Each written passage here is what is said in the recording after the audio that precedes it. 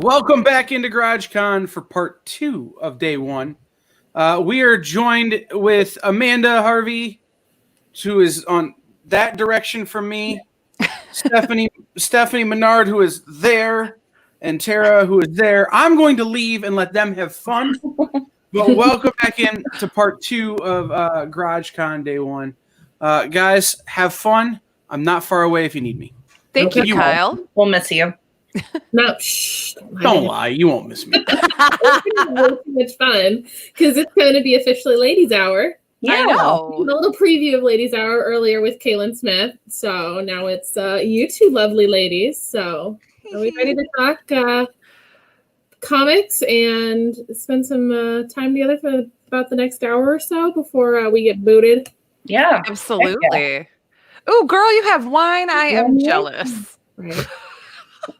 I needed wine if I was going to be alive. I'm like, water. I have a little tea, but I am wearing it, drinking it in a very, appropriate cup. It is an appropriate glass. You are. Oh my God. I am so bummed that we're not normally I would be at C4 right now with my people. We would have gotten crazy wrecked last night at the drink and draw. No, I'd be feeling exactly the same way I'm currently feeling. I would just probably go my way to the hotel room to take a little nap before, part 2 of the rest of the convention would happen, with dinner and after party and all of that. Because, you got to recharge. So, sorry, my dogs are barking, so I'm just going to mute myself. So go ahead, Tara, talk. Can you hear that? Isn't that amazing? What if we want to listen to your dogs? Oh my goodness. Okay. So Tara, tell us a little bit about yourself, who you are, kind of what you do within the industry. She is getting those dogs.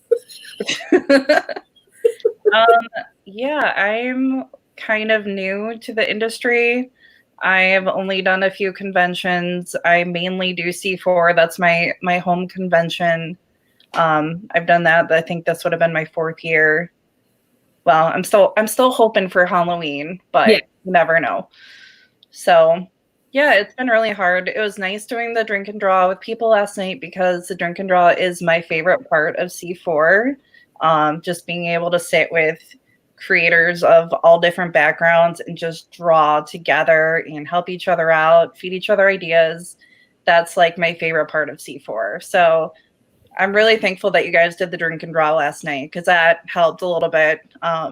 That was very much this weekend. That was very much Pat's little baby was doing the drink and draw and keeping that. And we were like, well, that's perfect because that'll kick everything off. Let's get us in the mood for a convention. Yeah, definitely. Absolutely. Even if it does have to be virtual and social distanced. Because last year was my first year at C4. I'd been being told for years and years and years I needed to come. And it finally, the timing and vacation worked out. We went. And I completely agree with what you were saying about drink and draw. It's just there's this immediate camaraderie that occurs. And the number of people who might just be meeting, but are sitting at the same table, having something to drink, whether that be water or a cocktail or whatever, and just working through maybe a problem. Maybe they've been having trouble getting their hand position the way they want it. And then everyone's helping each other and talking it through. And it is such a wonderful environment to be a part of. So Stephanie, tell us a little bit about yourself. Now that my dog shut up. I'm so sorry about that. Rude. Yeah. I'm Stephanie. I'm a writer. I've been writing comics and stories and prose for a long time, but just actually C4 was my first convention, I think 4 or 5 years ago. It was the first convention that I ever did. So it has a very big place in my heart because that's kind of where I cut my teeth and got to learn the ropes, and I was super shy and things were so different than they are now. I had one comic. Now I've got a plethora of comics and books and stuff. So it's just been a really fun journey. And my dogs are really loud and inappropriate. They don't care that I'm recording stuff. They're just whatever. They're what's up? Yeah, they want to be a part of it, but you know, they don't speak English, so I figured They're leave them bad off interviewers. camera. Yeah. The All right. worst. So, if any of our people are new to your work or interested in checking it out, where can they find, your books to purchase? Well, mostly everything that I've done recently got picked up by Rocket Ink Studios, which is awesome. Like, I'm super pumped to be working with Tony and Bill and John and all those cool cats, Eric, yeah, all those guys. So you can either go to my website, which is stephaniemenard.com. And if you click on anything that I have on there, it'll take you to the Rocket Ink link, because now they're, putting the stuff out. So I have like a limited supply of my own like physical copies from before they picked up my book. So like you can contact me directly on Facebook if you're interested in like a first print run. And I have some. So that's the best way. Now, I understand you two have a comic book together. We do. Well, we did a story in an anthology together, which I have ready. Oh. Woohoo! Mine's still in the plastic. Like I brought it down, but I was not as prepared as you. You got the wine. You're all prepared. I'm a sweaty mess. Like, okay. She's got like the cutest little face happening with her makeup. And I know. the rest of us are sporting quarantine face. It's fine. Yeah. In roots. Quarantine roots are like. Oh, girl. Yes. Yes. Well, and the funny thing is about our comic is Jason actually worked on it too, and he's a part of C4 as well. So that was our team, and I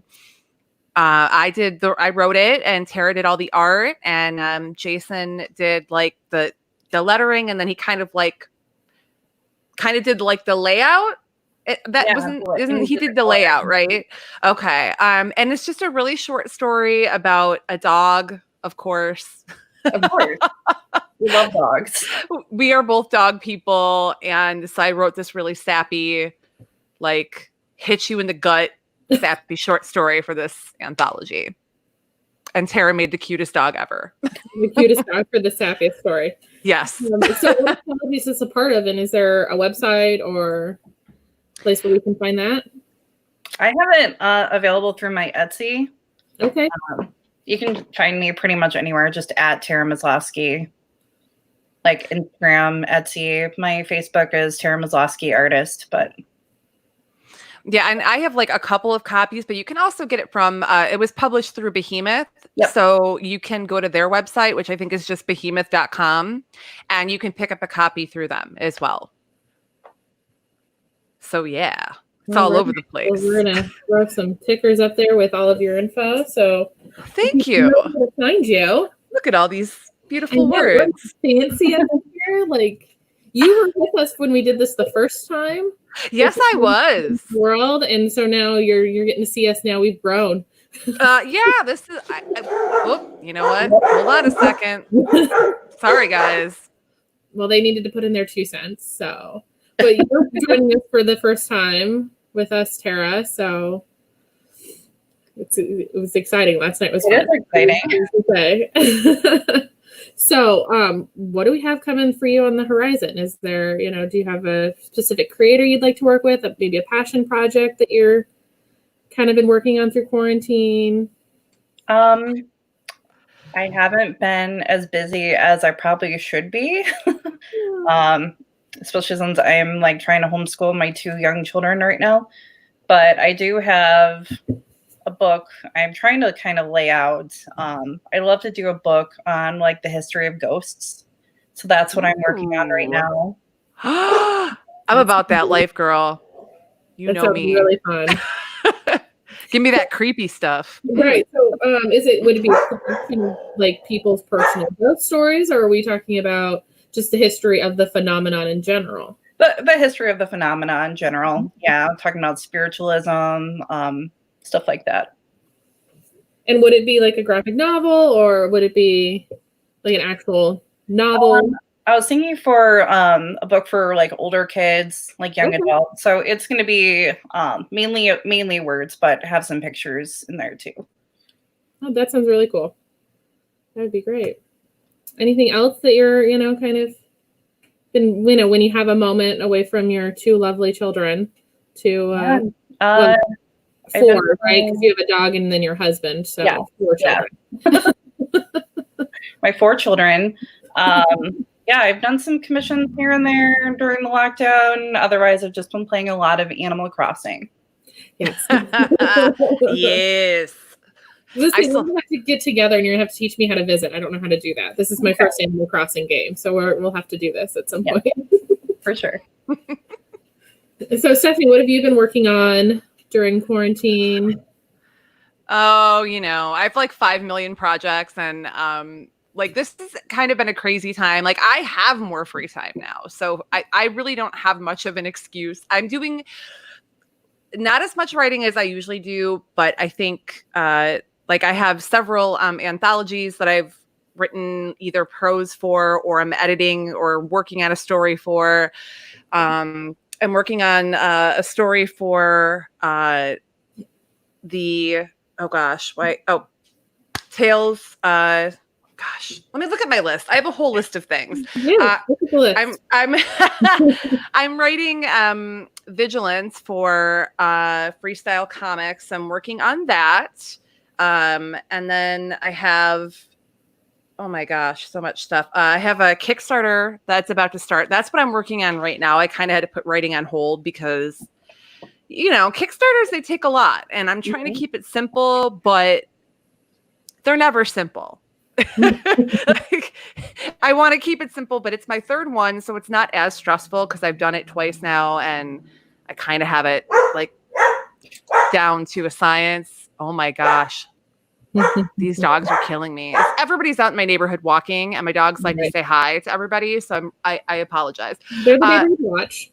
Yeah, they're monsters, cute little monsters. But anyway, so I'm going to be launching that June 1st, and that's for the 3rd issue of Aeonian. So once I get that going, then I'm going to go back to writing Vigilance. I'm writing some stuff for an anthology for Rocket Ink Studios. I have a cyberpunk graphic novel that I'm working on. Wow. I have 3 short stories that I'm working on for anthology, like prose anthologies. So yeah, there's a lot going on. Hi everybody. Hello. Yeah, so as we can see your comments, we can feature your comments. So if you have any questions for either one of these lovely ladies, please just drop them, because I can see them from YouTube, from the Cherry Capital Facebook page, as well as from our own Facebook page at the Nexus 419. So we can, turn this into a real good Q&A, ask me anything kind of situation. And that's always ask me anything within reason. So don't get weird, guys. Don't ask me why I'm sweaty. I'm not going to answer. No, you're not. That's inappropriate. Right. But we can ask Tara, Tara what kind of wine she's drinking. Yes, we can. I wish I knew, honestly. I don't even know what kind of wine this is. She's like, it's a white. It's a lovely white wine. White wine. Sweet, or is it, dry? I'm guessing it's local to Traverse City. Is it a local wine? No, it's not. Dang it. I've been wined a few times. I don't know if you guys know about this thing that's going on, where like people drop off wine on your porch. Mm-hmm. So this is one of my wined wine. Okay.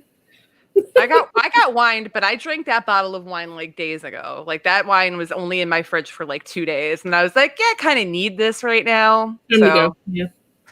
Goodbye, wine. So how have you guys been holding up during during the quarantine? Like I know for myself, like I'm used to being out at cons, and like that's kind of like thrown me off, like how my year normally goes. So how are you guys holding up during all this? Look at me taking over with questions. I'm just going to sit back and just not. I mean, I'm working. So I'm work in pharmacy at a hospital. So okay. I do transition of care. So that's what I'm, still doing, is I still go to my day job. I get up in the morning, I put in 8 hours, at work, transitioning or discharging patients home.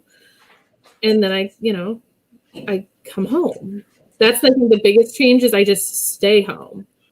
Right. Anywhere, and then everything closes early. So when I work late and I get off at 6:30, like if I don't get dinner ordered within that like half hour after work, I'm not getting dinner from anywhere because everything's closing early. Yeah. So that's my life hasn't changed too much. Mm-hmm.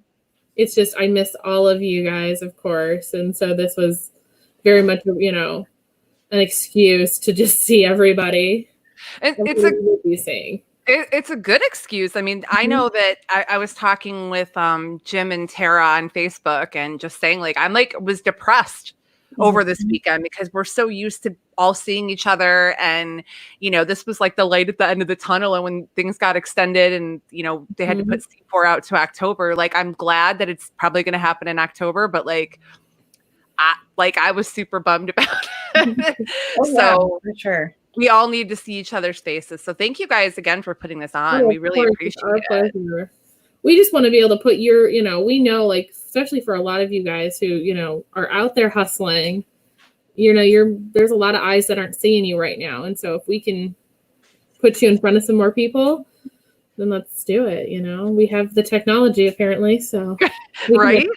Strollers and all kinds of stuff. So I know, and you've got a bunch of us crazy artists and writers that are willing to join you. So, I mean, why not? Right. It's always a good time. So what about you, Tara? How have you been holding up? I mean, you said you were homeschooling. Yeah, it's been rough. It's fair. Bad though until this week with the news of like Traverse City and like northern Michigan in general being opened up. There's been like just an influx of people, and it's scary. It's scary having so many people from out of town just invading your city with like no notice. So I've been kind of freaking out over that, but also it really hit me this week just that C4 isn't happening this weekend, and I've been like mourning it. I've been really sad. Hence the wine. Okay. But how would that be any different from if we were there at C4? Like it wouldn't. Yeah, like pretty much. So normally we get there Thursday night, and the first thing I do is I hit the bar in the lobby, and I just start drinking wine right away because like I'm in Traverse City. Like, what else do you do in Traverse City? You drink wine. It's it feels necessary. And then I don't drink while I'm working, but after the show every night, that's pretty much how it goes. It's good times. Yeah, like last year Thursday, I drove out to the resort on Thursday while like they're setting up, and Stephanie and we got dinner and we were drinking wine. Then we were plotting how we're gonna steal like a golf cart. Yes, we didn't do it though, but there's always next year. Like October. You never know. Like I feel like we can make this happen. Well, I mean, we now also have all of the internet as an accomplice to our shenanigans. So yeah, and I've also just invited myself along under this. So. Perfect. The more the merrier, because like I feel, like the more minds we have, the better the plan is, and the less likely we are to get caught. I mean, 11 taught us anything. We can get crazy. There we go. All right, here we go. That's gonna be a party. I know. Yeah, no, it really will be. For myself, other than I've always like my part-time job. I work from home. I do sound editing and engineering for Podcast Detroit. So I do all that from home anyway. And then I write. That's my other job. So I'm used to being at home, but I'm not used to like not being able to go to Target whenever I want, like when I'm bored and I want to go to Target. I really just need like a candle or something. I don't know. I'm gonna go wander around Target. We'll see. You need some fresh air, maybe some social interaction. Right. Yeah. Like just some. I just would show up at my friend's house and just be like, okay, I just needed to see a face today. So how's it going? And I'm here. Can't really do that right now, but as far as work has been, like, I've pretty much adapted to like doing the whole online thing. I've actually done pretty well online. Myself and Tom Hutchison have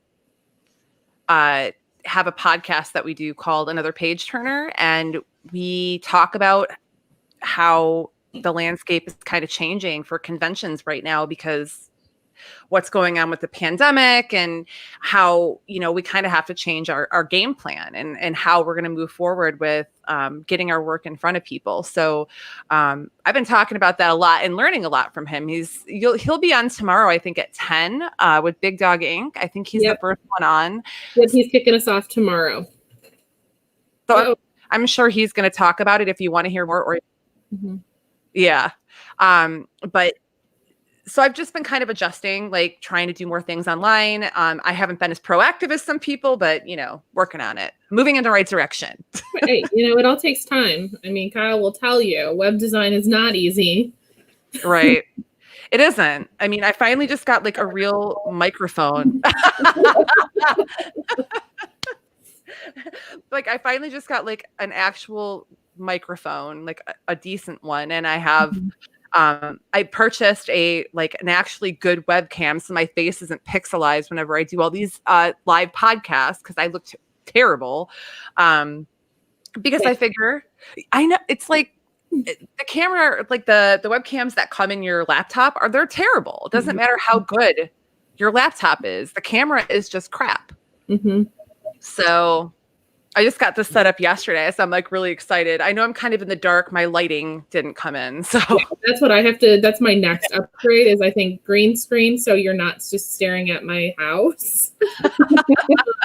And then I want to get a ring light. So I have even lighting versus this weird coming down. And like, I currently have my blinds open. So I have all this natural sunlight. So I look pretty good now, but when it gets later in the day, I'm going to lose some of that good. And I was gonna say I have also upgraded my webcam. I actually have like a full mic set up, like woo! Here, like got an arm that moves around. Right? Woo! I'm not that cool. I do like so many podcasts, so I kind of was like, I need to do this. I have like 4 podcasts. I'm actually starting another one next week because I apparently just can't stop doing podcasts. So I mean, it's fair. We should just start one. I mean, we really should. And I mean, the one I'm starting I'm going to be recording a couple episodes next week. It's called 15 Minutes of MAME. And I'm just going to review horror movies for like 15 minutes a week because I started a Netflix challenge where I'm just watching every single horror movie on Netflix from like the beginning of the list to the end, unless I've already seen it. So I'm watching every piece of trash movie. And I'm like, I can't waste this. I have got to do a review podcast for this. So I'm doing it. I want to guest on this one. We need to pick a movie to watch. And I want to guest on that. Oh my God. I watched this one the other night called The Car. Oh God, I have a list of these too. It was called The Car Road to Revenge. It wasn't even a horror movie. It was an action movie with like a lot of blood. So they labeled it horror, but it was like the dumbest thing. It felt like it was 8 hours long and I watched the whole thing. So I watch them so y'all don't have to. That's going to be in my tagline. Your tagline? Yeah, I like it. So there's that. Yeah, I'm keeping busy. You guys want to give us your social media plugs again, where they can buy your stuff, because it's been a few minutes. So let's remind the people. I forgot to say it has to be www.stephaniemenard.com. My husband just put a note in front of me to remind. And I'm like, people know that. People put W. It's 20. Yeah. Do you know that now? I don't know. He's crazy. I'll fix the banner. Tyler. I know. Tyler's such a dick. So I have everything on there. I just updated it. So there's links to everything. You can also, I don't have this one on there, but Cafe Macabre, which is through SourcePoint Press, you can get that. I have a story in this one. That's you can get through sourcepointpress.com. www.sourcepointpress.com. Yeah. So there's all that. And I'm Stephanie Menard on all the socials, so you can find me anywhere under that. I'm sure if we ask Kyle really nicely, he'll update GarageCon.live, where we have the links section where you can get links to everything that we've been kind of talking about. Right, Kyle? I can't hear him.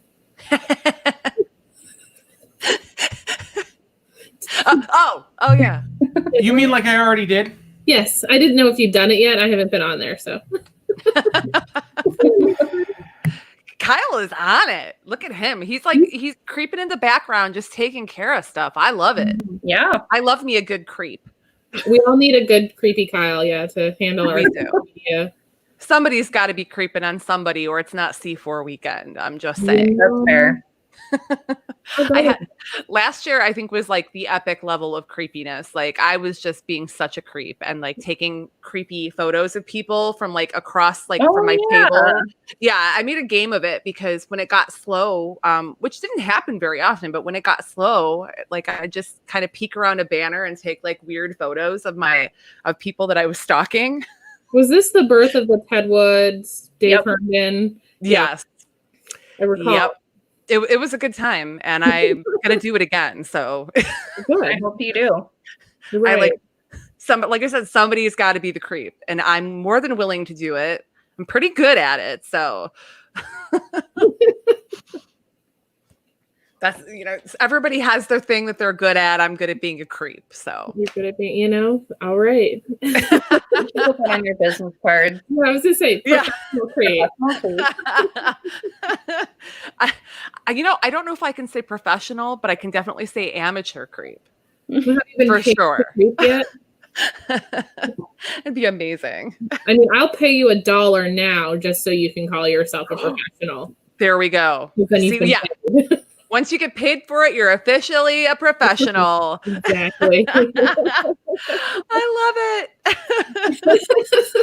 This is good times. Yes, it is. Other than the humidity here, like in Michigan, you guys know, Michigan and Ohio are essentially the same thing, in my opinion. Mhm. Especially, Pretty I'm like 30 minutes from Toledo. So like for me, I basically like consider Toledo like part of Michigan because it's so close to my house. But like we get like the crappiest weather. Like, okay, it's finally going to be 74 and it's muggy and like just gross out. Mhm. Well, we've had 3 or 4 days of rain. Mhm. So of course it's going to be muggy because everything is soaked and saturated. And it decides, we're going to be 80. Yeah, it's pretty disgusting. I wish I had a swimming pool, but I don't. That black swamp life. That's all I'm saying. Dude, for real. Like I put on like 4 layers of deodorant just to be safe today because I'm going to be going to a fire at a friend's house for just me and 2 other friends in their backyard, social distancing now that we're allowed to. Mhm. But I don't want to like offend them with my bog witch stench. So I really layered it on. It's a good thing that there is no smelling aspect to this then. Yes. Yeah. Nope. I just look sweaty, but I do not smell bad. I was gonna say you don't even look that sweaty. I mean, at least from what I'm seeing on my. Yeah, you look fine. Yeah. Okay. I just feel like a big sweaty lump. So thank you guys. You're making me feel better about myself. It's highlights. There we go. Yeah. I'm yeah. glistening. Mm-hmm. Mm. Like a glazed donut. Yeah. Now I want a donut. Right. Donuts. I know I said that, and I'm like, it is Saturday, and so it's buy one get one free. Like buy a dozen get a dozen free at Krispy Kreme. So. Oh man. We don't have a Krispy Kreme up here.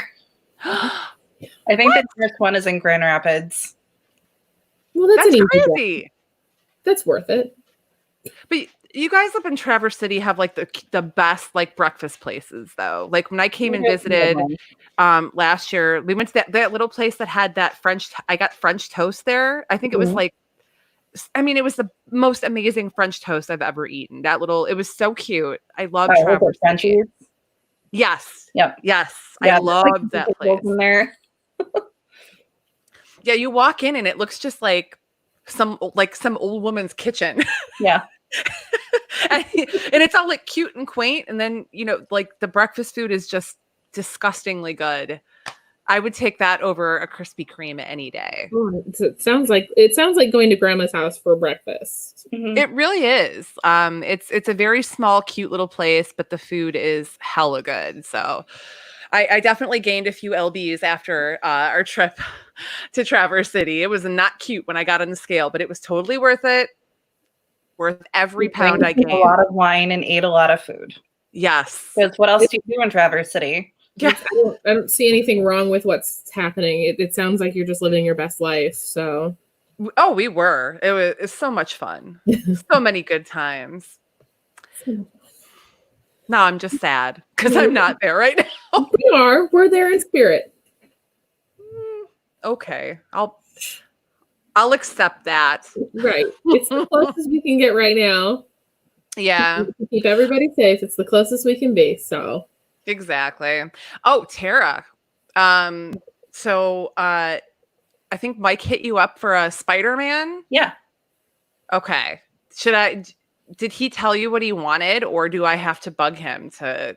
You didn't really give me that many details. Okay. All right. I'll tell him to message you. Okay. It was kind of like, just draw whatever you want. I just want a Spider-Man. Just give me a Spider-Man. Gosh. Man.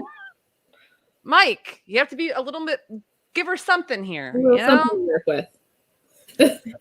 Yeah, he saw the Spider-Man that you did for the auction while we were up in Traverse City, and I mean that was so amazing. It was a spider, like upside down Spider-Man on like his little like web, like hanging off his little string thing. Yeah, I did a blank sketch cover for one of the C4 comic auctions that they do.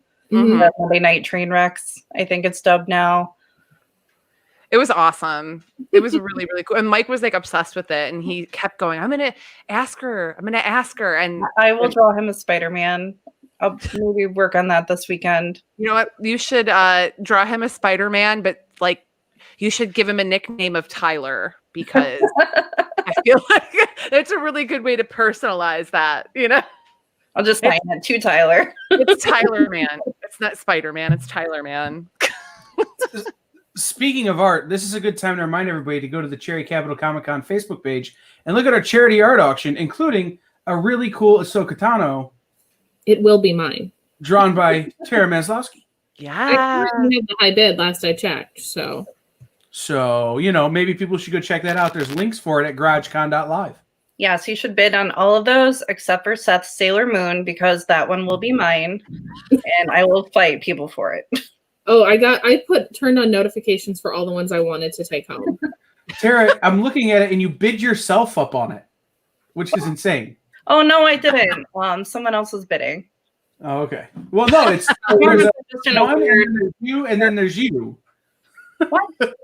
Maybe seeing all the comments. Maybe they so- deleted your comments. I don't know. Or maybe the Oh, other well. person deleted their comment. They may have gotten I'm saying. intimidated by how quickly she was. Right. I'm just throwing that out there. They were So like, people we're, can check that out. I'm gonna go away again. Oh, bye. Bye.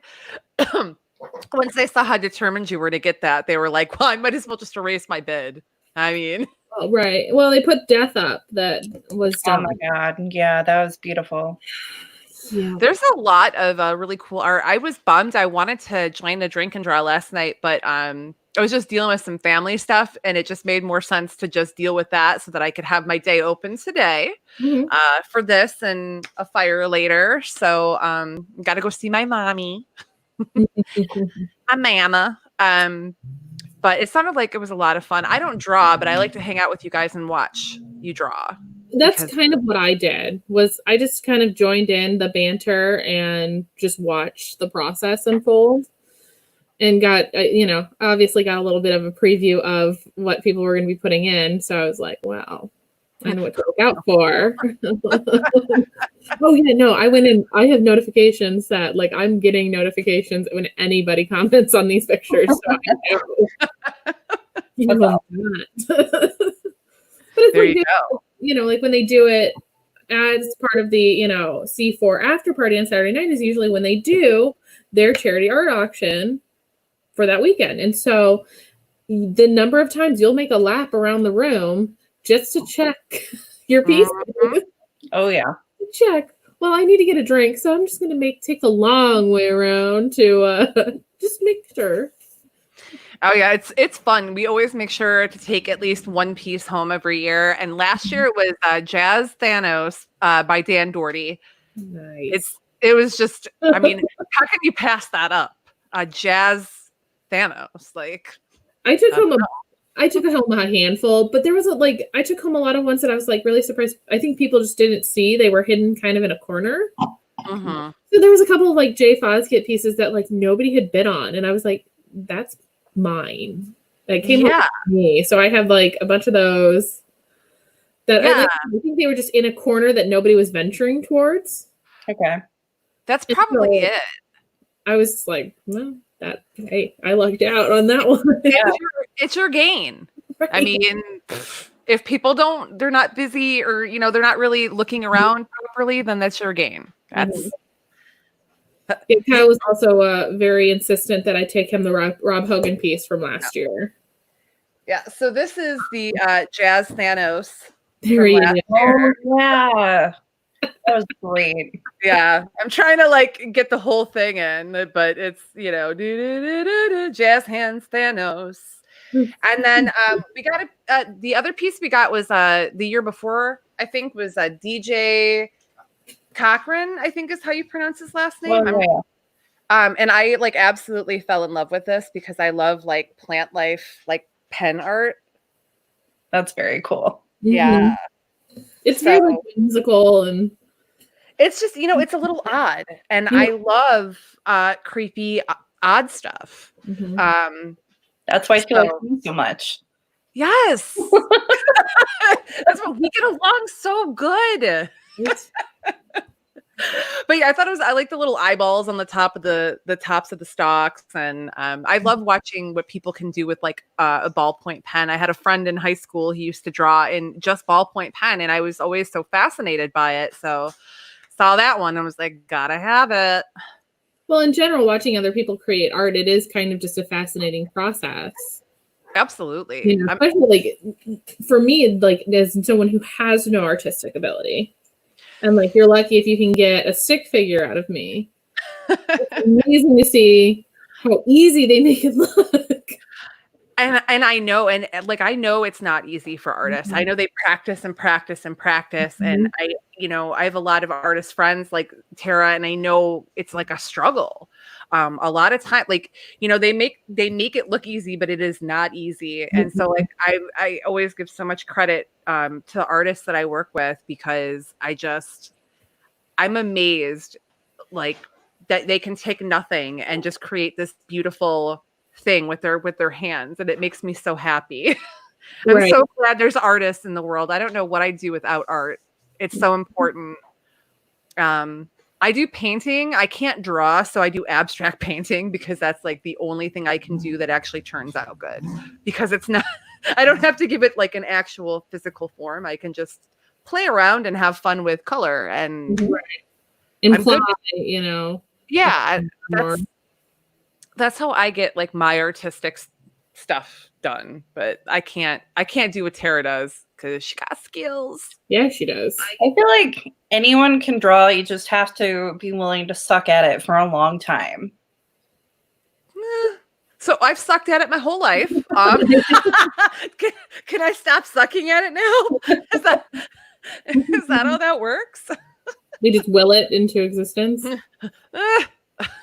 Think hard. I know. I totally get it though, because there's so much stuff I try and then I don't get it right away and I give up on it, like crocheting and stuff like that. I can't do. Yeah. I've had multiple people try to teach me, and I try it and I can't do it, and then I just give up. Screw it. Yeah. Yeah, you just have to have the will to keep doing it. And I can relate to that because I've picked up a lot of I'm mediocre at a lot of things. I can sew, but I'm mediocre at it. I can do sculpting, mediocre at it. I'll go in, I'll dig into it really deep for months and months, and then I'm just okay, next thing. And then I'll go back to it a year or two later, and it's I'm starting over again from the beginning. And I'm why didn't I just stick with it, But that's just the way I am. So I feel that. It's like, you know, things seem like a really good idea at the time, so I'll do it for a while, and then I'm like, oh, something else sounds more fun. I'm going to do that. So basically what I'm telling you is I have a ton of art supplies here. So if anybody ever wants to come over and do art when we're allowed to have visitors in our homes again, this is a good place to do it. I mean, there's dogs to pet. There's wine to drink. Yep. Yeah, no, that sounds I great. mean, what more do I need? We don't need it. I miss Dee's so much. Those pictures that you post every day. I bonded with her dog. Her and Corey were kind enough to let us stay with them when we went to Traverse City last year, and I'm a sucker for her dog. He's like the sweetest thing on the planet, and he like would sit on my lap, and I was just like, this is my happy place. Just a 60-pound dog on your lap. Oh yeah. Yep. I mean, my dogs are fatter than that, so like 60 pounds was nothing. I'm like, that's nothing. Yeah, when my 110-pound Rottweiler tries to sit on my lap, that's special. It's cute, but it hurts. I'm not gonna lie. I'm sure. And I bet they lean. Oh yeah. Do the lean, don't they? Like pit bulls do the lean? Yeah, she definitely is a leaner, and like she'll get up on the couch next to me. And she'll like lean into me, and then half of hers on my lap, and she's like sleeping on my lap, and she just keeps pushing her way in more and stretching out. So like I'm in the corner and she's across the entire rest of the couch. I'm like, this isn't how this is supposed to work. Okay. But it does. Cause I mean, how do you say no? Right. I mean, I do sometimes, but like, it's so cute. So cute. And then she's like, Oh my God. the whole time. Diesel too. The snoring has gotten bad. There's your ASMR moment from GarageCon was Yes. I can fake snore all day long if you need me to. I've had a lot of practice because she'll snore and then I snore back at her because I'm a mean mom and I'm making fun of her. She doesn't know it, but you have to do those little things to entertain yourself or you'll go crazy. Well, I think I just found your next podcast. You record the dog snoring and then you snoring back at her. I know. I honestly think that I should start recording the songs that I sing to my dogs every day because I make up songs for them. Just I'm bored and they do something cute and I'm just like, I sing like 4 lines of a song I just made up, like tailored for whatever they're doing in the moment. It's quite sad, but oh, I want to hear those. The Ramblings of a Mad Woman. Pretty much. I mean, so you know what? If tomorrow, I'll probably sing some songs. I'll try to remember to record before I start singing to my dogs, and I'll put it up on my Instagram. That would be great. Because why not? I have no shame. I already have one video of me singing about bunny rabbits eating dandelions on my neighbor's lawn. That was a very short one, but that's on my Facebook if you really want to hear a terrible song. That's at Stephanie Menard on Instagram if you want to check that out. Yes. Yeah. It's, we're all quarantined. We're all trying to stay safe. So you have to find things that just give you life in those moments, and kind of alleviate the boredom and the craziness. The world is crazy right now, and everything that we're reading on the news is so negative and people are so negative, and I'm just over it, you guys. Like, I'm going to sing songs to my dog and I'm going to drink wine and I'm going to sleep whenever I want because nobody can tell me no. Right. And enjoy my dogs and, let everybody else be. Yeah. Like, everybody else can be jerks. I'm just going to try to live my best quarantine life. I mean, I don't know where we go from there. I feel like that was just Now's the time when you send everybody to your social media links one more time. Go ahead, Sarah. Okay. Yeah, all my stuff is at Tara Mazlowski. I'm on Instagram. My Facebook is Tara Maslowski Artist. Etsy is just at Tara Maslowski. I have a Twitter, but I don't really use it for art. It's mainly just me posting weird stuff after I take edibles. So what she's saying is you have to follow her on Twitter Absolutely. That's because that sounds amazing. Mm-hmm. That seems logical. Yeah. No, I'm hopefully I'll have to check. I never go on Twitter, but I'm going to check and see if I'm following you because now I'm like really interested. right. And all my social media is Stephanie Menard. So www.stephaniemenard.com. I'm Stephanie Menard on Facebook and on Instagram. I'm never on Twitter, so I have one, but it's not under that name, and I don't even remember what it's under. So that's how little I use it. I mean, kind of over it, but I'm gonna follow you, Tara. Okay. Right. I'm going to set up notifications for whenever Tara tweets. So. Yes. Hmm. All right. Well, thanks again, So- you guys. Yeah, for If you head having over, me. if you head over to GarageCon.live, there's a link on there that says GarageCon links. If you scroll down beyond, we have our 3 big publishers right there at the top. At the bottom is links for all of our guests. You can find there's a link to Stephanie's website and Tara's Etsy shop on there. Awesome. So check those out if Yeah. you would please, and support our friends. Yes, Yes. please support us. help, If we're you give them poor. money for things, Help me, I'm poor. Right. if you give them money for things, then they will make more things. That's how that works. That is That's exactly. usually how it works. It Mhm. allows us to make more things, and we Right. appreciate that. So, well, I want to thank you guys so much for putting this all together. It's been wonderful getting to see your faces, and we really appreciate all the time and effort you guys put into this. Like, I know, like with work and everything else you guys have going on, this is a lot. So, from my mouth to your faces, I appreciate you. Mwah. But it's a social distance kiss, so it's okay. It's all good. No cooties. Thanks, Fred. Right. No viruses here. Yes, we're keeping it clean. Keeping it clean. He just doesn't know what So, to do with us. He's just like, Well, Steph, where can people listen to your podcast with Tom? Oh, www.podcastdetroit.com. I have several shows. Another page turner with Tom Hutchinson of Big Dog Inc., The Way Station, Shot of History, and then my newest one will be out on that website next week called 15 Minutes of Mame. So if you want horror movie reviews in 15 minutes, there you go. A lot of podcasting. That's why I got this mic. hey, Upgrade. that's right. Well, we have some extra time because we're waiting on our next guest. So let me come up with random questions. Okay. Ooh, if you could have dinner with any dead person you've never met, who would it be? Dead person I've never met. Oh, Uh-huh. Freddie Mercury.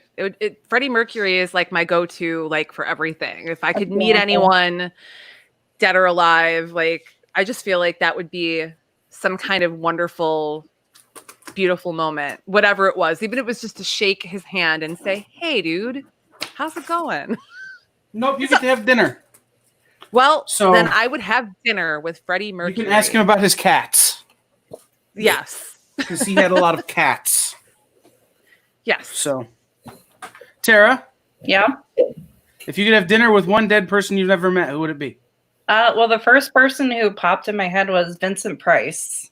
Ooh. Really. That's a good See, I one. knew you guys are particularly dark people sometimes, and I knew you guys would have a unique take on this question. Yep. I always want to say Edgar Allan Poe or H.P. Lovecraft, but then I'm like, well, but I really want to meet Freddie Mercury first. Like, he's got to be number one. Can't go Just- wrong. Like yeah. you can't go wrong with Freddie Mercury. If everybody said Freddie Mercury, I wouldn't fault anyone. Right. Right. It's a hard choice, but you got to pick one. Mhm. Them's the All right, rules. guys. Yeah, it's true. All right, guys. Thank you for being here. Thanks for I'm having gonna us. bring in our Thank you, next guys. guest. Thank you so much. I'm gonna bring in our next guest. Welcome in to GarageCon, Garrett Gunn from Source What Point up? Press. Hey, Garrett. What's going on? How are you Not guys? much. Good. How are you? I am fine. Just fine. That was like Which see, A build up for Seems- nothing. it seems to be the norm these days, right? Like right. we are I am fine. existing. It's the dog. What's that meme? Like the dog, like just in the house of fire. Like this is Mhm. fine. We're fine. Mhm. This is fine. This not a is big deal. fine. This is Right now. fine. Yeah. Yeah, this is normal. Yes. But I'm glad everybody else is doing good. I think the answer is fine. The silence there Yeah. was all you needed. Here. Right there. Let everyone else do it fine. Mhm. Mhm. Yeah. Yeah. Mhm. Mhm. Yeah, we're fine. Yeah, that's I'm an right. extrovert. I'm not okay. I am not all Social right. distancing is bad for me. There's a reason we did this. All of our I don't know. This is a pretty fucking like introvert way to do a convention. You're Yeah. like, oh, I'm uncomfortable. Turn your mic off. Right. No. Right. Take my video out. I don't want to be on camera anymore. Oh no! And I said a bad word. I'm not supposed to do that on here. My bad. This PG-13. Yeah, I it's a can't con, drop it's a F-bombs though. PG-13. It's like you can't drop F-bombs in a PG. I get one F-bomb this whole time. Yeah. Right. That's the PG-13 model, right? Mhm. I gotta make I sure I don't know. save it. Kitty cat. Oh yeah, the baby Aw. come over, so I got to rock her for a little Oh, while. real cool. Way to steal the spotlight with your cat. Yeah. I don't think people. Well, Garrett, just grab the unicorn behind you and it'll work. She I makes an appearance every time I sit at this like spot. Like I did, like had to do like teletherapy appointments, and she would just walk across. It's like I'm supposed to be like in a doctor's appointment, and you're just walking across my laptop. Like, so she's just, Amanda's got a cat. Garrett's got a unicorn. I have a Stanley Power Lock. I should have grabbed the Bulbasaur. That probably would have been the better. well, there the you better go. Yeah, the better choice You know they're all good. than the crocheted unicorn. makes me look super strange. Nah, Yeah. not at all. You know, That was very kind of you, but I know it does. Well, I mean, I know you well enough to know that you are strange. So, and that's a I'm compliment. gonna. Okay. Yeah. And I mean, I've seen the people you hang around. So come on, you know I mean, that I am. by default, you're weird. It's okay. Fact. Own Facts. it. Oh, Big facts. I mean, Yeah. enough of us are associated with Source Point Press, so we know the weirdness Yeah, level is high. we're all weird. Yeah. Yeah. So, They added it I'm going to this try something. What does this look like? Okay. Ooh, I like that better. it looks much. Zoomed in. My Yeah, head zoomed got in. bigger. Ah. Right. Zoomed in. Everybody was so far apart. We were social distance on the stream. We need to be closer together. Right? You're like, hey guys, huddle up, huddle up. Right, get closer. So, Garrett, I'm gonna start actually interviewing you now. Oh no, I don't like Just- that. Oh no, right. what up? Why don't you tell everybody there how was you? talk of Freddie Mercury and all kinds of weird shit. I don't know, or Right. weird stuff. Well, we'll ask the question. You could say that one. That's a word Oh. you're allowed like 6 times. Oh, okay, pretty well, sure. that's one. Damn it, that's one. I Yeah. need a tally marks. I'm gonna So- skate out of here so I can Yeah, I'll bow out. So you guys if can. that's okay. Right. Oh, don't- real nice. Yeah, well, we thought this was your time anyway, so I'm trying to give you the spotlight. We just established this is an introverts convention. I don't want all the spotlight on me. Well, I'm really hungry and I need to go eat some chicken, okay? It's very important. Go get yourself some chicken. Well, Stephanie Go and Tara and feed Amanda yourself. were on. I may or may not have eaten 3 small pizzas.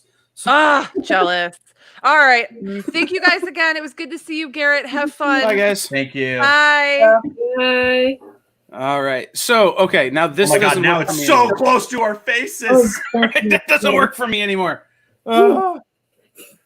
I'm getting text from Frank Gogol that says the second we signed off with him, he lost power. Which is- Really? Yeah. Which is Oh, like jeez. sort of one of those things the comic gods must have wanted us to get through the interview.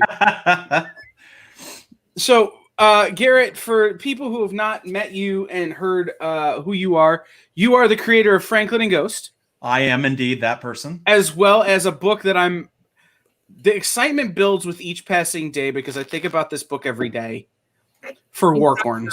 Every day. Right. I talk about it maybe an amount Yeah. that might only be rivaled by you. And I don't talk about it that much, so it's not a high standard to set. Right. I mean, I talk about that book a lot. I'm very excited for It's- that book. It's pretty great. I love it. So- I love it very much. Yeah. Do me a favor. Tell everyone how you came to be in comics. Oh God! Didn't we do this the last time I was on the show with you? This is such a boring story. It is a boring story. I but wish there was like some kind of cool like. this is a different audience, so it's different. I people who have a know. chance to I hear just the I feel story. so bad for them. Well, Um, and while you tell the boring story, I'm going to bespoke myself with some things that we're going to mention later. Oh, I thought you were gonna like eat more pizza. No, I'm Oh, okay. putting so- on jewelry, like which is what qualifies as jewelry. I wrote my first comic book while I was deployed, as part of a thing that my therapist had given me to deal with some stuff that I went through when I was deployed, and I wasn't supposed to write a comic book, so she told me to like write out write a story, like I don't know, some dumb therapist thing, like getting you to like, it was like a Michael Scott, Toby Flenderson like thing. I was like, I don't want to talk about it. And Why she's are like, you the "Oh, way you so are?" why-" Yeah, exactly. Yeah, and we're just playing checkers or playing fucking whatever you call that game. You drop the little red tokens down. So Connect Four? I wrote. I was like, Is it Connect Four? I don't know. Maybe? I've never played it before. I think that's the game they're playing in that, right? When they're talking, he's like dropping the little like red and yellow tokens down in the slots. It sounds like Connect Four, but it also, the way you were describing it, it could have been Kerplunk. So I just don't know. Oh, I don't know. I don't know games. So I said, I was like, well, this is dumb. I'm just gonna just like write a story that I want. And then I'll just like convince her that it like has something to do with my emotions. So I did. I like wrote the book, and then when I got back from deployment, my wife was like, "You should like make this into a real comic." And I was like, "Why? Like, why would I do that?" She was like, "Cuz like you like comics, that'd be cool. You'll have your own comic." And I was like, "All right, cool. Yeah, we'll do that." So I made it. It barely funded on Kickstarter. Like I was like begging my parents like in the last like 3 minutes of the campaign to like put more money towards it so I would like get funded. And then I made the first one. I was like, cool, I did it. And then a publisher saw it and was like, hey, like we'll publish this. I was like, wow, all right. And then they published it, and then they were like, cool, where's the second one? And I was like, what? I'm not prepared for a second one. Be right back. And I just like started writing this book series. It is god awful. It's the worst thing that's ever been made in comics. And I don't ever talk about it anymore. And after that, I just like kept writing more and more stuff. And it wasn't until like I really like got burned a bunch of times in comics and like was ready to like walk away from comics because it was like destroying my childhood, that I finally wrote the story I really wanted to write, which was Franklin and Ghost, originally titled Sherman and Ghost. So glad I changed it. Yeah. I like Franklin better. Yeah, that's a good one. Yeah. Oh, look at that. Look at that boy. Mm-hmm. He's That's purdy. Mhm.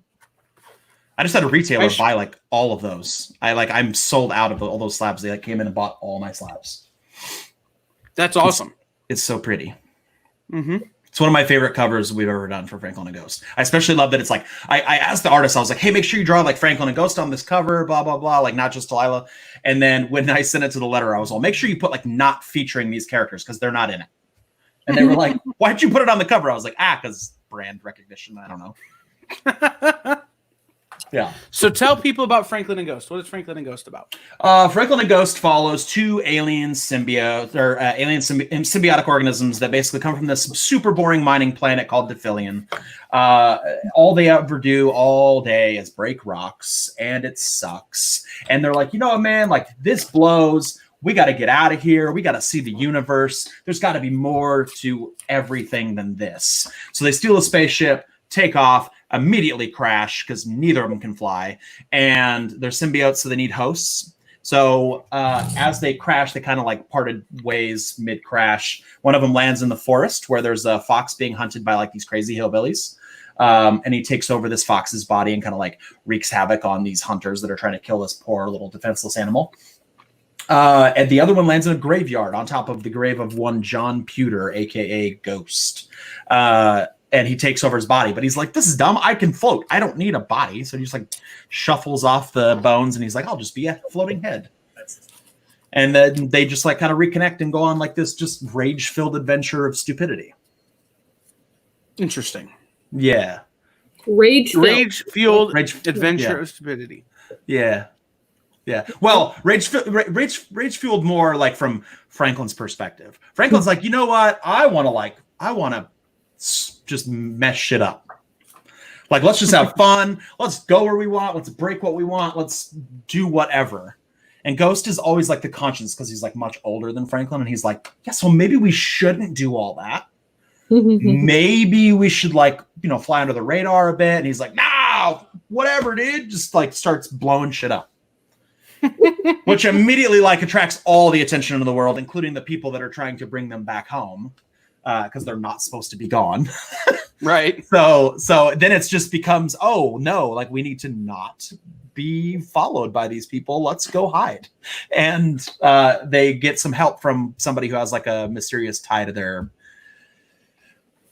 planet and everything that goes on where they live, which is Delilah. So I don't even know. You ended. He's had a- I was so good for a minute, and then my brain just shut down. Yeah. So it's Happens to the best of us. It's true. Franklin and Ghost is what brought you to SourcePoint Press. No, it's not. No. The thing that brought me to SourcePoint Press was Boxmasters.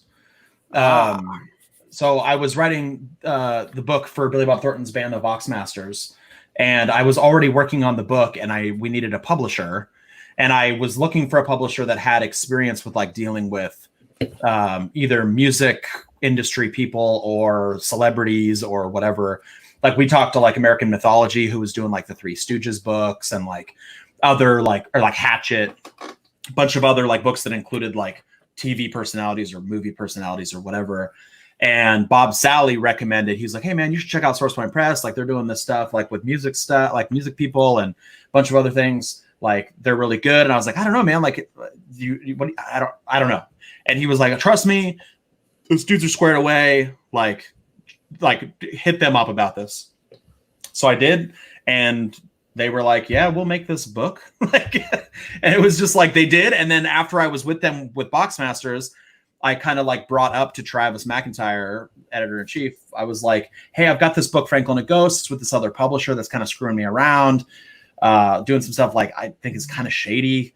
Do you think you could help me like get this out of that publisher and like bring it somewhere else? And he was like, well, he was like, your contract's up. He was like, you can pull that book from that publisher and we'll publish it. And I was like, dope. Sounds good to me. So that's how Franklin and Ghost got there. But it was Boxmasters first before anything. Okay, how did you come to be on Boxmasters? Again, this is a question that we've talked about, but I think it's a really dope story. Like, I mean, I think Billy Bob Thornton is one of the coolest people on the planet. He is 100%. And so this story always, like, I've heard it a couple times now. This story always makes me so happy. So I wrote a treatment for a book called Hardcore Mega Metal, which was kind of be like this multimedia comic experience where it was going to be like the old Power Records, where like you got like a book and like a record came with it. It was like Captain America Saves the Day, like that, like sort of like you're listening to stuff while you're reading stuff while like it's a whole thing. And then I wrote this whole book, and then I was like, one day I sat down to like do something with it. I was like, oh, I'm an idiot. I can't afford to like hire a fake band and record fake music and like do all this other shit. I was like, what was I thinking? This is so expensive. Like, this is so dumb. And I just immediately like shelved the project. And then I was talking to a buddy of mine who's a sound engineer for Rob Zombie, Korn, Cyndi Lauper, like a bunch of stuff. And I mentioned this book. I was like, yeah, if I had been able to make Hardcore Mega Metal, I think it'd be cool. And he asked about it, and he said, well, why don't you just pitch it to a band that already exists? And I was like, because I don't hang out with famous bands all day like you do. Like, I don't have those connects. And he was like, you know who'd really dig this is Billy Bob Thornton. He was like, his band, the Boxmasters, was like, this would be perfect. Like, he loves this kind of shit. And so I was like, okay, sure. I can like adapt it, like change the side. Like I basically like reworked the whole story to be set around their band and just kind of pitched the idea to Billy. And it was like 2 days later, he called me and he was like, hey Garrett, I love this idea. And I was like, and I was like, all right, cool. I'll make it. and like, I didn't know anything about the band, like personality wise, like I didn't know them as people. I knew them as like, obviously everyone knows Billy as a movie star or roles he's played. I didn't know like what he was like backstage or in person, like when he's not putting it on for a show or whatever. And same with the other band members. And so I wrote this book completely blind, just of like, I would watch interviews with them. I'd watch like videos they'd post like of them like at concerts and whatever. And I just kind of wrote what I thought their personalities were like. And I wrote the whole book. And they emailed me back. They're like, hey, we have a couple notes. And I was like, fuck. I was like, I'm sure there's gonna be tons of notes. Like, it's crazy. And all like their notes were like, Billy said, hey, I wouldn't call him Buddy. I'd call him Bud. And I'm like, we could change that. Like, that's fine. And that was it. Like, after that, it was just like a couple words they wanted to change. And they were like, man, this is so great. And like, we love it. The book looks great. It like, we really enjoy it. They take it on tour with them every year. They sell copies of the book. They promote it on their like Instagram and Twitter and like, oh, that one time Garrett wrote us into a comic book. So it's really awesome. It was definitely like the most fun I've ever had working on a book. Especially since like I got to interact with these guys after that, like go to shows and like sit down with them and like talk to them about books and do all kinds of stuff. It was really cool. They're really, really genuinely awesome people. So the new book that's coming out is Warcorns, Combat Unicorns for Hire. Yes. Give me the rundown on that. So we did. Oh, go ahead. It's one of the most funny, unique ideas I've ever heard. So we have a one shot coming out. Warcorns, Combat Unicorns for Hire. It's just I wanted to make a book where I could sort of simultaneously pay homage to people I served with in the military while also making fun of them because they deserve it. And also like just create the most like 90s Rob Liefeld fucking just ridiculous book like ever. Like there's stuff that happens for no reason and like there's no explanation, like nothing. I just literally did whatever I wanted and was like, there's no repercussions. It's fine. Like whatever. It's cool. And I knew that like, you know, if it was only going to be something, and I had originally only planned to break one book of it. I just wanted, like, I didn't know if people would really dig it. I was like, this is really weird and like funny and like ridiculous. And so I was like, if I'm only going to make it one book, I need to sort of center it around like the Franklin and Ghost universe so that if we only make one, people are fine with that because it's like just to tie into Franklin and Ghost. So I came up with like, I conceived the plot to like, oh, like these guys are like obviously from this badass planet and they're going to, you know, get hired to hunt down Franklin and Ghost because they're shitheads and the Warcorns are like the most badass dudes in the universe. And like, obviously if you wanted somebody taken care of, these are the dudes you call. And so I just like wrote this book and book just to like let them figure it out, like fight amongst themselves. But it's so fun and so ridiculous, and it's just God, it's just so dumb. We got a Facebook message. Garrett, cursies. Oh, I cursed. You got to start putting money in the swear jar. Is there a swear jar? I'll put money in this. I'll just give you $100 now because there's no way I'm going to keep up with that. Yeah, there's no way. No, it's so.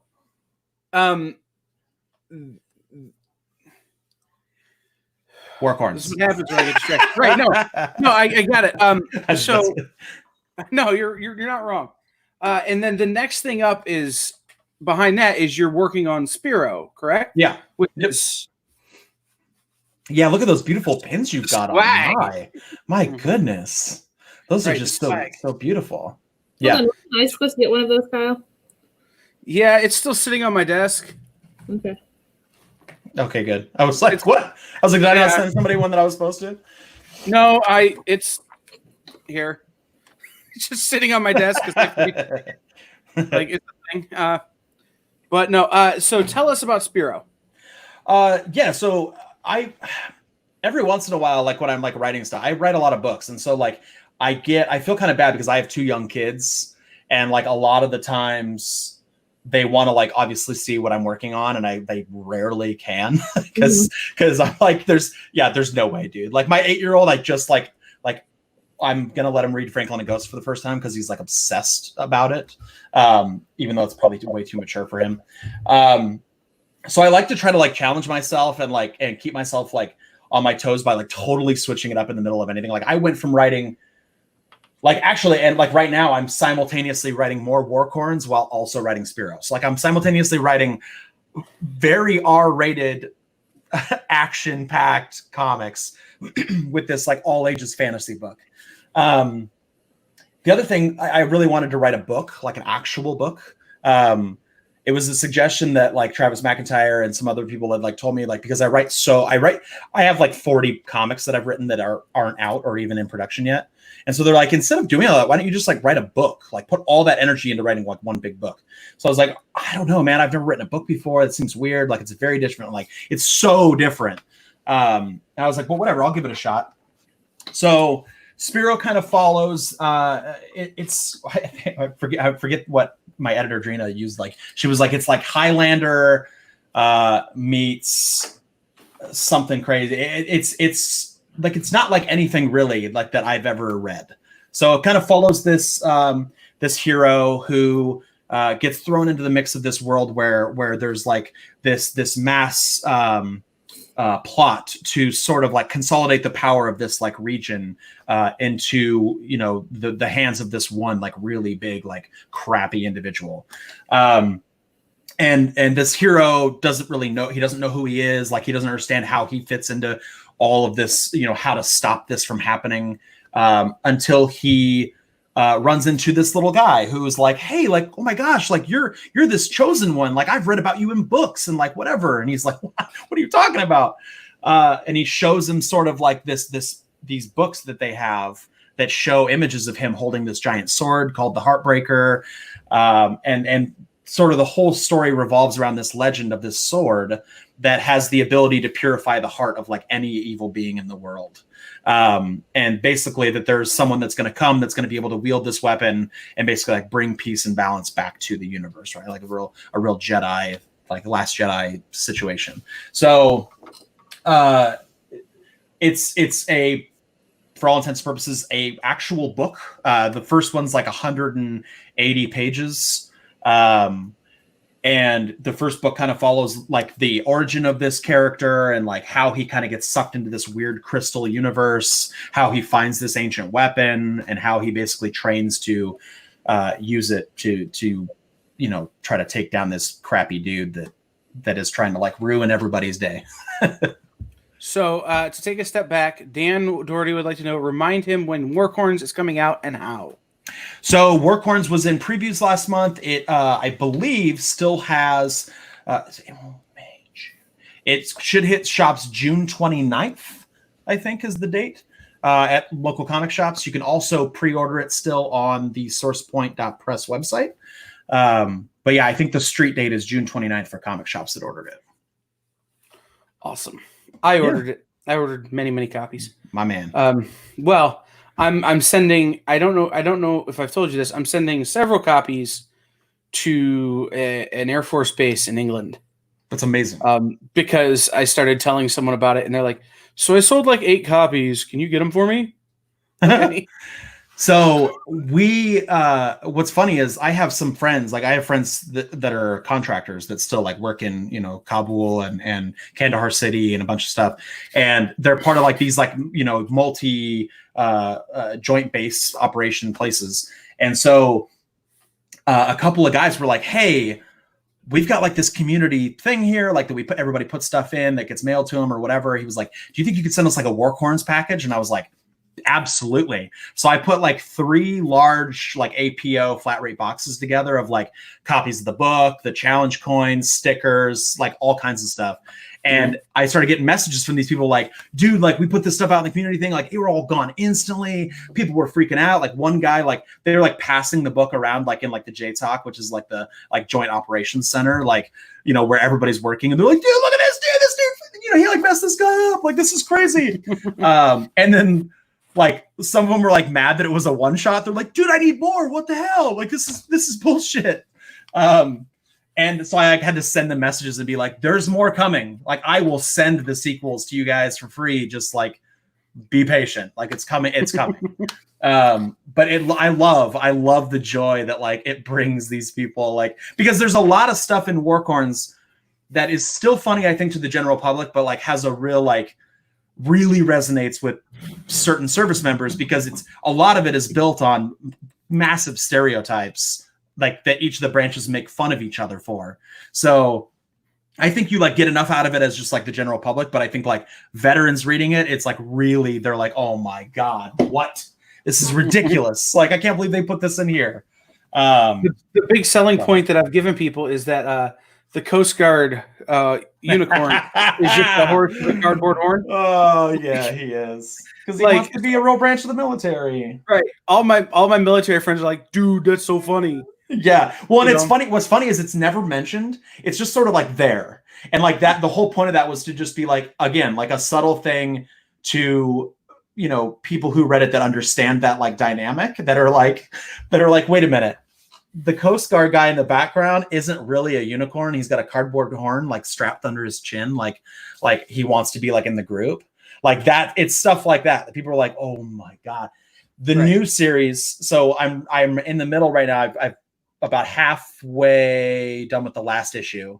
We're doing a 4-part miniseries of Warcorns that comes out in the fall. And it's even more ridiculous. Like there's so many horse puns. There's so many like military, just like stupid jokes. I think the first issue is like called like the Big Rainbow Weenie. Because like thing in the military, right? You get the big green weenie. That means like the army screwed you over somehow. Like, but instead, like obviously it's not the green weenie, it's the rainbow weenie, the big rainbow weenie. It's so dumb, dude. It's so dumb. I love it so much. Like, it's just so crazy. Like every time, like my wife will like read it. My wife is like my first line proofreader of like, how stupid is this? And like, is it okay that it's this stupid? And like, when she looks at me and is like, really? I'm like, yes, perfect. That's exactly what we need. On a normal book, I'd be like, oh, damn, what? Like, what's wrong? On this book, I'm like, oh, I want you to be disgusted with me after you're done reading this. I think there's a line like in the first book where it's like shows them going through basic training where like the drill sergeant is like screaming at them and he's like, you will not smile, you will not talk, you will not neigh. And she's like, bro, so dumb. And I'm like, I know, right? It's great. So dumb. I'm so in. Yeah, it's gonna be great. Yeah. Where, if people want to pre-order the one shot of Warcorns, that's at SourcePoint.press. Yep. In the pre-order section. If they want to pick up your other books, where can they do that?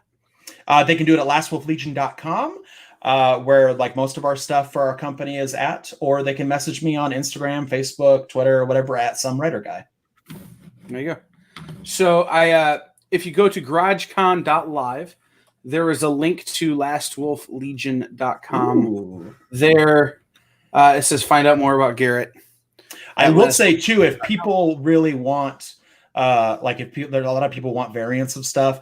I have a lot of like the original, like the Kickstarter variants and stuff for the book.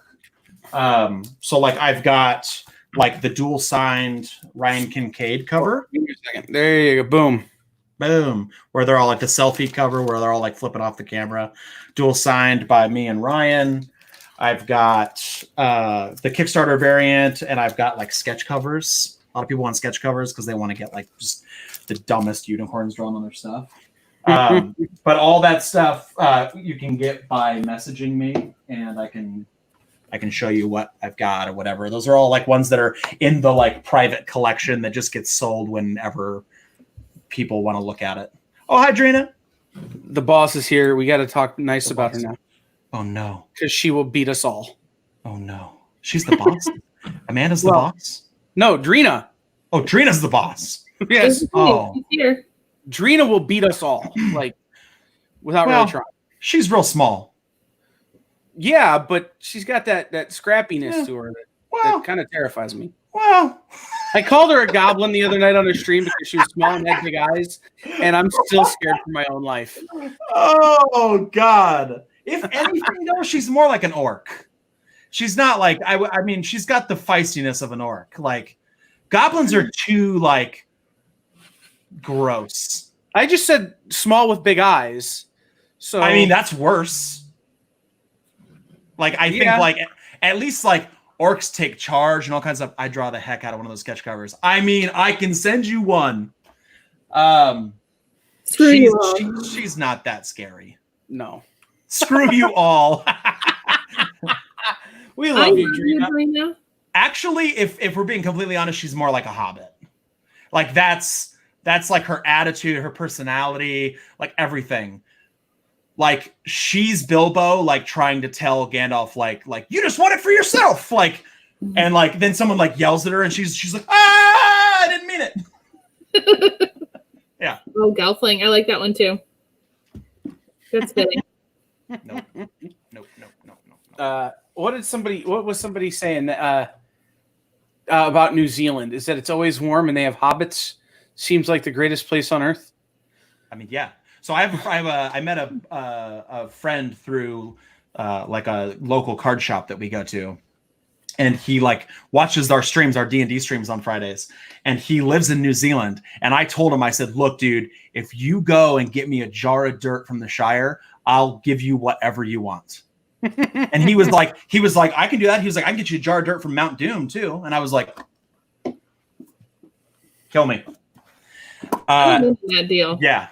That's a baller move. I know. And so he's like currently packaging this up, like to send me 2 jars of dirt for the Shire and Mount Doom. You know that when that comes through the post office, they're going to be like, what is this? This is some weird, like, this is drugs somehow. This is somehow drugs. They're going to be testing it. They're going to be like, waylaid for needs to include a letter. This is dirt from the set of Mount Doom. Yeah, for sure. From the set of the Shire. Yeah. Don't tell the government of New Zealand.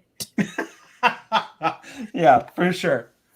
Yeah. So, do you see how off track you get? Do you see how off track you get? You get me talking about Lord of the Rings, and it's just like all over. Right? No, it's true. You could do that. I'm not even a Lord of the Rings fan, but I think that's so dope. Do you see what's right over here in the corner of my? I had to read Lord of the Rings in school. That's why I'm not a Lord of the Rings fan. I was forced into it. I'll bring him here closer for you. I love it. I love it so much. You should see the picture that Dan Doherty drew in my Lord of the Rings sketchbook of Gollum, and it's fantastic. There's also the White City.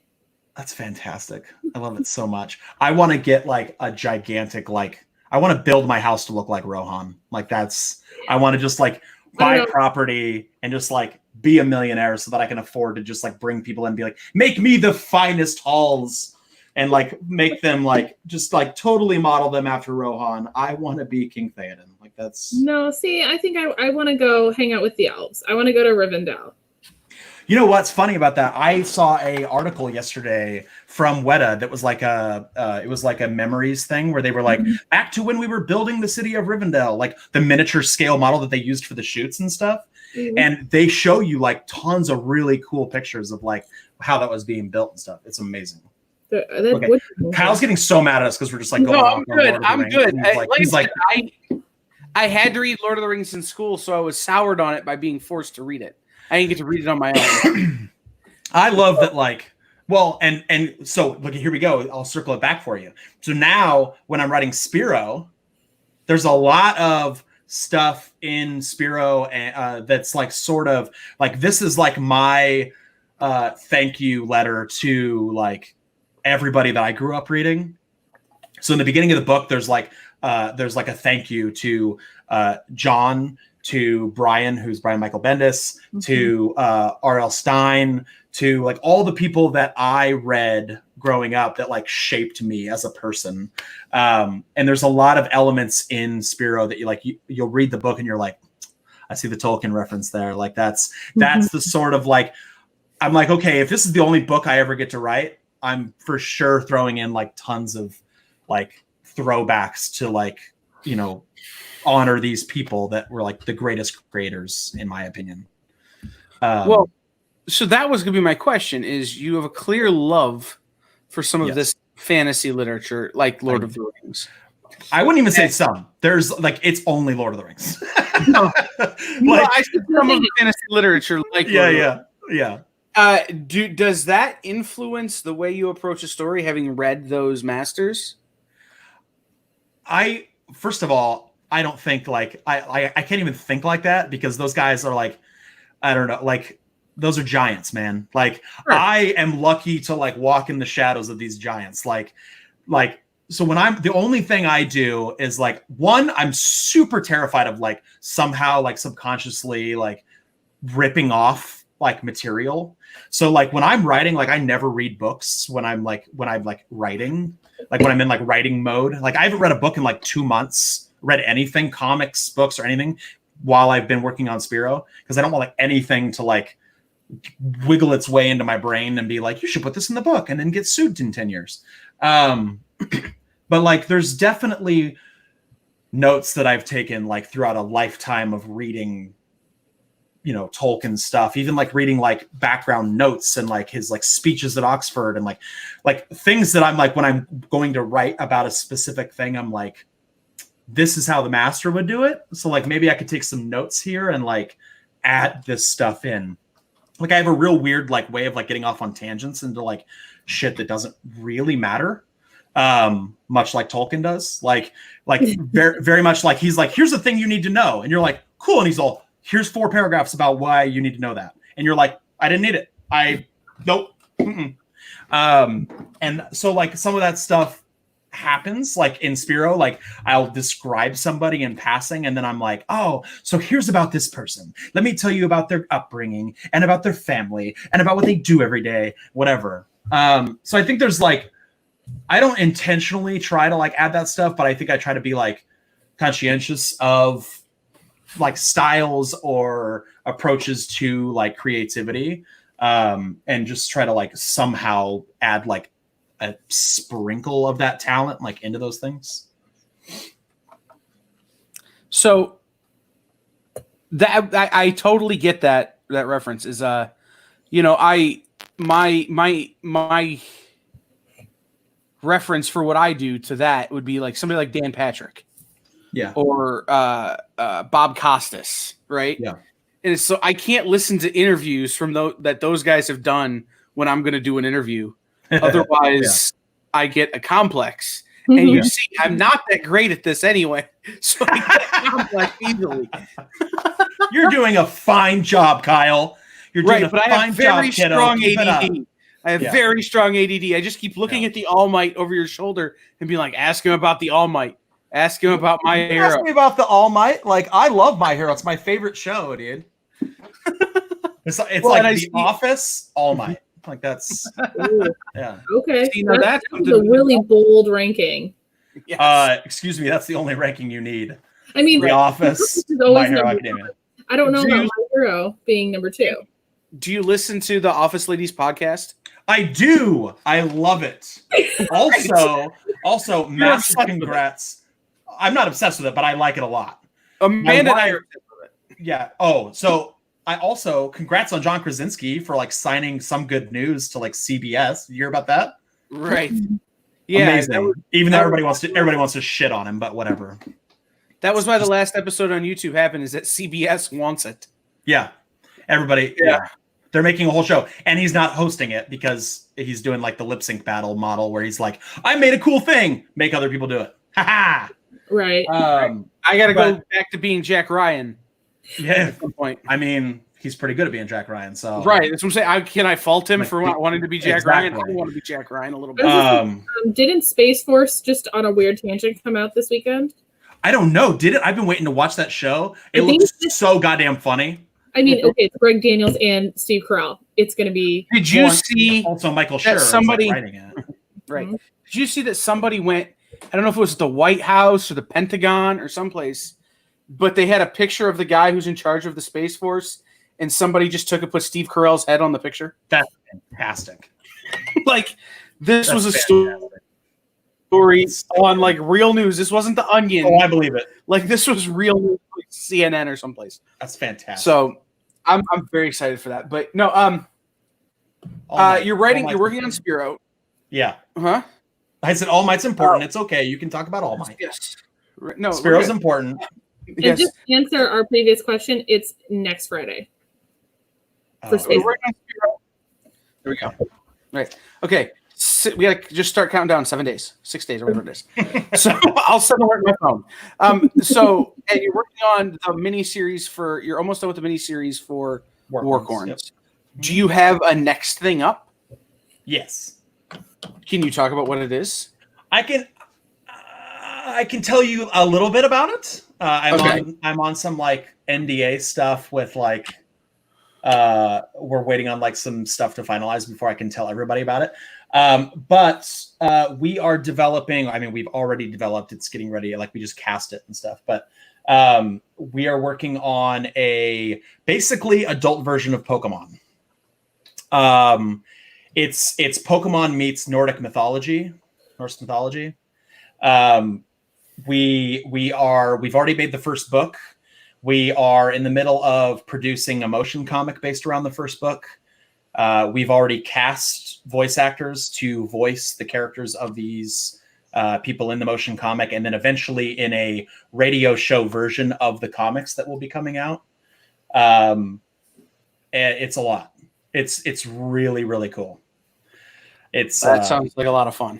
That sounds amazing. I want like, I don't think I can like share my screen.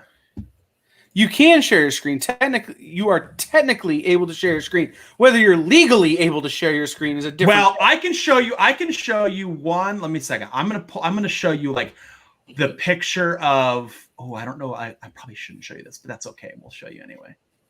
So I'm gonna show. Right. I'm gonna show you like the main character right now of this. All right, of this. so I don't even know at how the to bottom- like. Let me see here.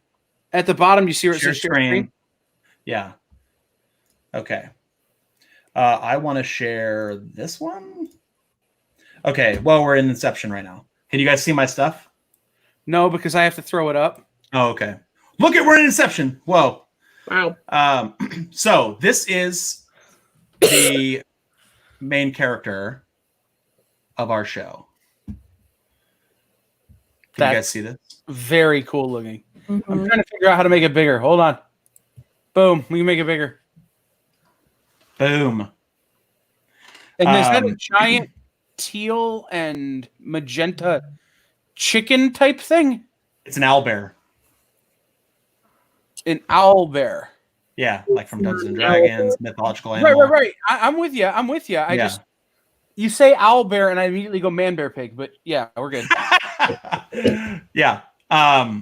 So this is our main character, Ace Katsu, and her familiar Grizzle, the owlbear. I love that that's her familiar. Yes, it's fantastic. So yeah, it's Street Fighter meets Pokemon meets Norse mythology. It's going to be super, super awesome.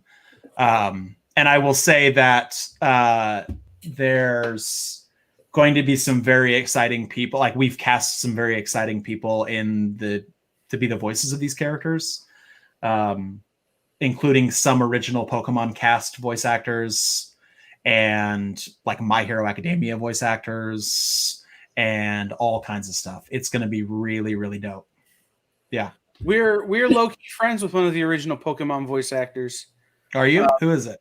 uh, uh, uh, Oh, you don't even know. I'm gonna forget her name. That's why I said low key. Amanda's met her more than I have, but she was the original voice of Ash. Yeah, Veronica Taylor.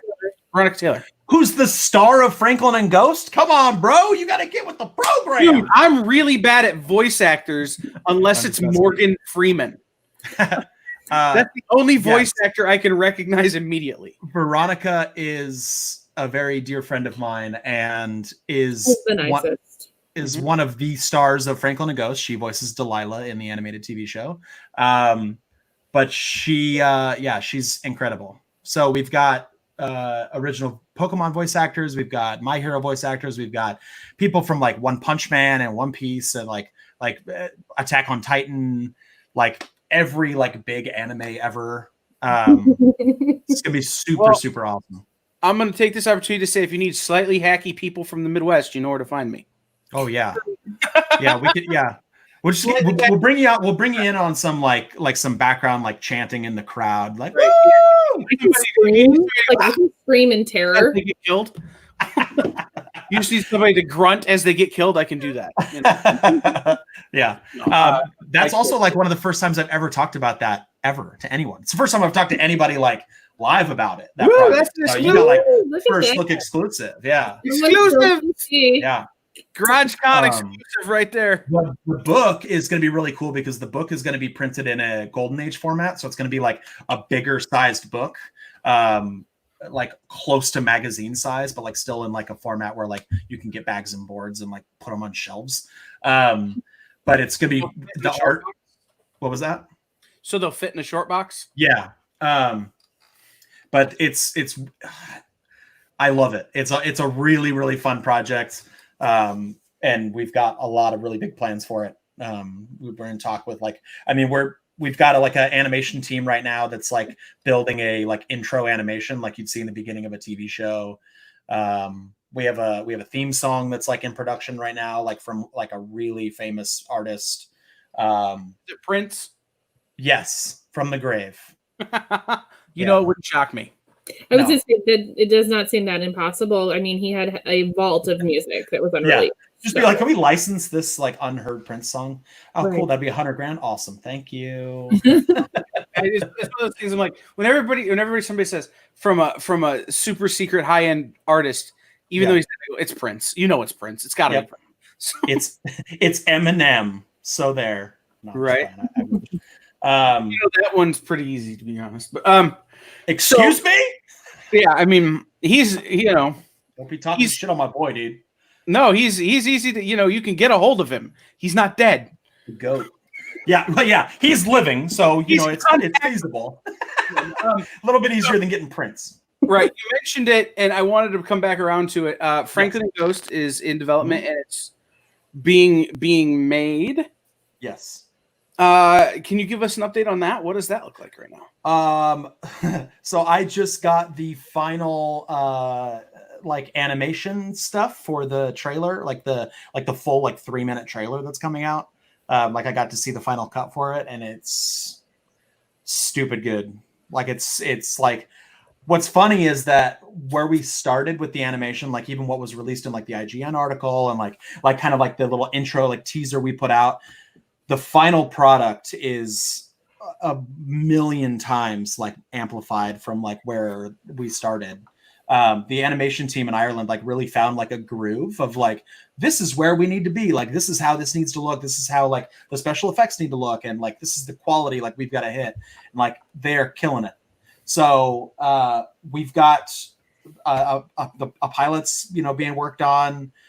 We've got animation for a full trailer that's going to be coming out really soon. Like literally the trailer's ready to come out. It's just like, we are waiting on like the proper news source to like come along and put it out. Like we've got people that like we're talking to that like big time news outlets, like bigger than IGN, that are going to be like, oh, like we have the exclusive trailer of this show.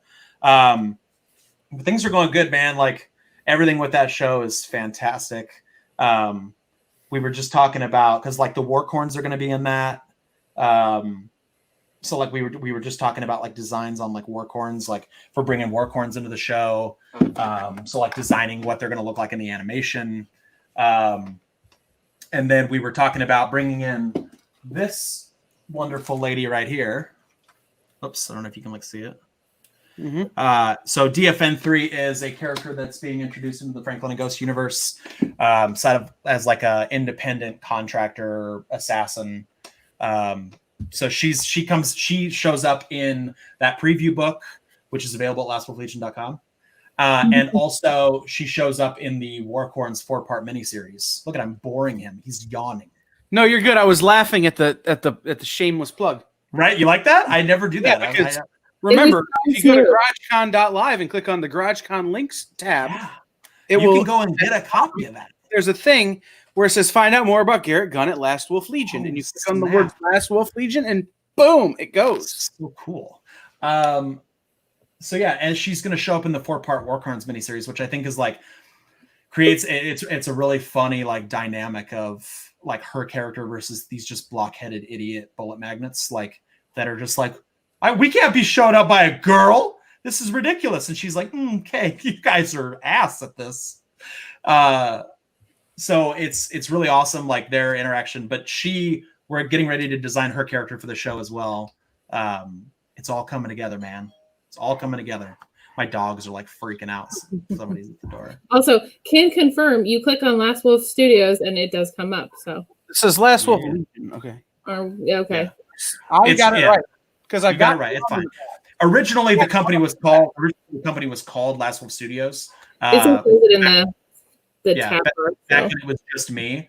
And then when it became an actual company, I was like, oh no, I have to this has to be a real thing. So it became Last Wolf Legion. And you became a legion of people. Yeah. Exactly. So, all right. One more time, Garrett, where can everyone find you on the socials and on the interwebs and buy things from you?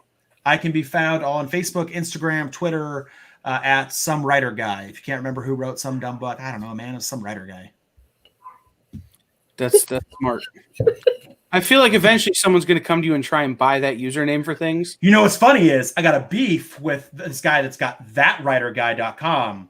Him and he doesn't even know this beef exists, but it's like one for the ages. And I'm going to someday find him and I'm going to be like, so I tell people at cons, like people are like, what's your handle? I'm like, oh, Some Writer Guy. And I'm like, I'm not that writer guy. I'm Some Writer Guy.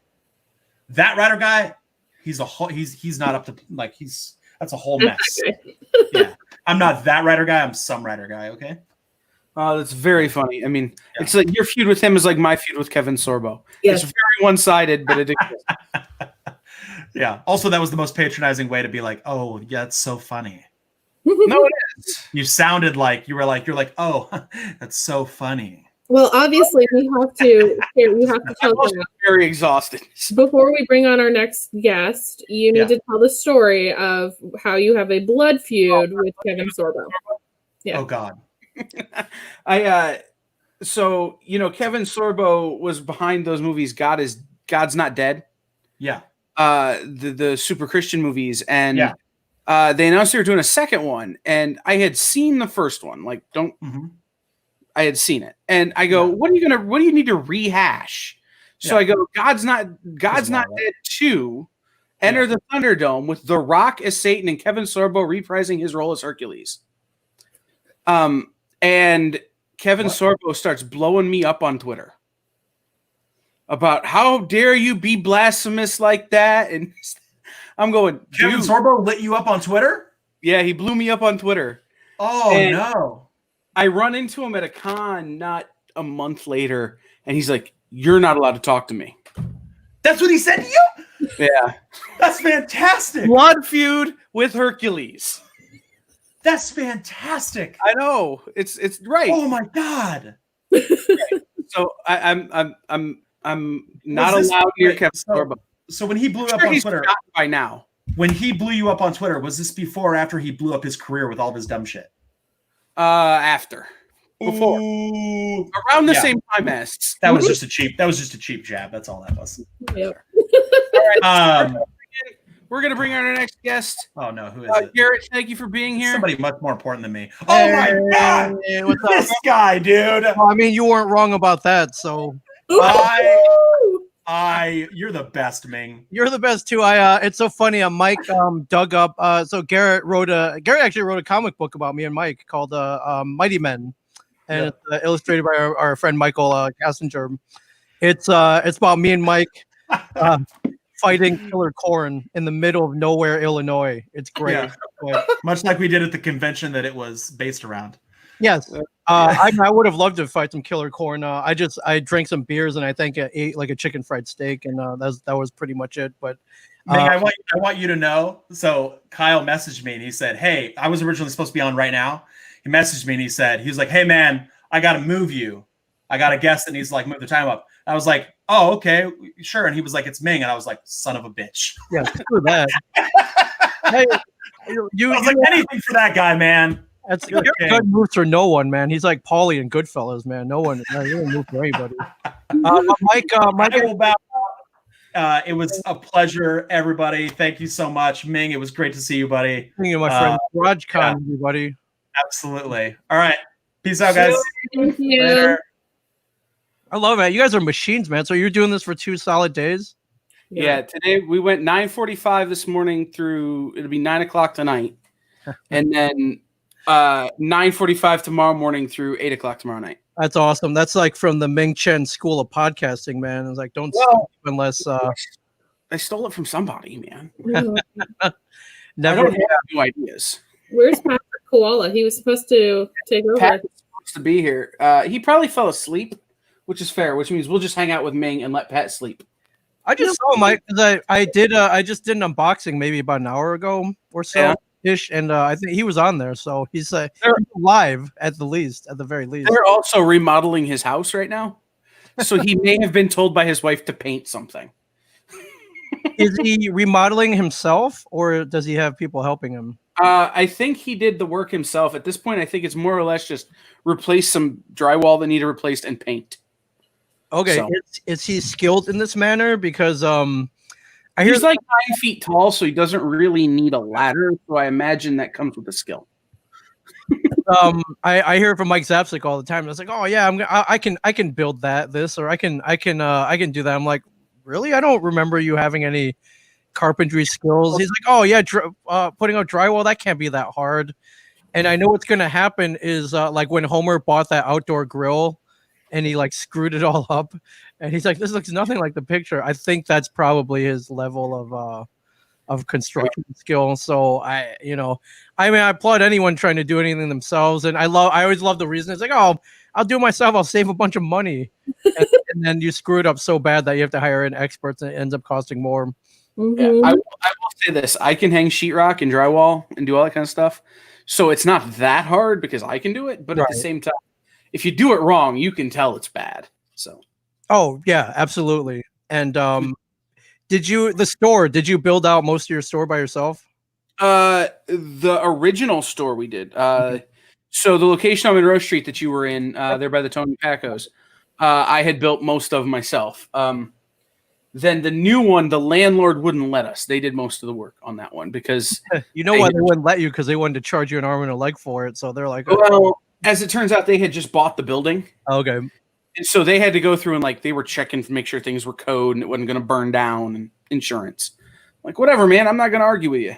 You know, that's awesome. I don't want to. Hello, Trina. I saw you. I told Trina to jump in with me if I know she's coming up next, but she has the link. She can join us. Yeah, Amanda, thank you for breaking up the sausage party like for 2 days. I always highly appreciate that. Someone has to. I mean, usually it's like, all right, this is fun and all, but it's like 6 dudes. Like, come on, somebody. Well, you know, we're trying. I mean, we had a whole hour earlier where it was Stephanie Menard and I saw that. I tuned in. Yeah, like ladies' hour, and coming up later, Casey Pierce is gonna probably be the only one coherent on a stream later. I saw that. Aren't you guys calling that like the party stream, or there's 6 people on it? The mega panel. Mega panel. Right. Yeah. We're gonna test how far StreamYard will go. Right. Yeah. After party starts at 9, and that's YouTube only. So that's the next 419 on YouTube if you want to be part of the after party stream. Well, I mean, I can't pass up a good after party. So, Well, it's so right now, right here, getting ready for the after party. It's my little portable cooler. Oh shoot! Chilling. I started already. I found out there's a local place here that sells mead and cider, and this is a blueberry cider, which is Heard of that company. it's pretty amazing. They just started here in the New Jersey area, so I can literally drive there in about 10 minutes. And I may have heard about them from you. Like, I'm not discounting that that's right. Cool. It's the father and a son. I don't even know if the son's old enough to drink. Even he looks pretty young, but hey man, Pat Cool, what's up? What's happening, man? Is that the project behind you? No. No, this is just the spare bedroom. We assumed you had been told to paint something when you weren't here right away. No, I was cutting wood actually. The shelf that goes around the edge of the between the blue and the tan paints. Also, that's what she said. Yes, that is what she said. I had to do it. Wow. Someone had to do it, I Pat. was just watching The Office, so Can we? I guess we were all Office fans here. So if I may, I had never seen The Office before this quarantine. I had not. Really? I'm not done with it yet, Ming. I'm only on season 7. So you only started 2. Right. Yeah. What took you so long? I mean, I'm guilty of this too, but what took you so long?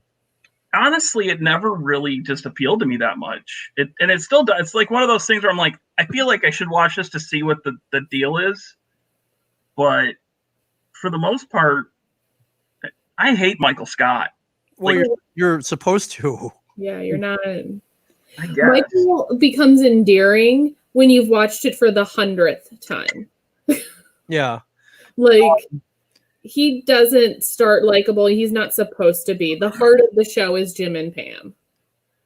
Yeah, I'm loving it. I don't know why it took me this long. I think when it was big, I guess in the mid 2000s, and everyone was like, "Oh man, this is so great," and I'd given up on all network sitcoms at that point. I was like, at that point, I think HBO had kind of taken off, like The Sopranos. I was like, well, why would I watch a sitcom where they can't curse and they can't get really, they can't, where there's so many restrictions.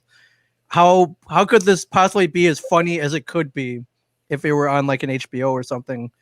So I was like, screw that, I'm not watching it. No, why would I? I'm not watching that. So what's up? Trina, in the house. What's up?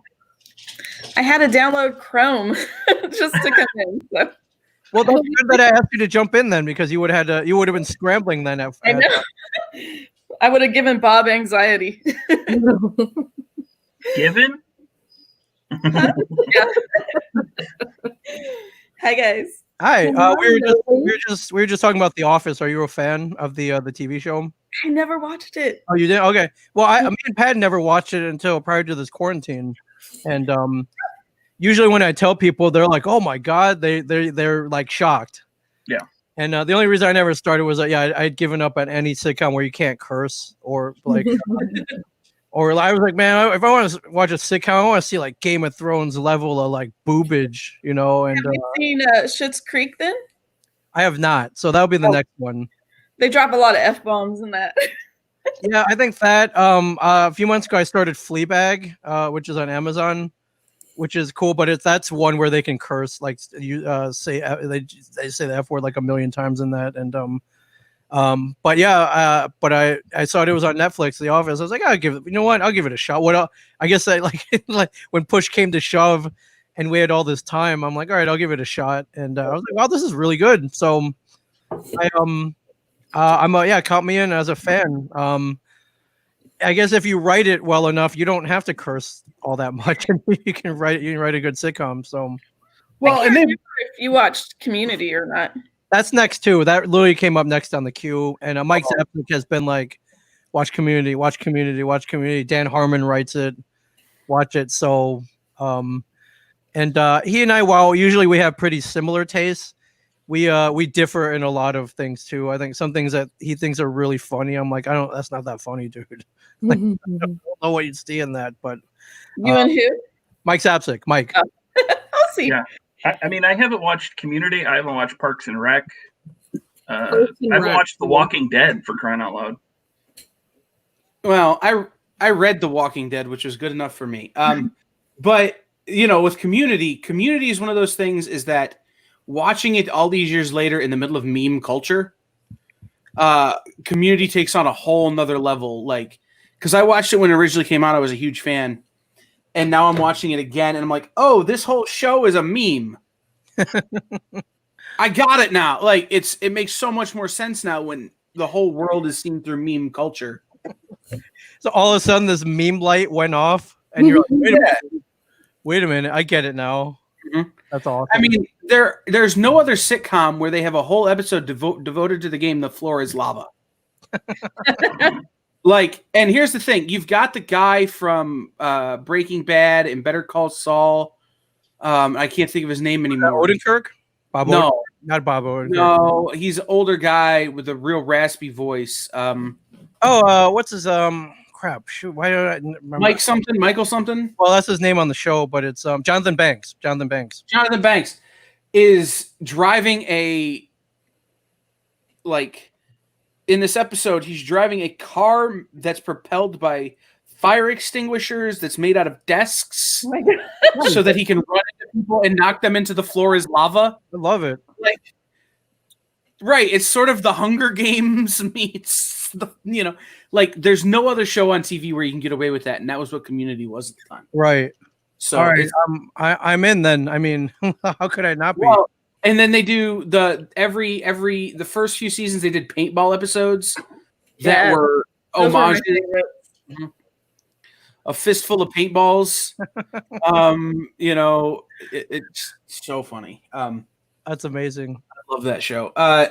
So Ming, I don't even know how to ask this. You podcast more than maybe any person on the planet. Well, that's good. Seeing that as I have a podcast business and it's kind of Right. my livelihood now. Right. I think before all this started, I was on Comic Book Men, and on Comic Book Men, in between the scenes of people bringing stuff in to buy or sell, you would see us podcasting with Kevin around a podcast table with these. This might actually be a mic from the set. We used our actual mic, our podcast mics for the first couple seasons, and that was Kevin's idea, was be like, hey, instead of if you watch any other like Pawn Stars type show or any other reality show, really, they'll cut to, or The Office, they'll cut to a talking head, which is like, hey, I wanted to sell my Action Comics #1 for $3 million, and Walt would only give me 15, so no sale. Like, they would explain why everything. They explain why they brought it in, how much they won for it, and be a talking head. And Kevin was like, man, that's boring. Can we do something different? And they were like, well, what do you got? And they're like, can we do it around a podcast table? Like, we're podcasters. Can we do it as a podcast? And they were like, what's a podcast? Because it was pretty early on. It was like 2011. And once they saw it, they're like, yeah, that actually looks pretty cool. If you see the set, we're podcasting around a poker table, which is very true to life, because that's how we started. Kevin had gotten really into the Texas Hold'em craze back in 2003 with like Chris I Money remember those. in the World Series. And he would actually hold 30-person tournaments at the store and you'll love this as a retailer, Kyle. If you wanted to get a seat at the table, you had to buy a blind box, $100 blind box first. 200. It was Or 200. Or I think, yeah, because Drina bought one, I think. So I've done it before, yeah. yeah, it was a $100 or $200 blind box, just get a seat at the table. And then once you got in the tournament, it was $100 buy-in. And it wasn't bad with 30 people playing. And we paid out like the top 5. If you won, you walked away with a pretty good chunk. So, but that craze died maybe 2 or 3 years after we did that. So we just had the poker table left back there that we would sit at, but we weren't really doing anything with. And then when Kevin started podcasting, that's the table that we used. That's our podcast table. And it's kind of become our trademark because if you come to our podcast studio now, you podcast on a poker table. So once we started doing that on the show, and if you watch that scene, it's supposed to look like it's the stash basement, where that's where we go and podcast, and all the collectibles and stuff around us are kind of like basement stuff. Although, if you would zoom in and look really close, there's some really cool stuff back there. I'm like, man, I wish that was my basement. Right. It's like a Batman spotlight. There's some really cool on-air signs.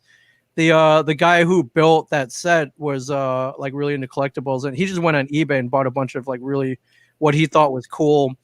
And I was hoping they would make me an offer to be like, hey, do you want to buy this stuff? And my dream was to rebuild the set in a room somewhere and then be like, hey, podcast where the Comic Book Man podcast is, like on the TV show. And no one ever called me, and I think they sold all that stuff off.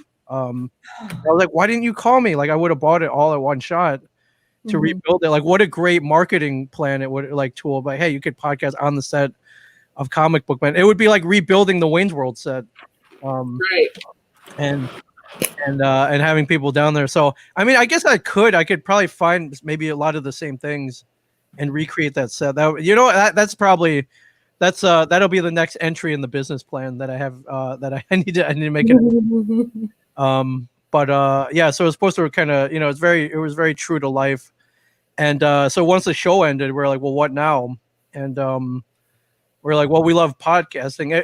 If you listen to Kevin, especially now, his whole thing is like find what you love doing and then try to make a living doing it. I'm like, all right, let's well, he did it. Of course he's insanely talented and he's a comedic genius and among many other things, a great public speaker and all this. But I was like, you know what? Let's see if this works. Let's give it a shot. So we opened up a podcast studio, and it was all going well up until about 10 weeks ago. And then they were like, well, you can't have people in the studio anymore. You might, we don't want people getting sick, and they've closed all non-essential businesses. And I'm like, screw you, man. Podcasting is essential. Like, ask any podcaster. This is essential. And that fell on deaf ears. So, but it was literally the governor, was like, hey, you got to close by 9 p.m. tonight. And I was like, oh crap. So I went back to the studio. I literally took all the gear. I packed it up into backpacks, like whatever, garbage bags, whatever I could carry it out in. And I brought it all back home. And I was like, all right, I'll run everything from here then. It was literally the next day. We're like, you know what? We'll just move everybody online. We can stream. We had, I know like up until 10 weeks ago, no one really knew what Zoom was, but we'd been using it to podcast with other people remotely for a long time. So it's like, all right, we'll move everybody on Zoom. We'll figure out a way to stream it out like we did before. And that was going pretty good. Although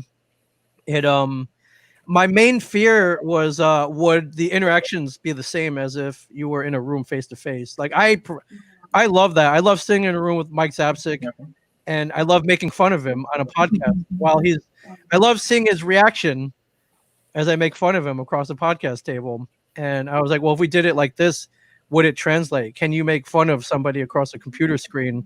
And I found out very quickly that yes, you can still bust balls over a computer screen on a stream. It totally works out the same. So we used Zoom at first, as Kyle did, and it worked out well. But then I found the platform that we're on right now, and I was like, it really increased the level of interactivity with anybody watching. It just made things that we'd been doing for years that I was like, man, I wish someone would improve on this. And somebody did. And it made so much better. Right. So this is how crazy it is. If we were on Zoom right now, this would have been ridiculously hard to do. But I just added us. We are now live on the Comic Book Shopping Network as well. Yeah. Another outlet. We're here until 6 on the Comic Book Shopping Network. So I was able to do that without interrupting the stream. And on Zoom, I would have had to go into OBS and change a whole bunch of stuff. StreamYard really has revolutionized podcasting. Yeah. I think. Yeah. So, I don't know if you did any research on the two dudes who developed it. They do a stream every Sunday night where they answer people's questions and stuff. These dudes look like they're 12. These two kids are in Canada somewhere. And I guess they must be geniuses because they've really changed everything. So I don't know if I can buy stock in these two kids or like take them out for ice cream or something. But I want in on this. I want in on whatever their song is. I think they've really hit on something here. It's definitely made our lives easier. But I just love the interactive the level of interactivity was something that we had never seen before. The integration with comments and popping them up on the screen and being able to answer them Right. to like putting banners up on the fly and scrolls. I think it's been great. Anybody can use it, and yeah, they've really hit on something here. So Yeah, and they're not paying me, not yet, anyways. So right. I would love to Soon. be a StreamYard spokesman. I would do that in a heartbeat. Brand ambassador and spokesperson Ming Chen, right? No, so if you're watching on the Comic Book Shopping Network, make sure you go to streamyard.com/Facebook and enable comments. That way we can see your name and your picture. Otherwise, it just says Facebook user. Which So that one, Jen King. Jen King says Oh, these are God. your favorite people. Hi, love Jen. Right. Jen King, Space Cadets. She runs one of the finest stores in the Texas Houston area, and this weekend in particular was kind of for us kind of stinks. Their major Comic-Con, Comic Palooza, is down there. Was supposed to be down there this weekend, and one of my favorite weekends. And of course that's not happening, and they've postponed to 2021. But I made a lot of friends down there. I think I see Jen there every year, and I feel like I recently just saw her somewhere, and I can't remember. I mean, it's hard to keep track of where I've been in the last year. Well, it's funny because everything seems so long ago now, even though it's really only been 2 months, maybe at the outside. It feels like forever ago. So it's interesting. It feels like just yesterday we were at Monroe Pop Fest. It was let's see how many. Oh man, that was fun. I have to I gotta give Monroe a big shout out. I didn't even know there was a con there, and then our friend Jimmy Louis who owns China Express in Monroe was like, hey, there's a con here. You should come up for it. I'm like, no, Monroe. I'm like, there's a Comic-Con in Monroe. I'm like, dude, whatever. If you can put in a good word for me, I'll come down in a heartbeat. I'll stay at my parents' house. I'll just drive. It's only 40 minutes away. I'll come down, and I had such a great time there. And I think the big thing was if you talk to anybody at Monroe while they're there, and there's a big comment for the con. They're like, "Oh man, I wish this was a 2-day con. Everybody wants to come back the next day." And I know, the people behind Monroe have always been like, "Nah, we're I just want to do 1 day, man." And I'm like, "All right, I can totally get behind that." But we all are like itching to come back for the Sunday. And but I love, they keep it small, they keep it simple, book some really great guests and vendors, and just like one very memorable day is what I had in Monroe. So Right. It feels like just like a minute ago, but so let me ask you this, Ming, and this is a question for everybody and for you in the comments. Ask away. Answer it as well. When shows start up again, how are you going to approach it? Are you going to approach it differently than you did before? I mean, obviously we're going to have to, but what are you thinking in terms of? So there, the initial, the Ming Chen that you guys know that doesn't sleep and goes like 24/7 at a con. I'm ready to start tomorrow. But with that being said, I ultimately, whether it goes for me and anyone else going to a con, attendees, vendors, whatever, you want people to go there without fear, without any fear of getting sick or contaminated. You want them to go into it without any fear of maybe infecting other people. They might be asymptomatic. You just want any of this to happen without fear. And I think we're a long way off from that. I think the first thing that probably needs to happen is some kind of vaccine where if you get it, that you can take a shot or a pill or something and it goes away in a couple of days. And I think that's going to be pretty far off. I know nothing about drug trials and all that, but until they find something that won't melt your face off and cure the virus, that's going to be tough. And I can't see meeting people and having to wear a mask the whole time. It really kills the interaction. I go to cons to meet people and hang out with people and see old friends, make new friends. It's tough to do behind a mask. I think it's tough to do without hugging. It's tough to do without handshakes. It's tough to do not being side by side in a group at a bar. So That's going to be tough. And I think I don't know if there are going to be any cons this year, and if anybody tries, they're definitely not going to get the crowd that they're going to get a fraction of the crowd that they were supposed to get. And God forbid anyone gets sick from that going to that con, then that'll just set everything back for a while. So yeah, I don't know. I mean, I guess they could put hand sanitizer stations everywhere. They can do temperature checks, whatever, but that just ruins the whole experience. So it's it's gonna be tough. I know that I just saw like Tampa Bay's trying to make a go of it in July. I guess somebody's got to be the first, but at what cost? It's July is an interesting one. Like I think come September, October, you'll see that there'll be more that'll try it. I mean, we're still planning Cherry for Halloween weekend. Okay. But we're constantly reviewing that decision. We'll look at it again in August and September, and we'll make those calls based on the information that's available to us. Yeah. That being said, I was just talking to relatives in Ohio, and they were like, "Oh yeah, we went out to a restaurant last night." I'm like, "What?" What? Yeah. Being here in New Jersey, that just seems so unfathomable because they haven't opened anything here yet. Well, restaurants being open in Ohio are not what you would expect restaurants being open to look like. They have to provide 6 feet right tables. 25% occupancy at yours, right? Yeah, there's a restaurant downtown where if you want to go eat, you basically sit in a penalty box. It's plexiglass boxes. It's kind of been an optional opening. They were allowed to start reopening on Thursday night. But I know that there's a lot of like smaller local places like Calvino's, which is one of my favorite places. They're choosing to wait to reopen until closer to June 1st. Like they're waiting to kind of smart and, just play out. Now they don't have a big space either. So for them probably to provide the social distancing that is required between wait staff and guests, and then also between like guests at tables would be harder for them. So it makes sense to do what's best for your business. They're still doing takeout, and they have a really good takeout business. So I'll go get my Stromboli that way. I've found some great takeout specials up here at some great restaurants that are just crushing it with the specials. Like Cinco de Mayo, we got like 80 pounds of food for a screaming good deal. It was insane. We ate for like 3 days. You're still eating it? That was like a month ago. We were still eating the rice. Darn near. I mean, the same way. Somebody should open up a hockey themed restaurant called the Penalty Box, and you have to eat in a penalty box. Oh, I'm sure it's out there. I would do it. I would totally do that.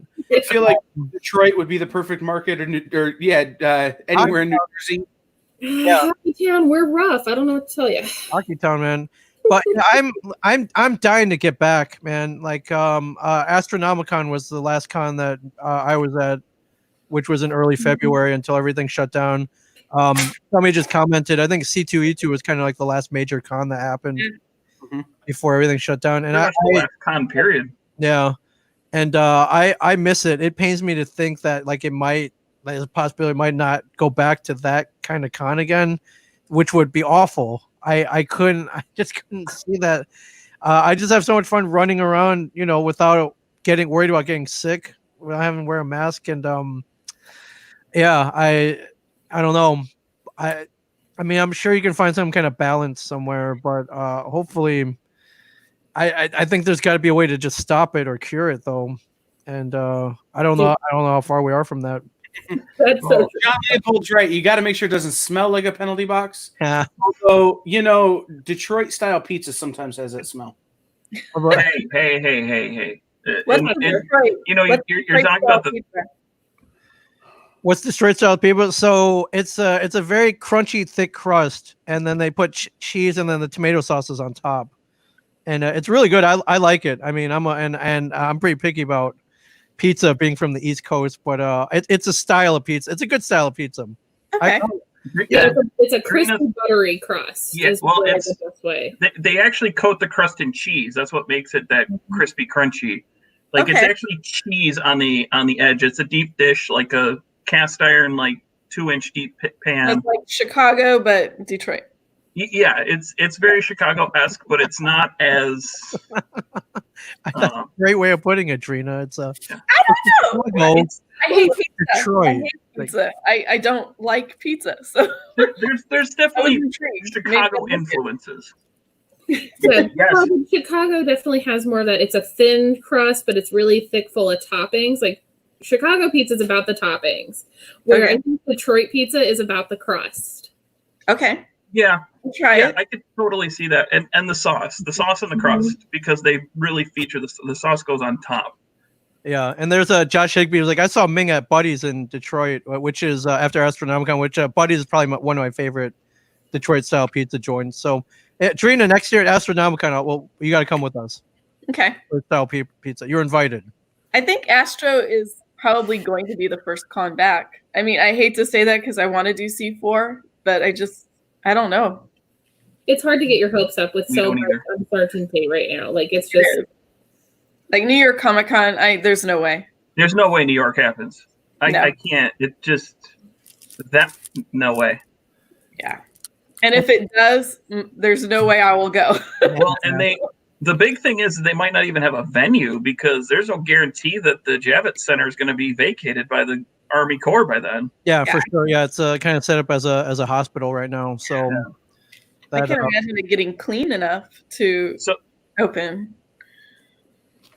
Well, I think technically they also had their lease till October 1st on the Javits Center. Right. So, which is the same thing that they had on the PNC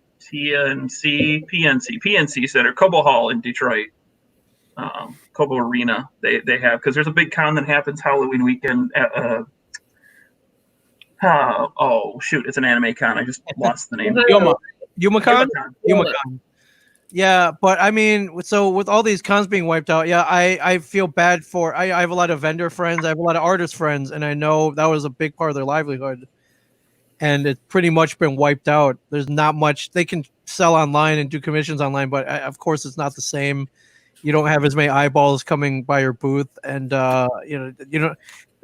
you come to cons with money in your pocket to spend, specifically. And that whole experience has just been wiped out, and you can't replicate it online. And I feel bad for them. I mean, I know those artists, you creators out there, you vendors. Like I know you hustle. You're hauling all that gear, all those prints. Most of the time your travel and hotel isn't even paid for. So you're at those cons and you're in a big hole already that you're already digging out of. And I know it's a hustle. I've heard these stories about staying in crappy hotels and eating bad food and maybe sleeping in your car sometimes. Yeah. And that's people are always like, wow, why are you so happy at a con? Why do you love going so much? It's like, well, I'm lucky. I don't have to worry about a lot of that. I bring a box of 8x10s and some Sharpies and myself, and I'm pretty lucky. Like you'll never see me complaining about setting up or anything at a con.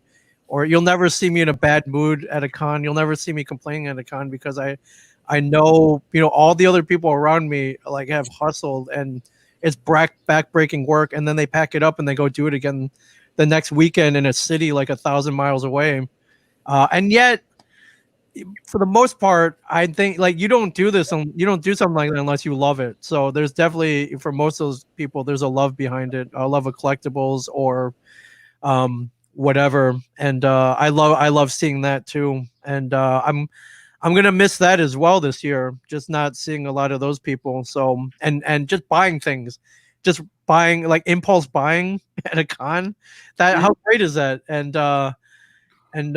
it all paid off. For a while I would just buy it, I'd bring it back home, and it would ultimately go on the floor somewhere like against a wall until I found a place for it.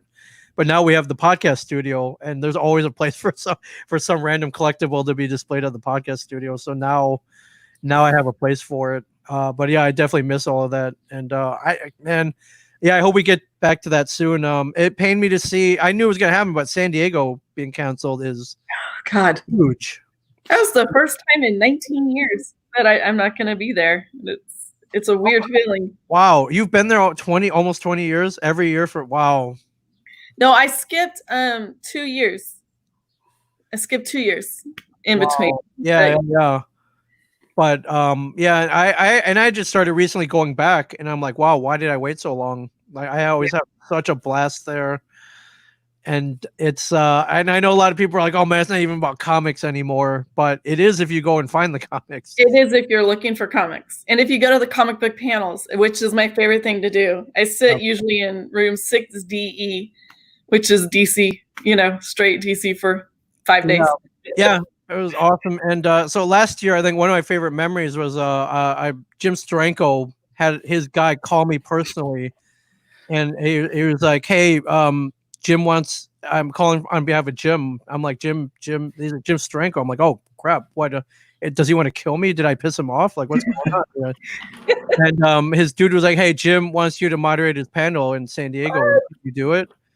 And, and I'm like, yeah. I was like, why me? He's like, well, Jim asked for you specifically. And I'm like, wow, okay. I'm thinking Jim probably doesn't ask for many people specifically. So I meet him in the panel room, and we're waiting outside, and the room's filling up.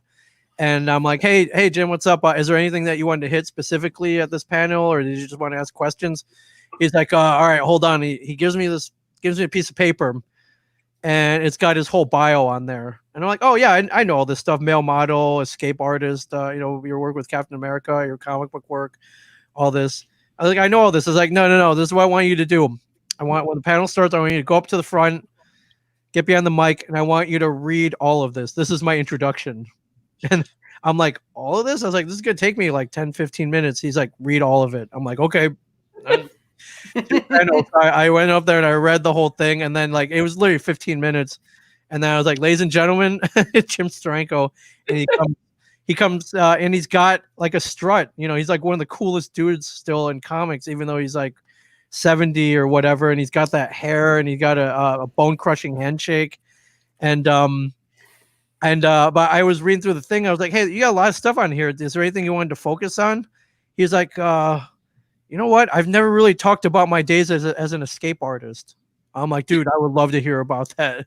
So we barely talked about comics. He wanted to talk about being an escape artist. So that's what we did. And then, at the end, he sent me a nice little note after through his guy. And it was cool. And I didn't know this about him. I guess he doesn't like getting his picture taken. But there was somebody snapped a photo of me and him at the panel, at the end of the panel, like shaking hands, and it was pretty cool. And he was like, "Yeah, you can post that. I like that one." So I'm like, "All right, cool." So you never know, and that's just 1 hour of San Diego Comic-Con out of like a 6-day extravaganza. So it's a marathon. Yeah, it is. That one, and a lot of people are like, well, what else are you gonna miss? I'm like, dude, definitely Dragon Con. Dragon Con's if you guys have not been, it's an experience for sure.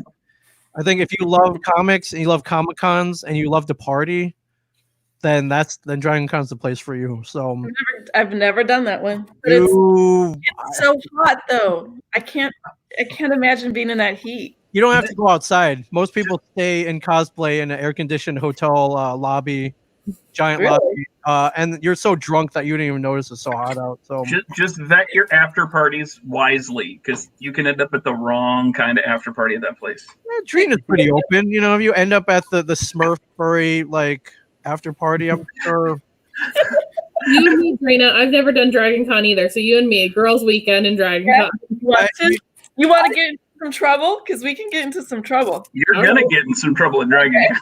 It's required. But I remember I was taking an elevator up somewhere and I hit the wrong button, and I ended up on the 7th floor of this hotel. The doors open and there was some kind of secret underground like stonecutters party up there from The Simpsons. And so the whole place was decked out like a stonecutters hall, and everyone was wearing the symbol and everything. And I got out of the elevator and they start handing me alcohol, and like I hung out there for a couple hours. So, and I'm like, where did this come from? Like, oh, we don't really tell people about the stonecutter party. I'm like, I mean, why would you? You're stonecutters. It's a secret society. So it's it's probably, there's no chance it's happening this year, but put that one on the list though. Put that one on the bucket list for sure. That one would absolutely spread the COVID. I think for sure, man. I saw stuff going on in like hotel stairwells that I was like, wow, that's. been. I've just heard the stories, and the stories make me not really want to go.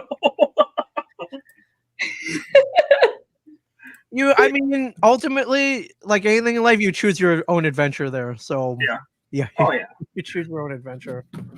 Jen, I think one day at con at San Diego, I walked 11 miles in one day. Wow. Well, that's because you had to keep going back and getting one of the members of Twisted. They killed me. They killed me. I was honestly waiting for you to make a short joke. No, it's It was because 11 miles for Drina, but 5 miles for the rest of us. shut up. I feel like Jet Li in the movie Expendables. Like I should get paid more because I have to walk twice as fast and Right. twice as far, and I have to run. I have to climb twice as high. Dirk says COVID is the least infectious thing at Dragon Con. Pretty much. Oh my god! He's not wrong about that. And guys, Bob You guys are not Sally gonna is see a little us worried go. about his panel. Bob Sally's a little worried about coming up after this. Oh, Bob! I'm so ready for Bob. If Bob's drinking whiskey, that means I need to go get some. I've got a goblet of wine. Nice. And yeah, that's the other thing I love going to cons. I know that certain artists will have alcohol be on their table at all times, and they'll be willing to share it. So, Or you just come to Cherry and it's behind your table. oh yeah, exactly. Yeah, I love being. I got to my table at Cherry Capital Common, kind of right behind it was a cooler full of Faygo and Rock and Rye, and I'm like, all right, I'm home. This is they know me, and I love these guys. And Kyle introduced me to my first Faygo. I don't remember which flavor. it was. Yeah. I still haven't had anything other It than was that. Rock and Rye. I think it Rock had to and be Rock and Rye, or might have been red. No, it was. I think it was Red the. soda. You wanted to start me off at the beginning, make me beginner level. I don't remember. I don't But- remember. That was a long time ago. Was it Moon Mist? It was a year and a wasn't half Moon ago. Mist. Yeah, it was like a long time ago. Speaking of Faygo, I think I saw that they're bringing back Pineapple Orange. I saw that too. Yeah, they're making like these weird sexual innuendo posts on Instagram where they're kind of trying to mate a pineapple and an orange and be like, well, all right, it's back, everybody. So Can I get a diet pineapple orange, please? Just if Faygo is listening, if Ming has any swing with the people at Faygo, whatever. I'm Drina trying, has any man. swing with the people at Faygo. I'm Can I trying. get a diet, please? I think Twisted has something with Faygo, don't they? Are they Yes. Okay. I will send an email. Okay. Oh, maybe I can get a contact then. All right, I'm gonna hit them up though. I love Twisted in San Diego though. When I found out you guys were there, I was like, holy crap! So It was the most nerve-wracking experience I've ever been through at how San Diego so? Con. Well, because we didn't even decide to bring them in until 2 weeks before the show. Right. And secretly, I had fears that no one would know who they were. And then I found out that they were also scared no one would know who they were because it's West Coast, not East Coast. And of course, the trolley that you got to get on and so much that you got to do. And then we get off the trolley and everyone, like within seconds, are like, whoop, whoop, just going nuts over Twisted. Right. Yeah. And the only people who have more ADD at a con than me are Jamie and Paul. Yeah. Well, then we went to, what are they called? The Funko? Yeah. And it was like red carpet treatment. They were like, everyone get out of line. And they brought the guys in and Yeah. I was- All right. What do you want? I was into kinda it. standing there like, okay, I'm their bodyguard is what I am. And they were like, what do you want? And I'm like, I want to make sure they get what they want. And they're like, well, what do you want? And I was like, I was like, that's not what we asked you. It was like, what do you want? you always That's make it so pretty. Yeah, Funko has been very generous to a lot of us. So God bless them. Yeah. For sure. But they did. They gave us whatever. I don't think they gave it to us, but I think they bought stuff. I don't know. I think Madrox and Monoxide spend enough money with Funko every year that they probably just gave them to you. Well, I They know made- the only thing I saw that I wanted was the HR Puffin stuff. And Right? they were like, really? That's all you want? And I'm like, just give me. And they just gave it to me and I walked away. And That was probably my favorite story that you told about San Diego at Astro. was how that's all you wanted was your little HR puff and stuff, but they put it in a bag twice your size. Oh, those bags are 4 feet tall. You could literally kidnap Drina in one of those bags. Well, I had it over my shoulder and it just was dragging behind me because like it was touching the ground. And I hear Dustin go, excuse my language, give me that fucking bag. I was like, why? He goes, because you tripped like 15 people. I was like, I didn't even know it was dragging on the ground, but there it was. So he took my bag and stuck it with Jamie and Paul's, and I just kept going and checking on him to make sure he was safe. So That's a good story. I love that you those bags are huge, and they give you a bag for one little Funko. Right. Yeah. Well, because they expect you to get 30 Funkos at San Diego, not one. Right. I did get 3, but it was Trina not taking advantage of the opportunity presented to her. I'll send you with my wish list next year. If nothing else, flip them. Right. Well, I mean, I was overwhelmed because I was leading them, but then they couldn't see me because I get lost in a crowd very quickly at San Diego. And so I was like, grab onto my belt loop. Hold on to me, because they just literally kept losing me in the crowd. And it was very nerve-wracking, but it ended up being fantastic. And I had a lot of fun with them. And now they listen to everything I tell them to do because they're scared of me. There's a lot of people that are scared of you, Drina. For good reason. Yeah. It's this fake persona I've like convinced you guys of, but no one's scared of me. There's I there's was terrified of you. yeah. So I am I. literally watched Pat jump back when you stomped your foot at him. So that's right. That was adorable. Thank you for doing that. It filled me with a sense of pride. We did 10 minutes with Garrett Gunn about being scared of you. So Oh well, he called me a Orc. what better than a goblin? Called you an orc. I don't know that an orc is better than a goblin, but What I don't even know what an orc is. Drina, you need to play more Dungeons and Dragons. I'm a gelfling. I agree that I need to play more Dungeons and Dragons. I haven't played in like 25 years. Oh, I know what's happening Halloween weekend. It needs to happen before that. I don't Well, have you time need to to get play a characters round of you Dungeons and can Dragons that weekend. No, but I'm gonna come with the Dungeons and Dragons game. It's happening. So Get your character sheets ready. yeah, I'd much rather do clockwork. we'll figure something out.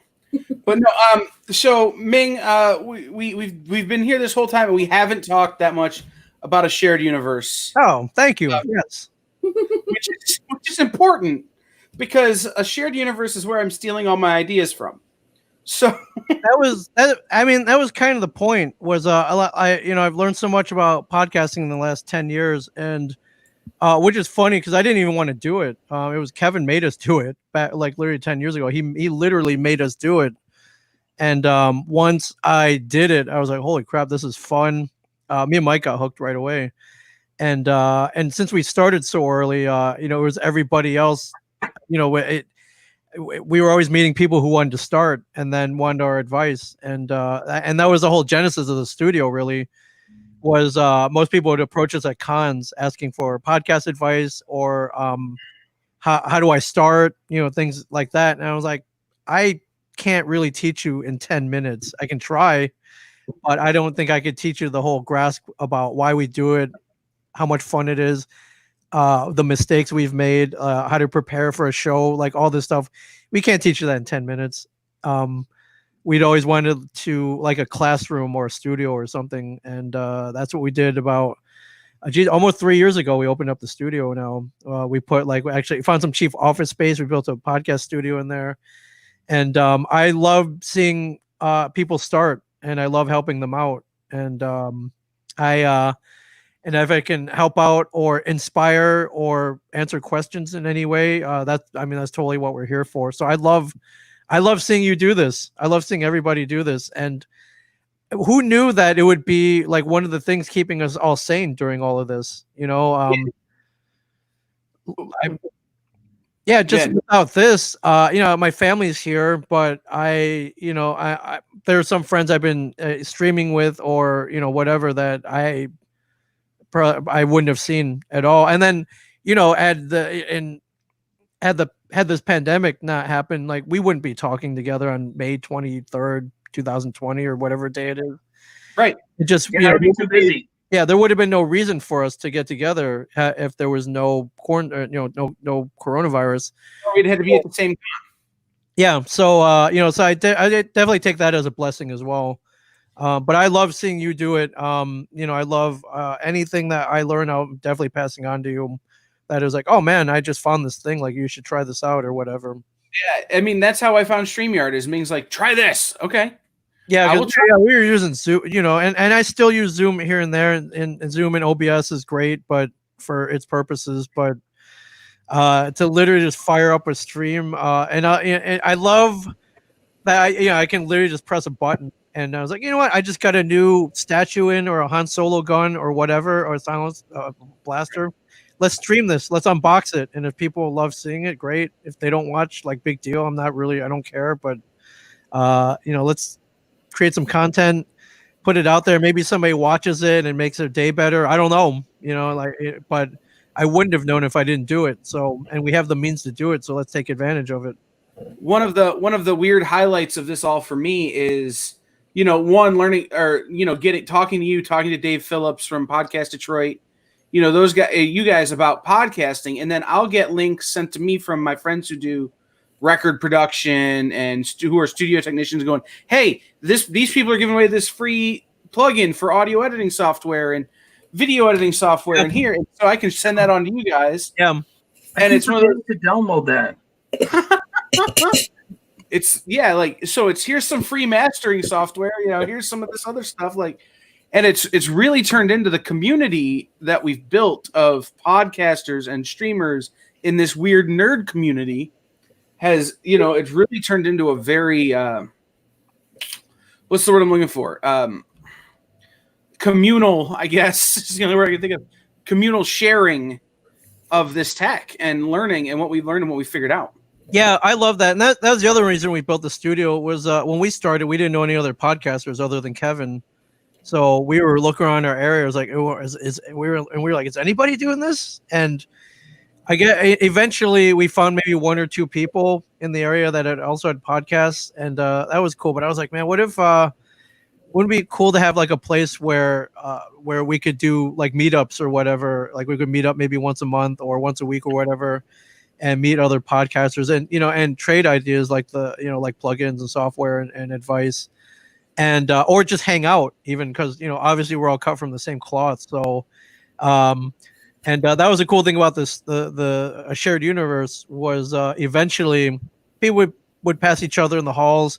Maybe one podcast was leaving, another one was coming in, or they'd be waiting, and they're like, "Hey, what's your podcast about?" "Oh man, that's cool. I do a podcast about this." It's like, "Hey, you know what? You want to come on as a guest next week?"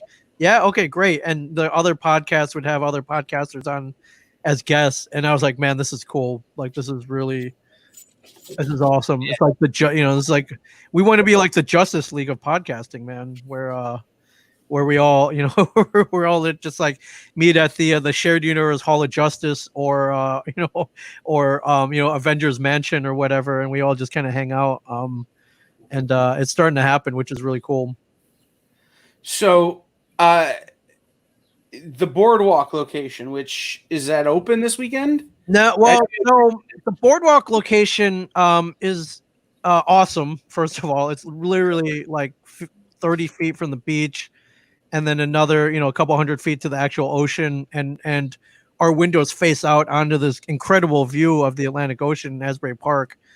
And that really came about. And for anyone listening or anybody wanting to do anything, sometimes if you see something that you think might be out of reach, it might not be that out of reach. Like, sometimes all you have to do is ask. And I had seen this vacant storefront on the Boardwalk that I've passed a million times. Traditionally, it would be like a seasonal business would move in there. Before us, it was a store selling Brazilian flip-flops. And so you don't sell a lot of Brazilian flip-flops between, say, Thanksgiving and like Easter. So what is Brazilian flip flop compared to a regular flip flop? Brazilian rubber is apparently awesome. So, and I was walking by, I saw it was vacant, and I was like, hey, I started asking around. I was like, how long is this vacant for? And they're like, probably until the summer, until Memorial Day weekend when the beach crowds come in. And I'm like, really? I'm like, well, what do you do with it until then? And they're like, well, we don't do anything with it. I'm like, oh. So, I started thinking, and I couldn't get this thought out of my head. I was like, well, if it's just gonna sit there, like maybe we could put a podcast studio in there before someone takes it for the summer. What a great location. And it's not like we're trucking in like deep fat fryers or an inventory. We don't have anything. I wrote up this whole pitch. I was like, hey, listen, we're gonna put in a table. We're gonna podcast in there. If you guys need any podcasting help for the city, we'll help out. If you need us to promote any charity events, whatever, like we're here to help. And lo and behold, they're like, yeah, actually, that would be kind of cool. This sounds cool. And literally, I think like less than a week later, they hand me the keys, and I remember sitting in that empty storefront facing the ocean, and I'm just like, holy crap, how did this happen? Like I had it literally just happened. And I'm like, all because you just ask, all you have to do is ask. If they say no, big deal. But if they say yes, that's where the magic happens. And so we were meant to have it only for about 2 months. January and February was contractually what we were supposed to have it for. And then when March rolled around, they're like, hey, no one's really interested in it for the month of March. So they kind of let us stay in there. And then as March started to come to a close, so did the rest of the world, unfortunately. And so we're still in there right now. And I can't imagine anyone's really interested in beachfront real estate at the moment because the beach is open, but it's limited. The crowd is limited in there. The boardwalk itself is open, but it's limited as well. They have arrows marking like you have to travel all in one direction. You have to wear a mask. They took out all the benches, so you can't sit. They don't want anybody congregating. And the business itself, like us, like you're not supposed to have anybody inside of a business right now, unless it's food or grocery related. So as of now, our stuff is still in there. I've done some live streams from there. And I'm just waiting to see what the status is.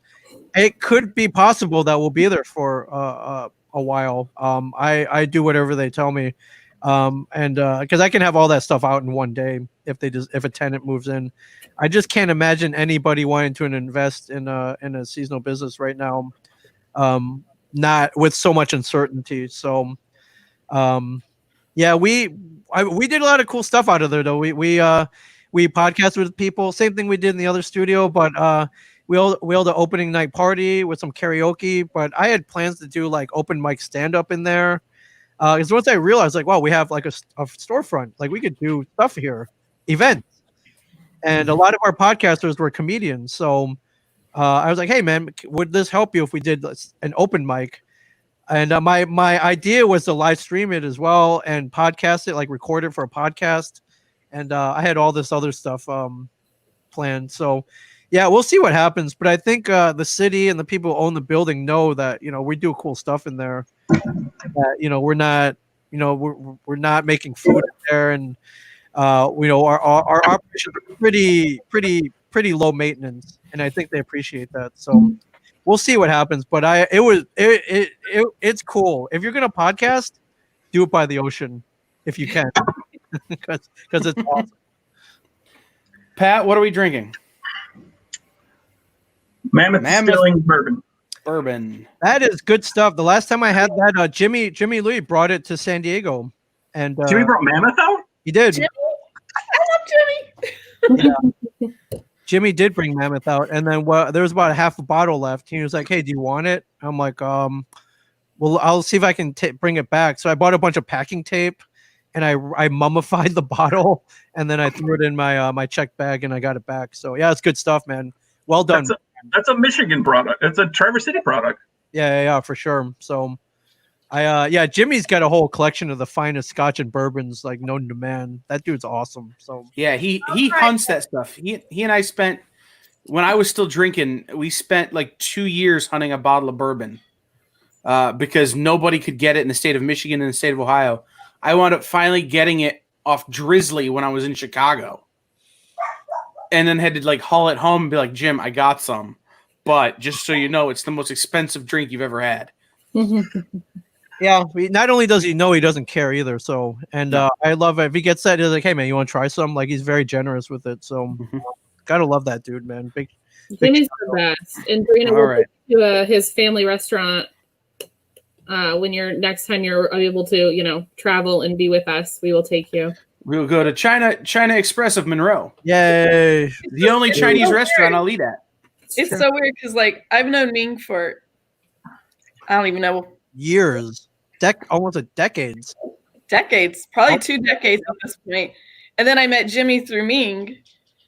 And then I met all of you guys through Dirk. And then I was just at a con one day and Jimmy's over there with Kyle hanging out with Amanda and Kyle. And I'm like, Jimmy's one of my customers. Yeah, Jimmy was a longtime pull lister of ours and like really good friend. Like we've gone to Red Wings games together.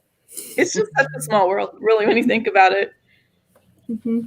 All right. Well, we're running short on time. But Here before with- you with close our it out, friend I'm Ming? gonna give Ming a little Easter egg because being a bourbon lover, Okay. was at a conference, at a work conference, and the after hours, the one of our vendors was putting it on. They had the after hours event. We're sitting there drinking 2 fingers of Blanton's all night. Wow. Which is very hard to come by these days. Very Yeah. hard. Good stuff. So Best bourbon I ever had. now my mouth is watering thinking about it, Pat. Thank you. 5 going on 6 years sober, and I'm really wanting bourbon now. Thank you. Jerk. No, you're good. You don't- No, I'm good. So Ming, where can people? I'm gonna go ahead and bring in Bob Sally. He's our next guest. Yeah, no problem. But Ming, where can people find you on the social medias, I'm on all the interwebs?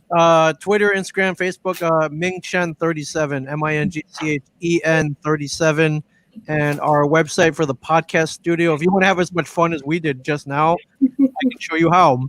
For very cheap too. It is at ashareduniverse.com. Also, if you're a fan of Comic Book Men and you have a podcast or you want to start one and you want me and Mike on as guests, me and Mike will come on and podcast with you for an hour for $40.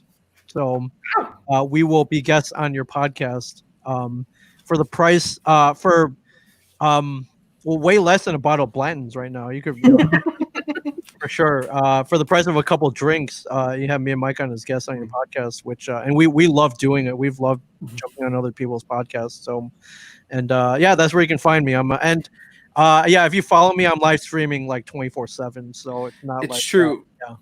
My phone will go off and be like, "Who is streaming at 2 a.m.?" Oh, it's Ming. Bam. Yeah. So And then if you go, for watching the stream that he's doing at that hour. right, it's true. So if you go to GarageCon.live and you click on the GarageCon links tab, there is a link there where you can find out more about podcasting from a Shared Universe podcast studio. It will be live there as long as that site is live, as well as all the other links from all of our other guests here at GarageCon. We want to thank you, Ming, for. I'll be honest, we couldn't have done this if you hadn't taught me how to use this. Oh yeah, I love seeing you guys like at any time. You know, it's truly things like this, seeing you guys, talking to you guys, it's truly keeping me sane during all this. And right now we do whatever we can to stay sane. Mhm. So, and I really and I look hopefully soon we'll be all back together again in person somewhere in Michigan, eating Detroit pizza, drinking Faygo, getting drunk off Mammoth bourbon, and just having a great time. And I'm hoping that happens soon. So thanks, guys. Thank you. Hi, Ming. Thanks, man. Derek says you look fancy, Bob. Hey, Ooh. Thanks, Ming. championship shirt Hey. on. Hey, you gotta have it, man. You gotta have it. So How's welcome everybody in. doing? Very good. Welcome in, Bob Sally, creator of comics that you've heard of like Ogres and the forthcoming Broken Gargoyles. Yeah, I got Don't give Salvager some love. Yeah, And Salvagers, like it's everybody's forgotten about that. It's Dirk, I miss your face. Salvagers is what got me into doing comic books, and it's been an interesting road. I lost my artist probably about a year ago, and it was we were 2 issues away from finishing this epic 12-issue series, which I highly recommend not doing that if that's the first thing you're doing, getting into comics. Keep it simple. But I was 2 issues away, and he had to back out for family issues. And and then I had all these other projects going on, and it was kind of a struggle to find an artist that could, replicate his type of style. That way you're not, flipping a page and you're like, whoa, this went from Jim Lee to Mike Mignola. So it's been, we're working on it. Hopefully soon we can get that finished. It would mean a lot to me, because that's the first thing that I did, and hopefully I can get it done. Yeah, I mean, but Drina will find somebody for you, because she's the boss. Well, I do. I actually have I have this girl out of Montreal who is working on it, but she's got a backlog of projects, so it's slow going. But again, like with all the other projects going on, just trying to pace myself. And Drina knows, like, she's actually the one always chasing me down to get working, which is nice, and that's why you should always get an editor. So you need somebody to light a fire under your ass. So Drina's awesome with that, so I appreciate her. Thank you. I don't have to chase you badly, though. It's rather amazing how many people forget about editors. They're editors and letterers are unsung heroes in the business. Absolutely. Well, it's funny because when I first started doing Salvagers, George Acevedo was the artist on it, and he was like, so who are you going to get? And I was so green. I mean, I didn't know anybody in the industry. I had no idea. I didn't know how to do anything. So he was like, who are you going to get to letter this? So I was like, well, can't you just do that? And he was like, well, I'm not a letterer, but I guess, I could give it a shot. So he lettered something, and I posted it on Facebook.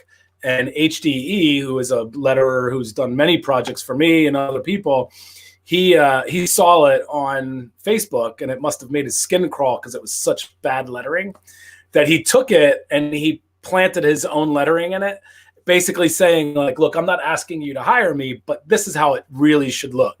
And it was like night and day. Like, you could see how bad George was as a letterer.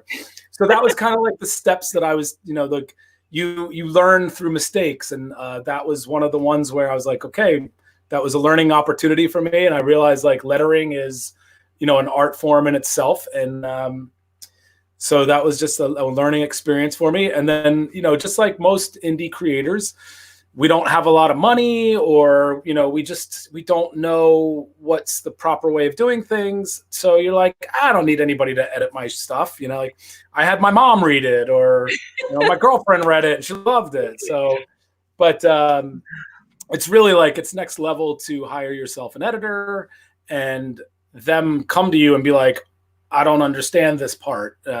This doesn't make sense. And you're like, wow, it's because of this. And it's like, okay, that, but it doesn't translate into the story. And for us, writers, like, you have blinders on where you're like, I know exactly what's going on with the story. And that editor can say, I get that you know what's going on, but you're not really translating it the steps that you should be taking. So Trina's my first, Travis was my first editor. That was, So that was interesting. Yeah. So Drina's my second editor, and it's much, much, much nicer.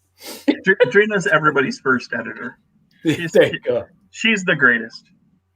Was I your first, Pat? I don't think I was your first. Oh my God. Are we talking about editing? Yes. I'm like, that took an odd turn. See, this game, I think, is going to be how much can we make Drina blush? I was legit asking if I was your first editor. You got to finish the sentence. As an editor, I guess technically no. Put the commas in the right places. Yeah, I would technically say that Jay Cott was my first editor because I had another script that I haven't shown to a lot of people yet, but it felt wrong and I couldn't figure out what it was. Like I knew there was something wrong with the script. That's why I wasn't really pushing it and I wasn't trying to find an artist and stuff. And I had Jay Cott review it and he's like, this, and Bob, it's funny you say that you're like, you talk about how you know what's going on, but the audience doesn't because you haven't explained it. It was the opposite for me. It was like the characters knew too much. They were too aware of things that they shouldn't know in the story. So I think those are sins that happen often. That's why editing is such a thing. Right. I think I got most of my my learning through reviews of my comics and people just like ripping on it, and then I was like, taking notes from like, and somebody saying like Bob Sally knows nothing about pacing. So I was like, all right, time to learn everything I can about pacing. So then the next review is like, this book is beautifully paced. And I was like, this is how we're going to do it. We're just going to do it by failing. It's about right. I mean, that's where, so I guess I'm curious. Unfortunately, Bob and I haven't met in person yet, which makes me very sad. It makes me very sad. There's many cons that I was supposed to go to, especially this year, and I think that's the overall consensus for us creators. Is I know Jason Clark says it all the time. Like 2020, he had it mapped out where like this was going to be his traveling year, and it all went to hell. Yeah. Stupid Corona. I think Drina brought it over. From where? I don't know. Wherever you go. Middle Earth. Did she just call herself a hobbit? She's been a goblin, an ogre, and a hobbit today. Drina's having a banner day from a fantasy perspective. Good Lord, you guys are just... I think, but yeah, not all short people are me. So keep that in mind. I just realized hey Kyle, I pulled a Kyle. Yeah, you forgot to click on the comments. And here is an absolute reason for people like Drina. What are you? Apparently, Dirk Manning needs you to edit his comments. We've made that joke many times. At least once a day. I'm like, dude, could you please fix your post? Right. You're giving me anxiety. Right. Can you just download Grammarly, like, so I don't have to work all the time? He always says job security. Why aren't you happy? It's job security. I love when people screw up and say, "Well, it's your job security." I'm like, no. It's true though. It is true. Well, the best thing about like Drina, like she goes down and she like edits punctuation and misspelled words that are like just in the description of the panel, and I'm like, forget about like, don't waste your time with that. Nobody's gonna see that. Like the artist is gonna figure that out. Yeah, but you can't count on that. She's programmed into it. I'm like, I'm not sitting there trying to, I don't care if Staniak, he translates that into Russian anyway. So who knows how that goes over? Well, you know what? Okay, I'll tell you why. Because, Mariana is from Italy, speaks Italian. Italian. Californian. But like, there were certain things that Dirk would misspell, and then she would then get in the dialogue wrong, and it's a word. It's just not the right word. So, like, I would be like, oh, that's a ghost, not a stomach. Like, you gotta get it. And it like had passed so many people, they had never even noticed that it was there. And I was like, how did that go? How did that get by you guys? Because it was spelled properly. It just was the wrong thing. So I'm always worried that like your artist is going to interpret it differently, or your letterer might interpret it differently. And you know, you don't like to go back and like have to tell them, no, redo the whole thing. And no one likes that. And I know artists really hate it. And I'm really particular about art too. If there's a mix up in the art, it's like, oh, hate to be the bearer of bad news, guys, but you're gonna redo it. Yeah. When something important for the story is missing from a page or something like that.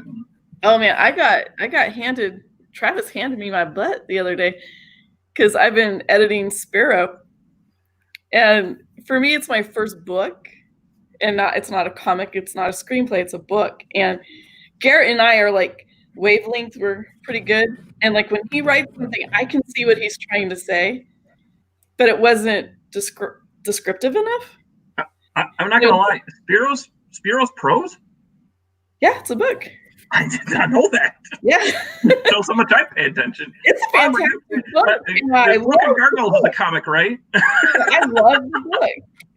And I was like, man, Travis had such great points. And I'm like, I need to learn more from Travis. Oh, don't let him hear you say that, please. No, I'm dead serious. He already looks like a pineapple. Dead serious. Like, yeah. The If his head red-haired gets he already looks like a pineapple. If his head gets any bigger, it's gonna start to look like, I don't know, Wilson from that movie Castaway. No, but like he was like, you know, you just gotta describe it a little bit more. And you know, he's right, because I read everything in a comic book form, and I could see exactly what he was trying to say, and it was like, okay, I get what you're saying. But I find Travis invaluable. Yeah, and I tease Travis, but man, that dude's smart. Oh God. I hate to admit that people are smarter than me, but everyone is. Oh, ouch. So I'm just getting woke up, Pat. I've been at this all day. I'm finally getting woke up, and I can be snappy. So we're here to actually talk about Broken Gargoyles, which is that still going to be June, or is that going to be July now? But that's going to be July now, isn't it? Now it's Josh Warner just sent a message to all of us, and I can't really remember what he was saying. He writes so much everything's stuff pushed back a month. Yeah, I asked somebody else. I'm like, what did he mean? But so right now, Broken Gargoyles is on Source Point Press's website. You can pre-order it there, and I believe, and if anybody's watching this that knows the answer, I think that it's going to be hitting previews in June. Yes, but that is correct. July. It's going to hit previews in June. Yes, because it was supposed to be in previews in May. It's going to hit previews in June, which means So we'll get on track. You know, it'll get there. I feel like when this all hit, like there was some people that were like bummed, where they're like, "Oh my God!" Like, you know, I wanted to get all this out, and there's other people where like, well, you know, everything's kind of on pause right now, so you know, there's nothing you can do. Like, you can't rush it, so you know, you just gotta go with the flow. So you know, it's like, all right, it's not coming out yet. You know, Source Point Press made it available to pre-order on their website, so we got to push that. We're going to be doing a Shelter Division Kickstarter that's launching on Monday, and one of the rewards on it is the first 30 people that back the hardcover of Shelter Division are going to get a free copy of Broken Gargoyles issue number 1, first print. So there's, you know, like one of the great things about Source Point Press is that they were not exclusive to Diamond. So we kind of were able to do a lot of fun. Like, this all happened, and we were able to get creative. We were able to keep pushing the books out, and you know, so it not being exclusive to Diamond, I don't want to say it helped us out, but it didn't stop us. Like, it wasn't like we were done. It was like, well, now we have to wait for Diamond to, you know, start back up again. Like, we were able to keep moving forward with our own release. So so it's available right now to pre-order on oxeyemedia.com, which is Source Point Press's new website that kind of, you know, brings together all of their it's like an umbrella company for Source Point Press, Deepwater Games, and N3, which is gaming mats. So, if you are looking for it, I think if you put in sourcepointpress.com, it'll redirect you to Oxeye Media. And so all the books that we were supposed to have coming out in previews, you can go and you can pre-order it, at their website. And then, of course, once it comes out, they'll be distributed there too. I'll make it easier for people. If you go to GarageCon.live and click on GarageCon links, at the bottom of pages, there's a link to go right directly to the pre-order page for Broken Gargoyles. And below that is the link to go and order the premium, awesome slabbed cover and Jay Fosgett? Jay Fosgett to the cover and Josh Warner to the cover. And the Josh Warner covers. The links will be right there. In fact, I'm just going to set a whole link to go to everything Broken Gargoyle. You're like a freaking internet wizard. I'm a ninja. If you did that would have taken me like a day and 5 other people to do. I would have to make calls, send emails, got on people's asses, and you're like, good job, Kyle. Thank you. Done.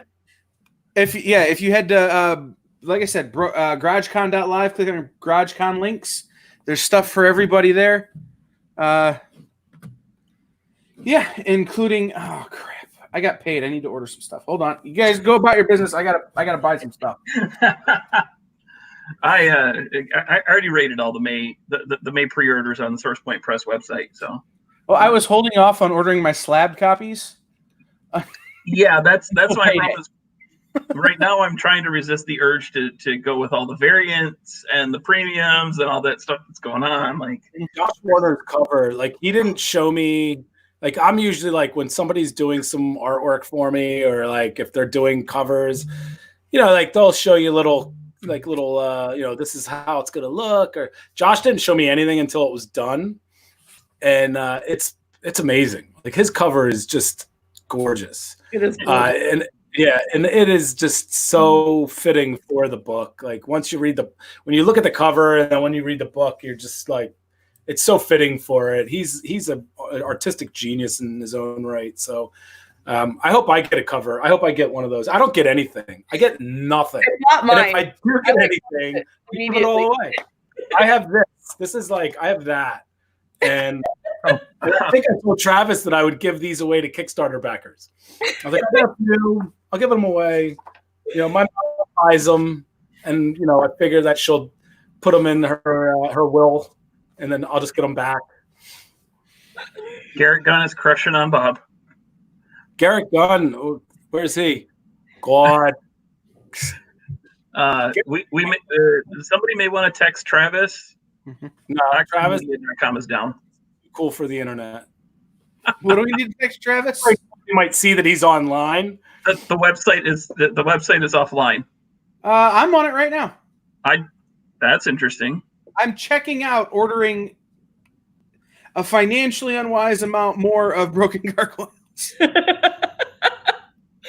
I think Kyle's our biggest fan so far. They tell me that's a good book, so I'm hoping. Knock on wood that I'm in love with it. So you told me you read it 3 times. I've been telling people. I'm like, this guy Kyle. I sent him a copy of it, and he told me he read it 3 times. So I don't know if that's a good thing or a bad thing. No, I sat on the couch and I read it 3 times. I read it once just straight through.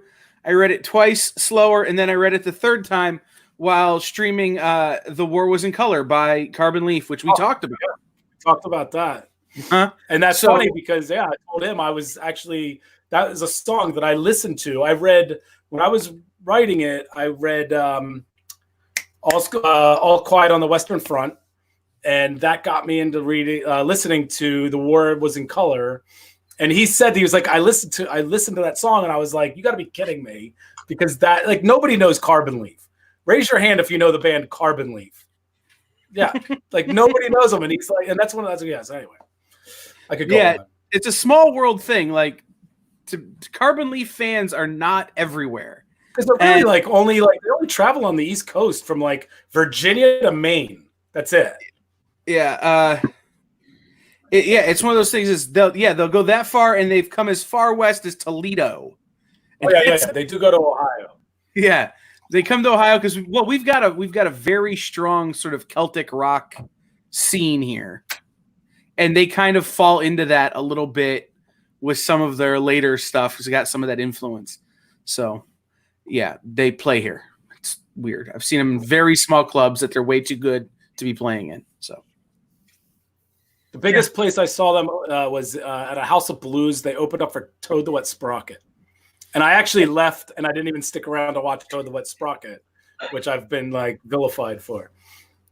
I love Toad too. I saw that tour. So, yeah, I love Toad too. But we could talk about 90s indie rock all day. So, but let's get back to comics. Yes. I don't know if Pat is doing his job as an interview. Have you given people the pitch on Broken Gargoyles? The elevator pitch? No, we have not gotten to that yet. We were getting there. Tell people about Broken Gargoyles. So Broken Gargoyles is did you want me to give it or did you want Pat to give it? I want you to give it. I want Pat to shut up. Every Monday night, I tell Pat to shut up live on the internet. It's pretty great. Broken Gargoyles is it's a post World War I story set in an alternate history diesel punk world where these guys come back from war and they are disabled, disfigured, and it's and then the world has kind of cast them aside, and there is it's kind of got this backdrop of a dystopian versus a utopian world that is kind of like the utopian world is taking over and sending the people who aren't with it into this dystopian reality. And these guys come back, and one of them is looking for redemption. He is he's facially scarred, which that is actually a term that they gave themselves after World War I. It was broken gargoyles, and they a lot of them they lost their jobs.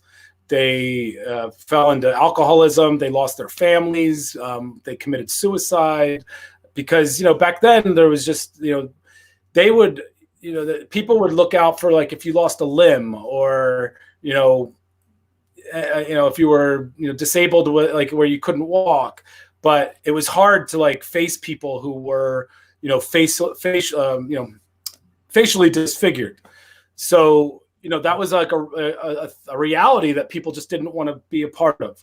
So these people kind of were like just cast aside. And when I read all about that, I actually read that for another story that I was writing that was post Civil War. So it didn't fit. It was like, well, that was post Civil War.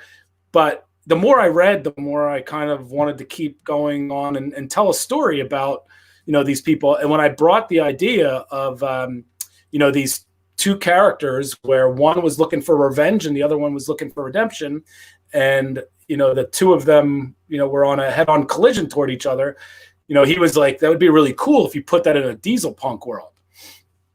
So I was like, Travis says something and you're like, all right, I'll do that then. And the more I kind of like read up on diesel punk and the history of post World War I, it really did fit. Like, I don't know if Travis, like, that was his intention, was that if you look at how the farming industry started declining and women's rights, like the women's rights movement was going on, and these vets that were occupying Central Park in New York, like, it just had like a very like apocalyptic, post-apocalyptic feel, but also at the same time you had the Roaring '20s, and so you could see, like, when I researched it, I could see like that there was like a decline in society, but at the same time there was like this rise in society that the two of them were not intermingling. Like there wasn't a balance where, like, I think today people are so engaged on helping each other and going out there and like being like the catalyst of progress, where back then, like, people were more like, I don't want to see it, I don't want to be a part of it, I just want to focus on my own world of uplifting shit. So that's where I kind of started with the idea. And then again, like going into a diesel punk, it gave opportunity to do really cool stuff. Like, you know, make Prescott, you know, have like this really cool kind of, you know, Darth Vader diesel punk kind of look to him. And, you know, I mean, like I always like putting robots and shit. So, you know, the research like diesel punk and being like, let's make this robot here. So it was, you know, that's where it kind of manifested. And then the more and more I researched it, the more and more like the characters started to manifest themselves into the story. And then of course, Drina taking over and being the editor on there, and me being like, read this and watch this. Yeah. I think, you know, that's like, you kind of started getting like, all right, I get the feel, because you're like, this isn't just your typical post World War I story. Like we're doing an alternate history. And right away, like in the book, you know, I wanted people to, you know, get that tone. And I'm going to show you, I don't know if you're going to be able to see this, but this is a page from it where, you know, like we had a billboard put up that said support third term. Now, if you look that up online, that's a real billboard that was, his thumb was down, and it was basically saying like, you know, no third term. So that, like, we wanted to do really cool things like that, like where we could see right from the beginning, like, okay, this is a different history. Like this is a different world. So the reader could kind of, as they're reading it, they get that there's some real shit going on, but at the same time, they're like letting go of reality and just kind of being absorbed into the fiction of it. And because it's a hard story. Yeah. So I don't know if I gave that, if that was the good pitch on it or not, but it's basically a story about these two, you know, World War I vets who come home to an America that is on the decline for them, and they've done some horrible things in France, and one of them is about to lose his family. He's lost his job, and he is looking to redeem himself for the things he's done. And the other one has lost everything, and he is looking for revenge, you know, from the people that have taken it away from him. So cool. It's Bob sent me, like I said, I read it 3 times, and it speaks to me on a number of levels, which is just, you know, I have friends who have served and who are different people now than they were before. I have friends who, you know, I have a person I remember from my childhood lost a limb in the first Gulf War, and I know the difference in him now as opposed to then. And it speaks to me on that level. But then you start reading into it, and you get into that cyberpunk, steampunk, diesel punk, you know, kind of world that, you know, from, you know, 3 times to get the genre right. Good job. No. But it's so all of those worlds in terms of the style are similar. Steampunk is not that different from diesel punk. I'll give you steampunk. I won't give you cyberpunk. The punk part. The parts that funny, like research diesel punk, like there's like, what is it, ion punk? Mm-hmm. Like there's a punk for every freaking decade. Like it's amazing. Yeah. And when I was reading up, I'm like, I want to write one of all of these. Yeah, dude, I think you could do it. Like that. I think you could do it. There's stories to be told in all of them. But you start looking at it, but it feels so familiar. I spend a lot of time in the more steampunk world with an RPG I'm involved with. So it hits me in that, okay, this is a comfortable place for me. And then you start seeing the action in the story and kind of the different character archetypes that you're seeing. And each of those speaks to a different part of your personality, and you can feel it all. And it really is a cohesive story in the sense that your brain starts to be like, okay, I love that guy, but I want to be that guy. And oh my God, I know how he feels right there. And you don't see that all the time in a first issue of a comic. Well, thank you. I appreciate that. And Drina has a lot to do that with that as well. She was awesome to work with. So one thing about Bob is he gives you homework. Yeah. He'd be like, your homework this week is to watch this, and next week you're reading this. Yeah. And it was a lot of fun. Like, What were some of the things you had to watch and read, Drina? well, not really read. It was a kind of a joke. But Band of Brothers, was it Band of Brothers that you were? Oh, so good. So Yeah, you didn't know me yeah, well because I don't do crying. I And don't that- do crying. I don't do crying. So that was a little rough for me. It was like, but my favorite. what was the other one? Was the it The was Pacific, the other Band of Brothers one? no. It was the It was World War I, where they took the footage and they colored it in. Yes. Okay. That was fucking hard to watch. Sorry, my cursing. That was hard to watch. At that point, I was just like, curses. But then he said, your homework this week is Die Hard. Die And Hard. he speaks I mean, to my soul. That's not homework. That's just enjoyable. Right. Okay. And it Is there might have gonna be a been test? Reward. Wait. So wait, I need to back that up. Had you never seen Die Hard? No, I had, but it was just, Okay. you I'm know. like, if you hadn't seen Die Hard when he assigned that to you, I think maybe we need to have some talks. Trina. No, it was Right. just like, I feel like it was my reward for watching the other two Right. really hard things. I was about to say, there's more movies in the world than just Goonies. As much as I love Goonies, there's more than Goonies. Yeah, but that's the only one that takes place where she lives, Pat. I mean, so I find it fascinating that you're giving Drina homework to watch some of the greatest films ever made, and she's like, I don't do crying. I like Monday the HBO will show all of Band of Brothers Oh yeah, they will, won't they? I was on Monday. I forget about that. Yeah, they do it every year. I have the metal box set of that and the Pacific because when Blockbuster Video went out of business, I'm like, I'm buying them. So I think it's interesting. What were some other influences in media that you brought into this, Bob? Mad Max. Like, I think like I was a big Mad Max fan. Not like the Mel Gibson one. And then I didn't like Fury Road, but I watched it again while I was writing this, and I liked it a little more. So, it was, but I think like when I was watching it, I was one of these guys where I was like, Mad Max isn't the main character in this, and I don't like it. But then when I watched it again, I was like, I get it. Mad Max is not the main character in this, and it's better because of that. So I did. I enjoyed it. And then there was like this scene like where they were in this swamp, and there was these stilt creatures walking through, and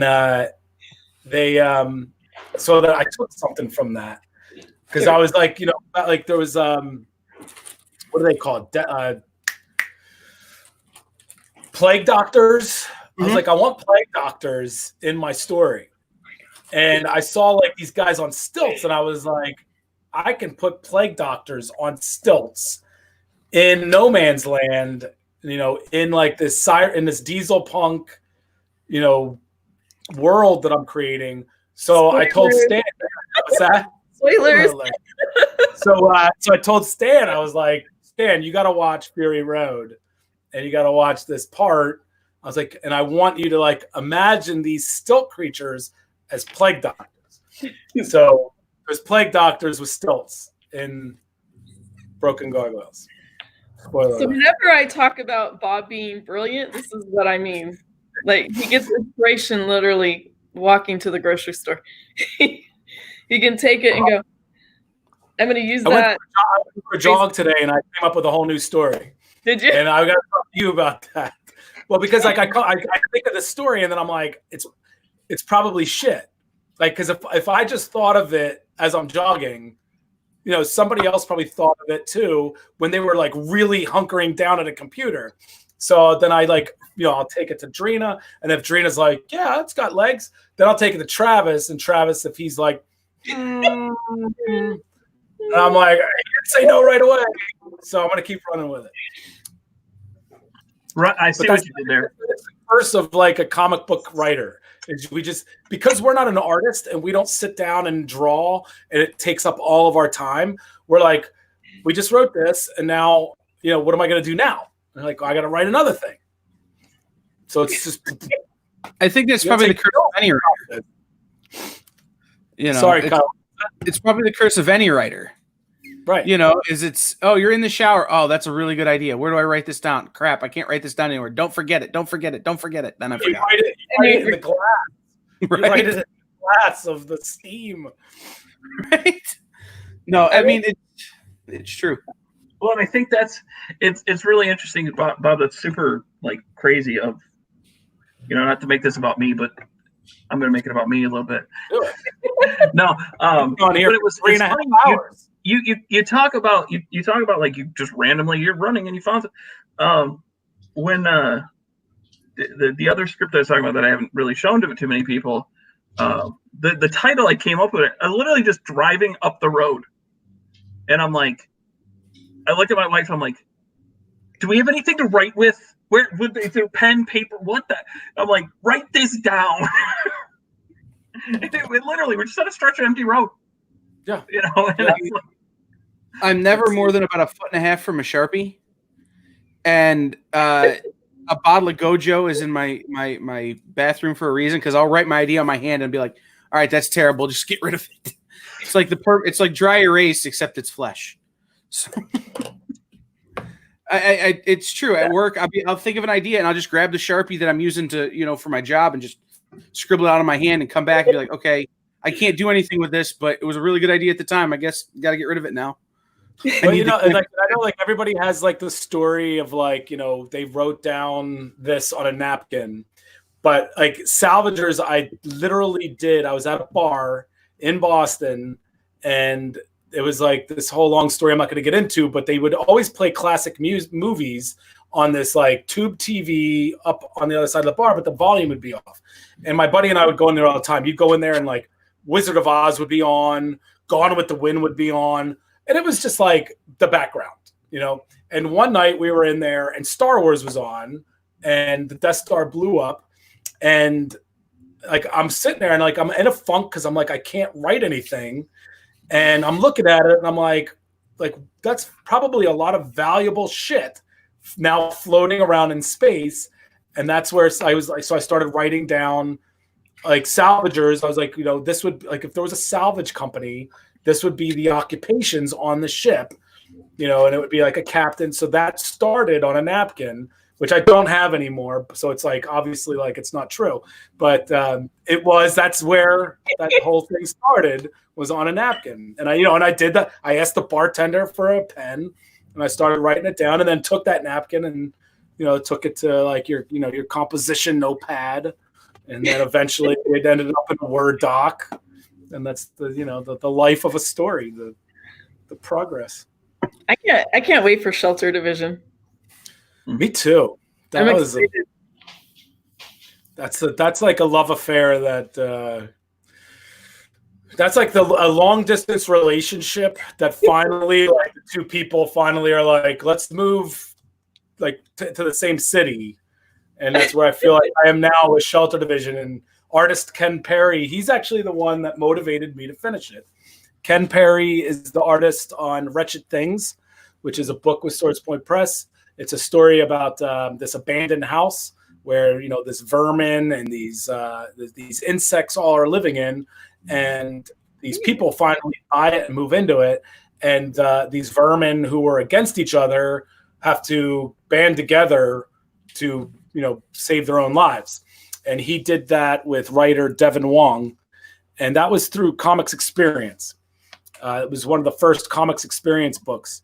And then through doing the cons, like, I met Ken. Ken actually lives in Fall River, which is in Massachusetts. So he and I are both up this way. And so we've done a lot of conventions together. And he was, he wanted to do a book. And he was I was like, all right, and he was like looking through what what I had, and he was like, "What about the Shelter Division?" And I was like, I don't even want to touch that right now. But he and I just kept talking about it, and he was drawing some things up, and so finally I was like, all right, let's do it. And I lost my artist on that, which is one of the reasons why I was so jaded with the project. But now it's almost finished, and again, I think it's the third time that I'm slipping a plug in. Kickstarter with SourcePoint Press launches Monday at 9 a.m. And if you back it early, you can get a free copy of Broken Gargoyles. I feel kind of bad about it because I remember hearing about Shelter Division forever ago. It was a long time ago that I started and stopped it. Yeah, because I'm like, you mentioned this the Shelter Division Kickstarter. I'm like, man, I completely forgot about that. But I felt bad because I'm like, I totally knew the book. I love the typeset title on it and all that. It's super super fun of like how just like spy type of like feel to that. Just that, which is what's so interesting about like title graphics. That just gives that like initial feel of like, what's this book about? Oh, well, it looks like an old like FBI CIA dossier type, feel. So what's funny, if Travis McIntyre was watching this right now, right, he would probably be loving what you're saying because that logo was his idea. I had a different idea. Oh, I hate that logo then.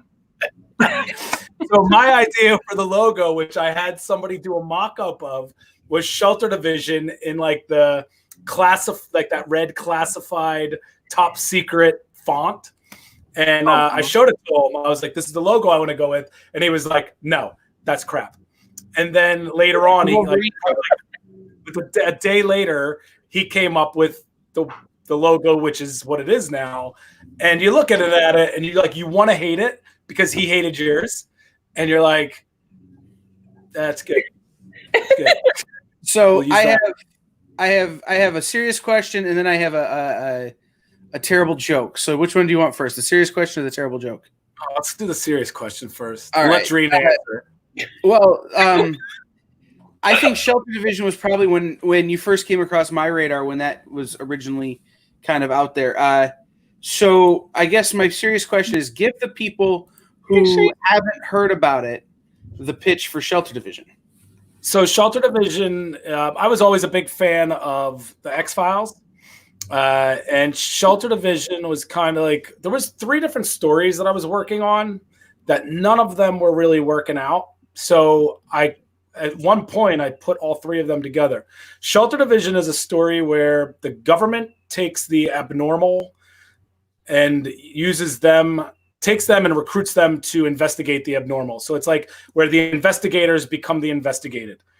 Where the investigated become the investigators. I've been drinking since 3.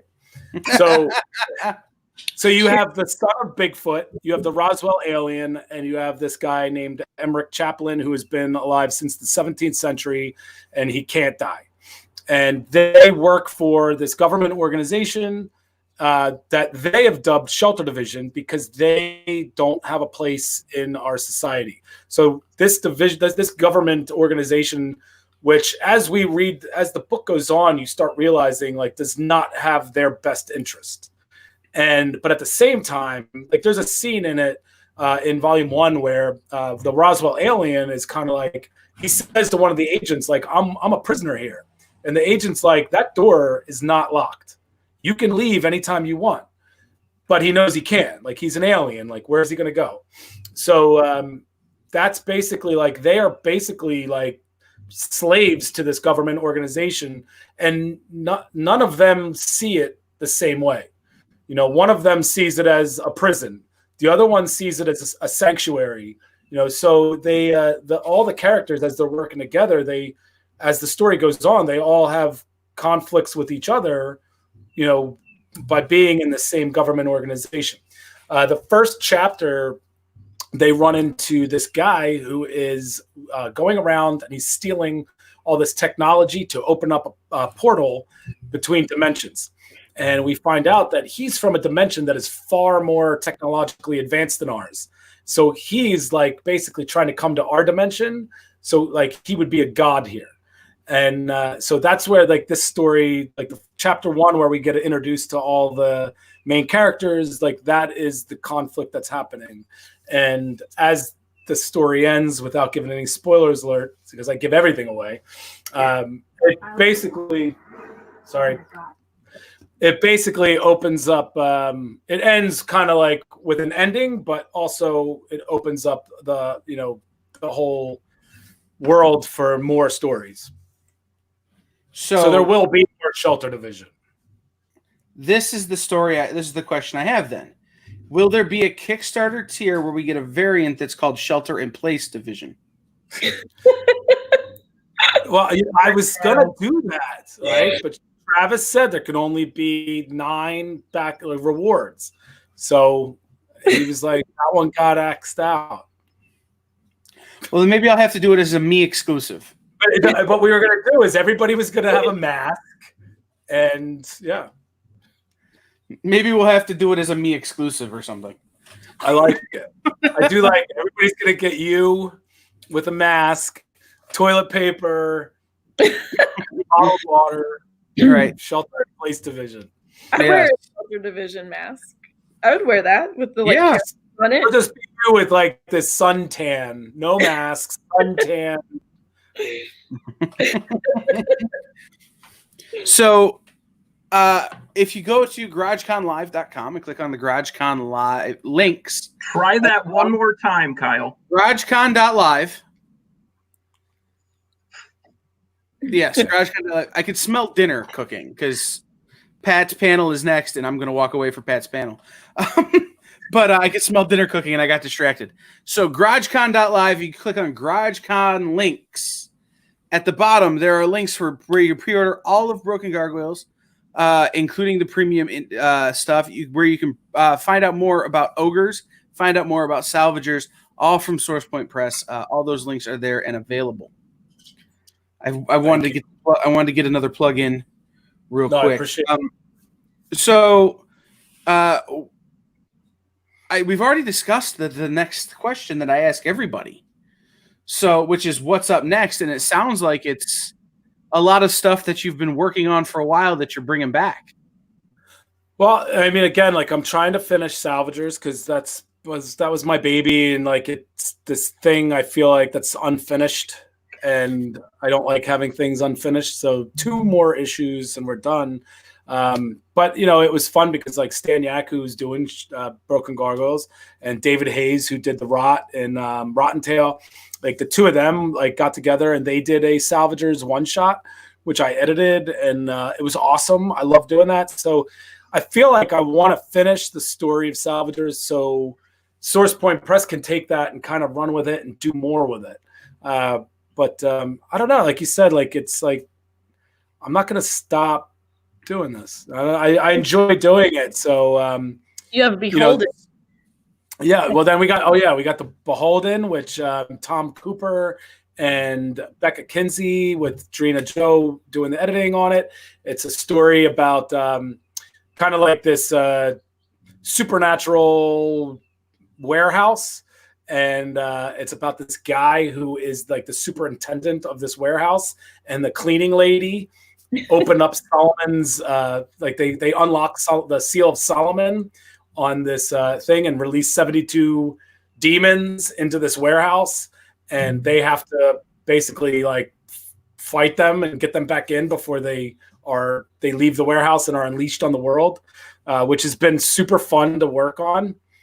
With these two upstarts, like this Becca Kinsey's this up and coming writer, and Tom Cooper, is an up and coming artist. So I'm really excited to get them out there. And Drina, it's actually been fun because Drina's the editor on it, but I've been doing editing on it as well because I wrote the outline for it. So we're both kind of working together on it, and it's awesome to see Tom and Becca like how excited they are to be working on this thing because it's already been greenlit for publication. So the 2 of them are working on it where they're like this is a book that's going to be published with SourcePoint Press, which, you know, nowadays that's a freaking huge thing. So I'm excited to see them be excited, and you get to a point where, you know, you're like, it's awesome to kind of, you know, nurture that in another person. So, so there's that.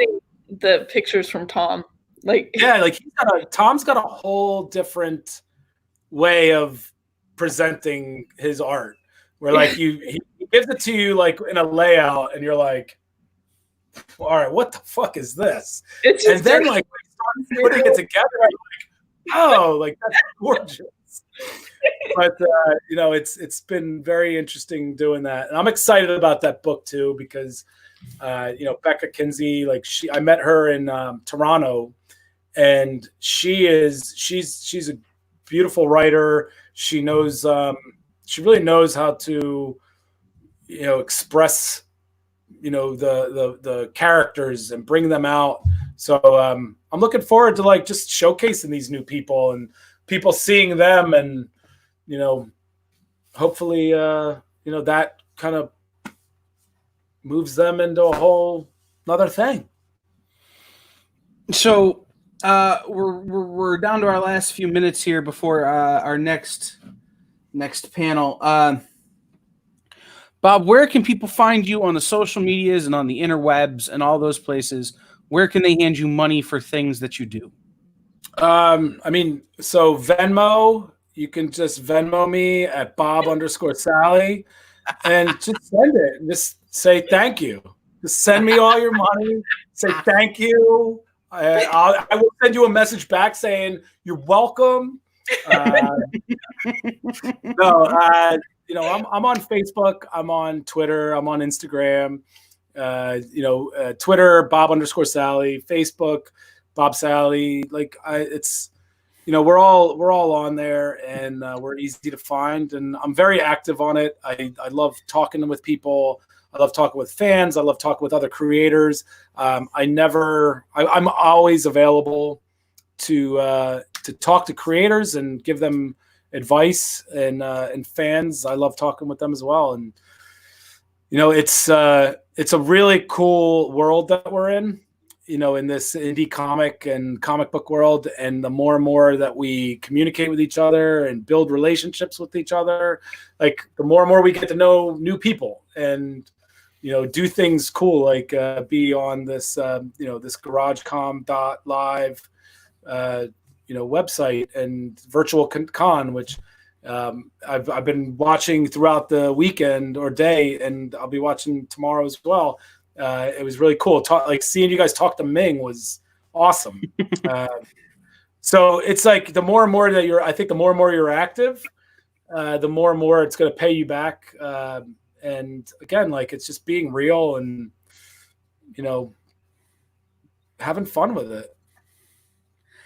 Drina, where can people find you on the internet? Where can they hire you to correct their spelling and their punctuation in the things you don't need to check their spelling and punctuation in? No. And all the other. It's not checking punctuation and spelling. It's saving your ass.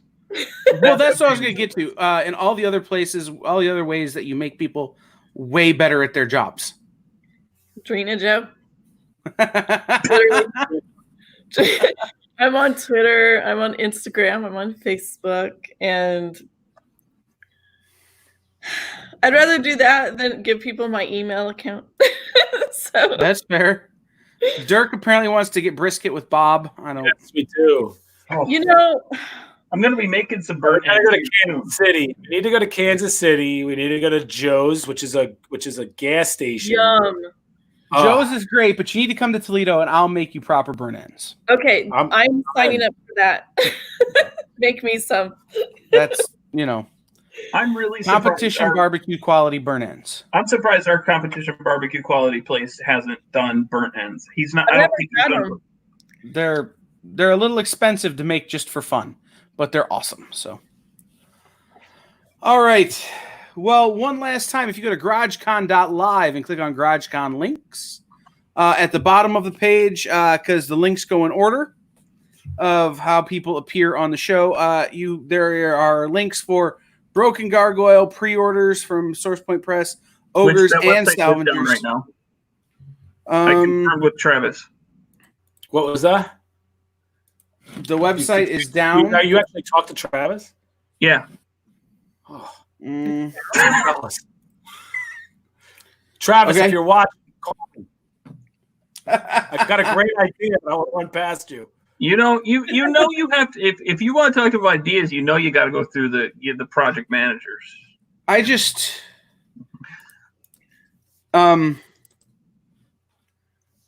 There it is. Oh, must have just come back up then because it was down. yeah. Well, if you Or you're all I getting know is cash page. if you click on the link from GarageCon.live, it goes there. That Uh-huh. cover. I mean, those covers are so Or gorgeous. So and then you got thank the you. Staniak one. Yes, and then you have So the this- regular Staniak. The Staniak one. That's a different one. That's not on the website. I need that one. No, this is a limited edition Anomaly Comics, and there might Got it. be some left. I got this one that I think my mom wants. Mom, I'm sending it to you. Just one. My mom has my entire collection. She shows it to like the neighbors.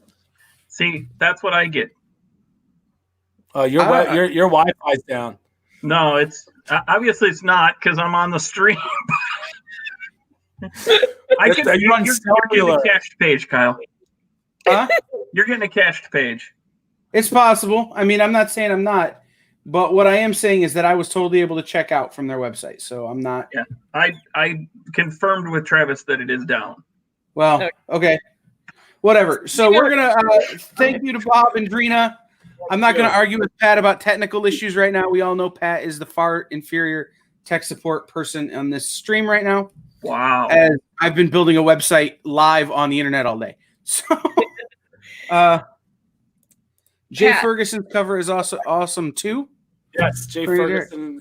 That's a Black Cape Comics. So if you go to blackcapecomics.com, Jay Ferguson, actually, Sterling there, he's got a mask. He wears a mask that is, I think you can see it from his avatar, but he did a Black Cape. Yeah. So Black Cape Comics did a mask from the Jay Ferguson cover, which I want to get one of them. Nice. One of those. So we're going to get out of the way here for the Get in the Game panel, which is our next panel up here on GarageCon. They're up for the next hour. So we welcome in. I'm going to have to take myself out to do that. Thank you guys so much. for But we having can me. add Emily and Travis, and then I'm going to take myself out and Trina, you're add welcome to Isaac. stay, if you'd like. Oh no, I was just going to tell you good luck with the Thanks. panel and tell everyone hi for me. We'll do. Well, I mean, I'm kicking Kyle out, and then we'll bring in Isaac, and now you can say hi to everybody. Hi, Travis. Thank you guys for having me. Enjoyed the rest of the night. I'll be watching from my phone. Bye, From your Bob. phone. All All right. right, Drake, I'll be talking to you soon. Bye. Pat, thank you very much again. Kyle, if you're watching, thank you. Thanks, Good luck, Bob. guys. It's great to see you, and I hope we get to meet in person soon. Absolutely. It was great chatting with you. We'll talk to Good you luck. later. Hi, Emily. Hi, guys. I just wanted to say hi Hi. and meet you guys finally. I think Isaac is the artist. Weren't you the artist for Solid State? No, I did the coloring for Okay, Solid State. but you were on it. Isaac's What's the name? super quiet. Oh, I don't know. Maybe my mic is a little funny. Oh, I think that's better. It sounded a little better. But I'll leave you guys. Have fun with your panel. Bye, Drina. Bye. All right. Before we dig into our panel real quick, I'm going to do a quick recap on something. Give me just a second here because I want to go through and I want to show the. We're going to make this all. We're going to go through and we're going to show all the art that's up for auction. We're doing an art auction. This was all created last night during the drink and draw, or a couple people donated beforehand because they weren't able to join us for the drink and draw last night. And there is a bunch of art up for auction on the Cherry Capital Comic Con website or Facebook page in a GarageCon 2020 art auction website. Or, man, I can't stop saying website. Photo album. So we've got, I think it's about 25 different pieces in here. So we've got Amani Latif, who will be on tomorrow, did a awesome blade. This is a patch by Hopper Arts. Dune by Brian Mazzani. And then we have a mini Ghost Rider by Seth the Moose. Silver Surfer by Seth the Moose. Sailor Moon by Seth the Moose, because Seth's so ridiculously quick, he like cranked out 3 in like no time. Tara Maslowski doing an Ahsoka. We don't need to talk about that one. Nebula by Adam Ferris. A Wonderful Mermaid done by Tara Maslowski. Rogue by Teresa Mork. Constantine by Teresa Mork. Batman, animated series Batman, which is by far the best Batman. These are all by John Garavaglia, Jerry Seinfeld in the puffy shirt, a Joaquin Phoenix Joker, and a Yoda, Baby Yoda, Mr. Miyagi hybrid, as we talked about last night. Christy McCullough, Christy Cube, created this wonderful angel puppy and demon cat. I think they're a nice pair. And then Isabel from Animal Crossing. Travis. Oh, Travis is here. Travis did this. He did the Samurai Vader, which looks absolutely spectacular. A Death by Goblin Grimm. Same with The Storm by Goblin, which just this picture, this scan doesn't do it as much justice as it should. Looks amazing, but there's like shimmery paint on there. It's absolutely spectacular. Seeing it live, you can check the Cherry Capital Comic-Con Facebook page. You can check the live stream from last night, and you'll see it. Or actually, no, that's on the Nexus 419 YouTube channel. A Lego Ahsoka came in from Bill Polkowski. And then Brandon Spy did this. I don't even know how to handle this, but it's awesome. And then same here. This one, like, and that's all of them. So yeah, so we've just an absolutely amazing number of auctions going on right now. Like I said, they're all on the Cherry Capital Comic-Con Facebook page.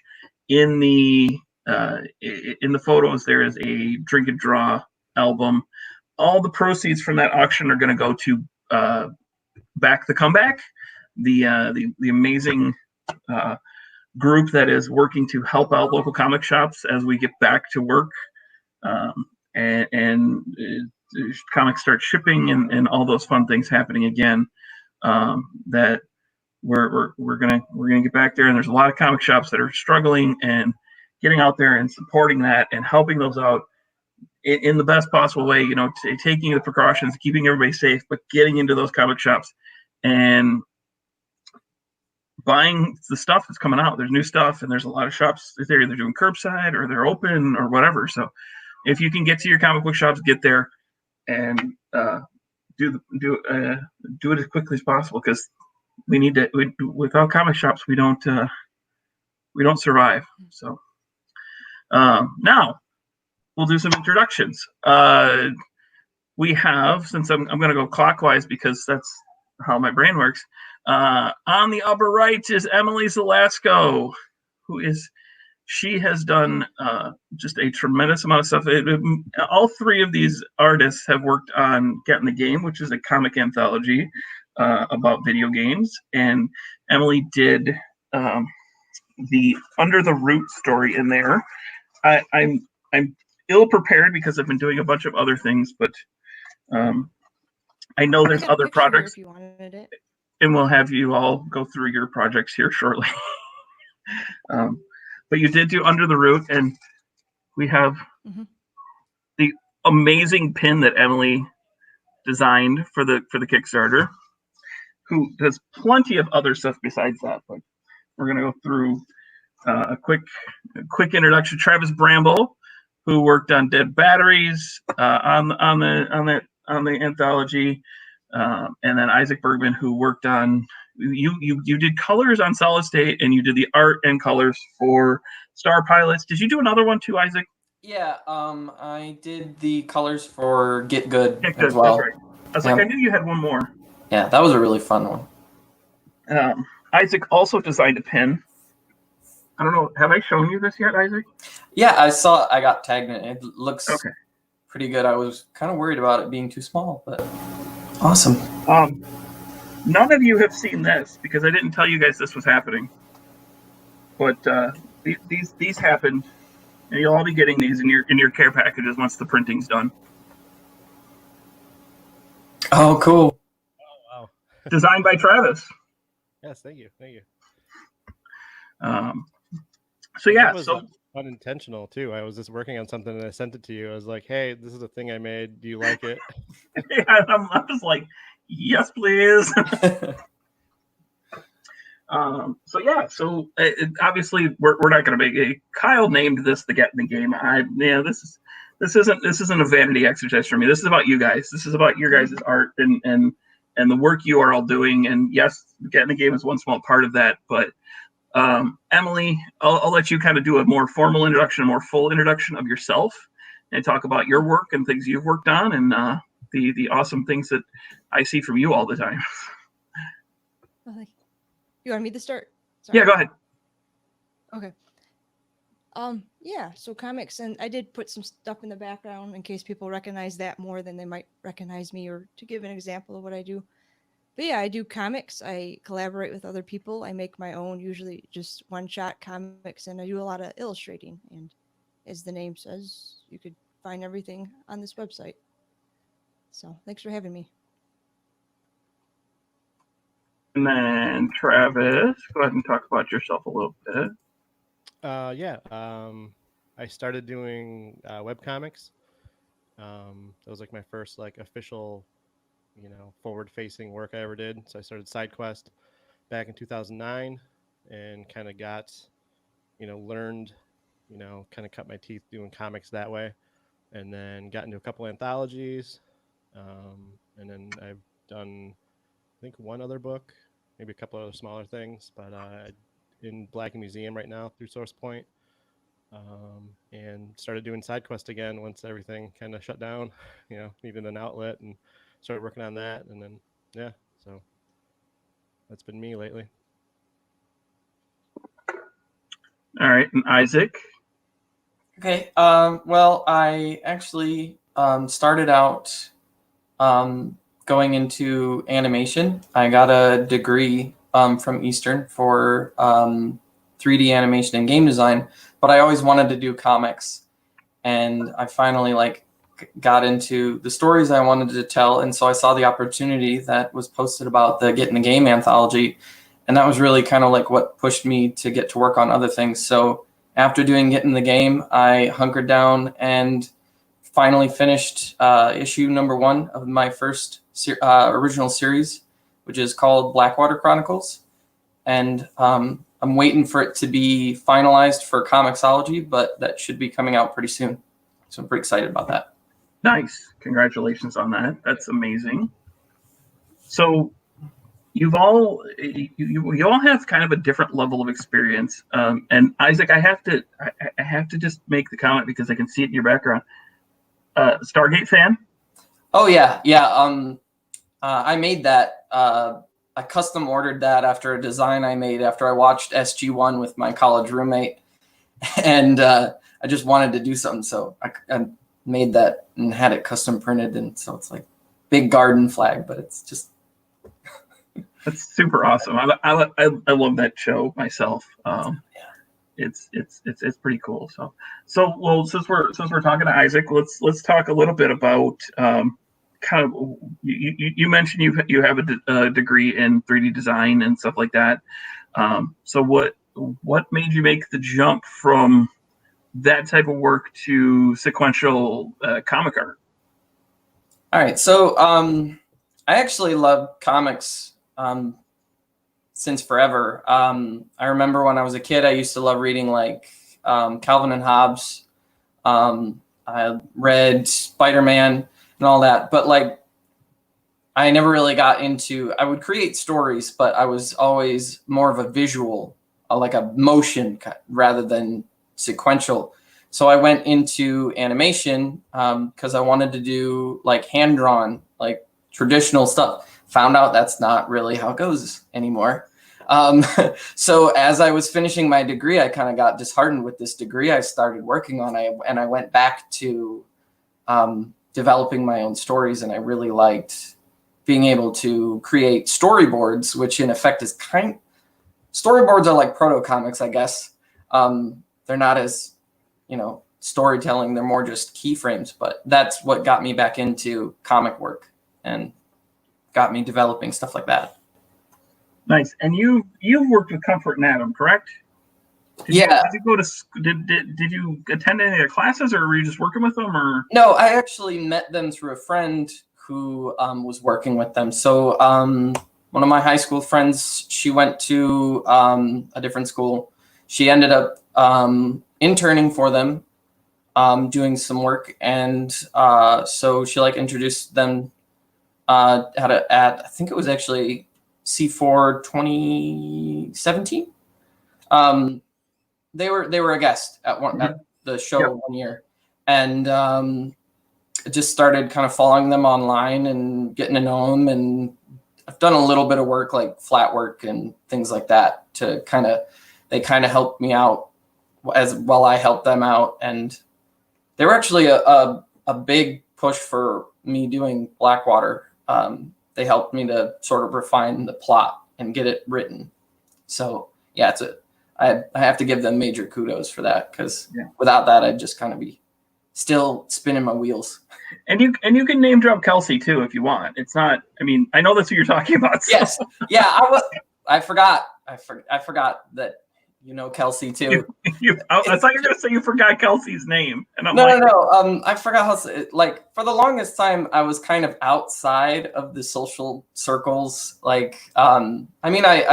visited everybody at conventions, talking to them, but I never really got in on it until Kelsey pulled me in and introduced me to so many people. So I kind of forgot that everybody knew Kelsey too, because I was like, Kelsey's my friend from high school. It's like, no, she's everybody's. Yeah, it's amazing how everyone kind of thinks about how comics being this like, oh my gosh, this massive group and this massive thing, and it's really it's about this big when you really think about it. Everybody knows everybody. Like, you're usually like two people removed from like Jim Lee. It's not uncommon to know somebody who knows Jim Lee and not just like, oh, I met Jim Lee one time. I've worked with him. I've had, I've been in, conversations with him at this event or whatever. Like it's not just this little like, oh, Jim Lee.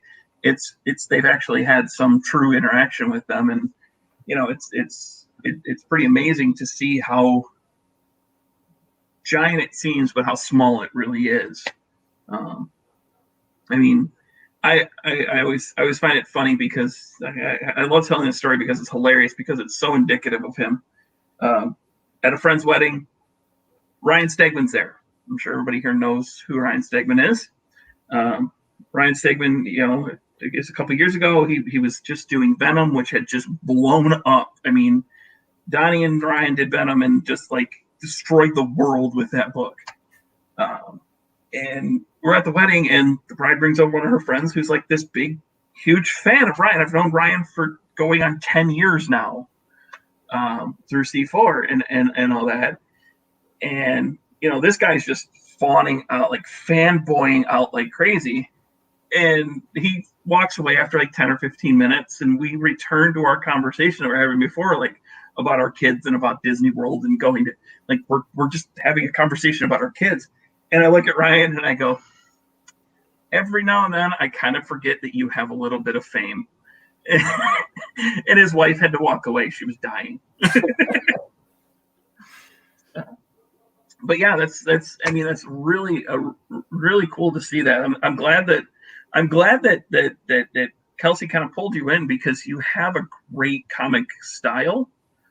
Your style lends itself very very well, and you have a great eye for color, in my opinion. So. Oh, well, that's a surprise to me. I'm always hesitant about my colors. I'm like, maybe I should get a real colorist, but.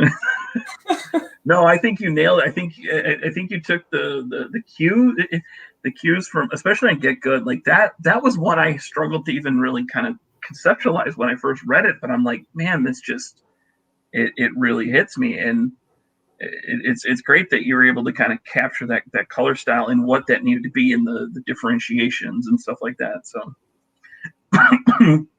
oh, excuse me, I've talked a lot today.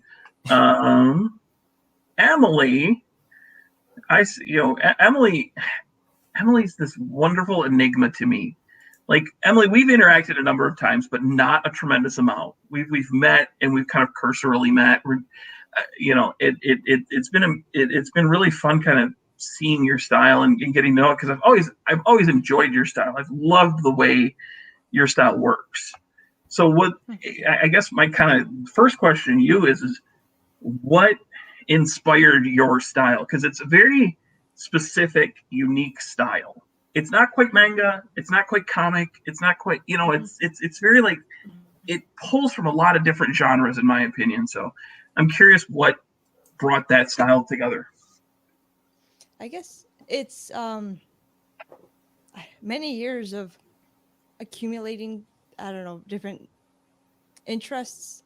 Like Isaac, I was really interested in animation, and I think originally I thought I would go into animation because of the particular movement and hand drawn, just like you were saying. So like, there's a lot of like animated things that played a role at the beginning.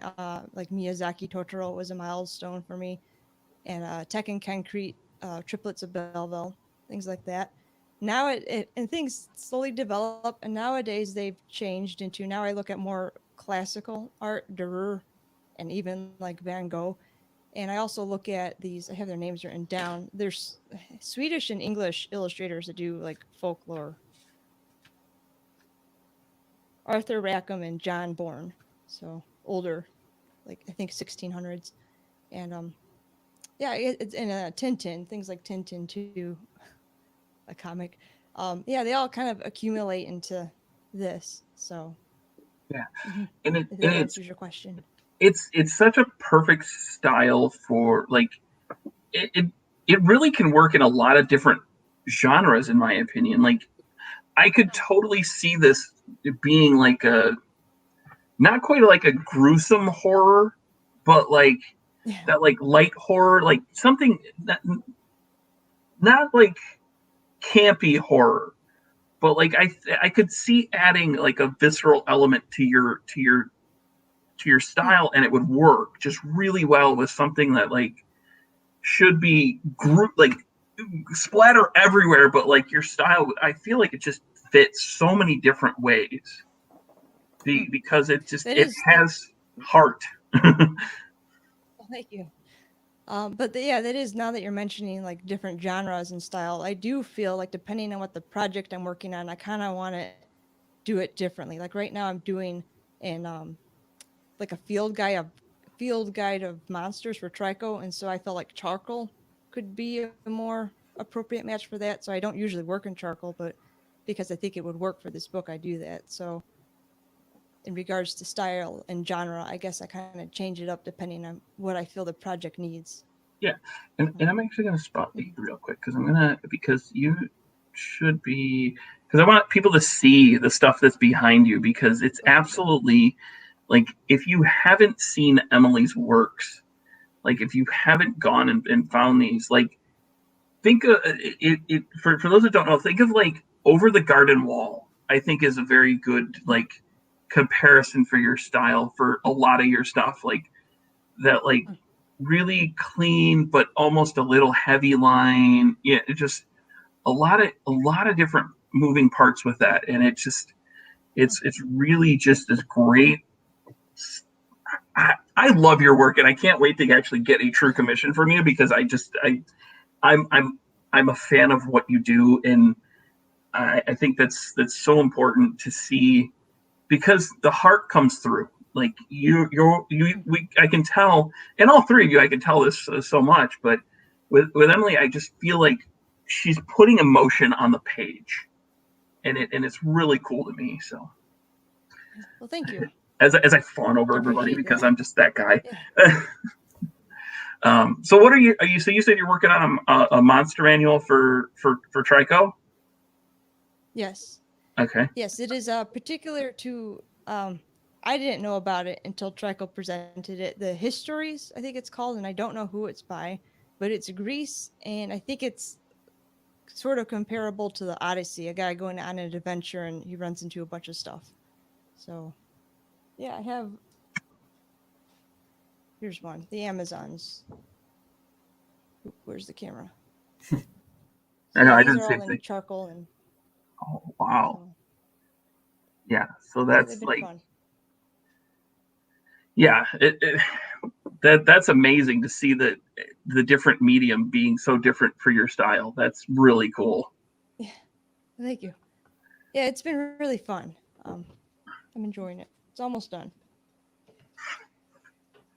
And that's such a true artist statement of like the layman would look at that and go, "That's totally done. That looks amazing." And then the artists are like, "No."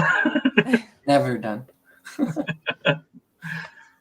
I've been with so many artists and seen so many that just I watch it and I see all this, I'm like, wow, that's amazing. They're like, no, it's terrible. Travis is laughing because I think he's one of the guiltiest parties. Oh, ragging on my own stuff? Yeah. Oh, of course, yeah. So I think Travis is the one I've known the longest here. I've unfortunately known him for Next year. going on about 10 years now. Yeah. What was your first year at C4? 2011. Was it? Oh my goodness! Wow. So it is going on 10 years. 10 years. So Travis was a late addition to getting the game. I was like, oh hey, I'm missing an artist. Oh no. Yeah, I'm like, you reached out to me. We were in Florida eating tacos and drinking some beers, and I get a message from you, and I felt bad about not originally getting on it in the beginning, but it was at like a weird time in my life where I was going through that. I don't want to do comics, and I don't like my stuff anymore. You know what I mean? And I'm like, I'm gonna pass on this, even though it was like right up my alley, a video game. Well, I will say it was really surprising when I'm like, wait a minute, Travis isn't on this. How is that? What? Just a behind the scenes, yeah, it was a bad time. And then I was in a good time, and then you reached out to me, so I was all pumped. So I was like, have another drink, have another taco, I would be in a book, So I was pumped. It was party time. So. Yeah, so you've done side quests. Side quest lasted in its first iteration for what, about 4 or 5 years? Yeah, it was probably at its prime when it was me and Paul, probably until like 2014. It's probably last about 5. There's 5 like good years of it improving and getting better, and we were learning a lot. And then I started doing other stuff. I got into Unlawful Good, and then started doing stuff with Black Museum, and then I was doing even other projects, and this just kind of fell on the wayside. And I still kind of updated it, and it was still kind of fun, but the intention was always to bring it back eventually. I had some hand-drawn comics done for the 10-year anniversary, and I was going to do a bunch of stuff. And then when my office became my home office, I had to figure out a different way to do art for something weekly. And then that's what the new iteration of SideQuest looks like, where it's done in Illustrator, almost like logos and stuff like that, not hand-drawn. And it'll eventually go back to hand-drawn for something maybe longer, regular comic books. But for now, I'm having fun doing that, and people seem to like it. So why change it? Well, and you've absolutely crushed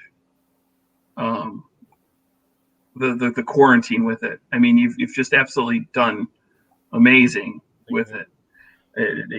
Sitting here of like and bringing in, it's absolutely hilarious. Travis is somebody who I consider friend outside of just being somebody I've worked with or anything like that. And like we totally, we've both kind of fallen in love with Welcome to from Deep Arthur Games. Oh, And the fact that you brought that into the comic was absolutely hilarious. well, I mean, most of them are. It started out as just I need to do something to distract myself. For years, SideQuest was I always wanted to do something different with the characters, and like originally it was like I had little 8-bit versions of them, and they were going to be in a video game. So I wanted something that I could produce quickly, because the 3-panel hand drawn and inking it and coloring it and stuff would take a while sometimes, and sometimes you need something fast. Well, doing it now this way, it's like, yeah, me and my wife Dana are playing Welcome to and having these funny stories, and different stuff is coming up, and I'm like, I have a notebook next to me and I'm writing it down, and then like 2 days later, it's almost like South Park. 2 days later, I can just pump out a comic, and it's been fun. And like 90% of those have happened during the quarantine, during stay home, and it started as a relief for me just to concentrate on something else, and then people seem to really like it, so keep doing it. It's interesting to see just how I did it again. I forgot to click on the comments. Way to go, Pat. Yeah, I know. That's gonna be your thing. Just like Kyle's was not being able to say the links. You're not gonna click on the comments. Yeah. Welcome to it's I hate kind of turning into a commercial for Welcome to, but it's a really good, fun game that's the rules are simple. The rules are so simple. Basically, use a number and use a power in one turn out of 3 choices of each. And like but it becomes so strategic. And what's advantageous is the game can be played, like we could play it right now. Yeah. If everybody had the sheets for the game, we could all play it right now because only one person has to show the cards. Mm-hmm. No matter what you're doing. Center board. Yeah, it's such a perfect like quarantine game because you just need one person running the cards and everybody else plays their sheet. And obviously, if somebody hits the end goals, they announce it. But that's what's been absolutely fantastic. And we ended up our friends the Demooses. We're like, okay, we're gonna get a game night going here very shortly. Nice. It's been pushed back a little bit because A, I've been working on a bunch of projects, and B, we've had this coming up, and so and C, we had to wait for the Demooses to get their copy. Oh, look at! Hi, Dana. Yes, and she is the winner every time we play. Look at that shirt. Oh, yeah. So every time we play, she crushes me. I still have fun playing every time. It's a blast. So first time we played, Rory was sitting there. My wife was sitting there going, "Oh, I don't know. I think our 9-year-old's doing a better job at this than I am. I don't know." She doubled both our scores. Yeah. Just like crushes both. It wasn't even fair. The last game we played, Dana's like, I'm down by 1 point, and I was like, from last game, she's like, yeah, and I was like, I did so well, and I'm still behind you. But it's a blast. I love playing that game. We bought expansions for it, and the dry erase scorecards, so we're not using the paper ones anymore and wasting. Oh, nice. Yeah, I have one expansion. I haven't cracked it out yet. I have the summer expansion, which I haven't cracked out yet, but I need to get the whole like kit because they're all great. I need to get there's another roll and write that's really good. It's Railroad Inc. That's supposed to be a lot of Instagram things for that. Yeah, I've heard a lot of good about that. So, well, I guess let's work on it. Let's play off this theme because I've done this. So I'm gonna put Isaac and Emily on the spot because I'm mean like that, and curious if they have favorite board games or something that they're playing right now to through the quarantine, if there's a board game or something like that they're using right now to get through the quarantine, or even whatever it is you're using to get through the quarantine. Well, lately I've been using Roll20 to play 5th edition D&D, but with the I don't know if you guys are familiar with this custom setting called Humblewood. It's basically like Mouse Guard-ish Redwall. Like you've got like bird people, like rat people, raccoon people, you know, all these little animal people. And it's set in this giant forest where animals are like people-sized. And it's pretty fun. I'm playing a ferret rogue, and he's obsessed with tinkering, so that's a lot of fun. But yeah, Roll20 is great right now. So connect with everybody without being there at the table. I like that you mentioned Mouse Guard, and Travis and my eyes both went boom. Yeah, I saw that. Like, oh, Humblewood, okay. Nice. Yeah, my sister is. We're getting a Kids on Bikes campaign going, and my sister's never played anything role-playing related. So I'm like, oh yeah, it's gonna be fun. Yeah, I keep dropping hints to people of like, of I want to get into a D&D campaign because I haven't played in like 25 years. It's been forever since I played any D&D, and everybody just keeps like missing the hints or something. Well, the first couple of weeks, people made fun of me for being like D&D. Let's play D&D. We're gonna do D&D, and then now it's like, okay, let's play D&D or something equivalent. So, Emily, are you? What are you using to get through the quarantine? I'm actually mostly just working on stuff to get through it, but game-wise, I think it is called Seven Wonders, and it's just a kind of a simple numbers card game. I think that's what it's called, Seven Wonders. And then the other one that I really like, I can't remember the name of. I was prepared for every question except for this question. It's illustrated by and this is terrible that I don't remember any names, but it's the animation or the cartoon studio that got shot up a few years ago. Oh, they did this card game. What is it? You all know what I'm talking about. So. Yeah. But the card game is like a World War II kind of base, and it's about morale and things. And I really like. It's a fun game, and I really like the artwork on it. So, do you know what it's called, Andy? He's great. Now it's gonna bug me. I feel bad. Charlie Hebdo. What's the the Civil War one? I was like, World War II. that one wrong. This is the game. Lost Cities, not Seven Wonders. Sorry, is the one. But And then it was Charlie Hebdo. yeah, the Grizzled. Yeah. Yes. Yeah. So I really See, like that's why we keep Kyle around. Yeah. That and update the website. Emily, I really loved your Animal Crossing, non-Animal Crossing pictures that you did. Yeah. We're not playing the game, and then you did the sketches. That was really nice. On Instagram. That was really awesome. So is everybody here playing Animal Crossing? Oh yeah, that for sure. I've got probably like. Oh, Emily's just cashing in. I love it. Yeah, I fell off. I felt Well, bad. not cashing in, but yeah. I feel bad. I kind of fell off on it because it was weird timing when it came out and everything, and it was like I don't know. I played it a little bit. I think I got it like a week after release, and I'm pretty sure I played it every day since. I just got like a achievement recently saying I played 50 days in a row. So it looks I see somebody else's island and then I feel bad because like my island's not near as good as that. Mm-hmm. So and I haven't played the day, so I've really gotten into recently flower breeding to get all the hybrids and stuff like that. So you know, like the pink and white flowers like Emily has.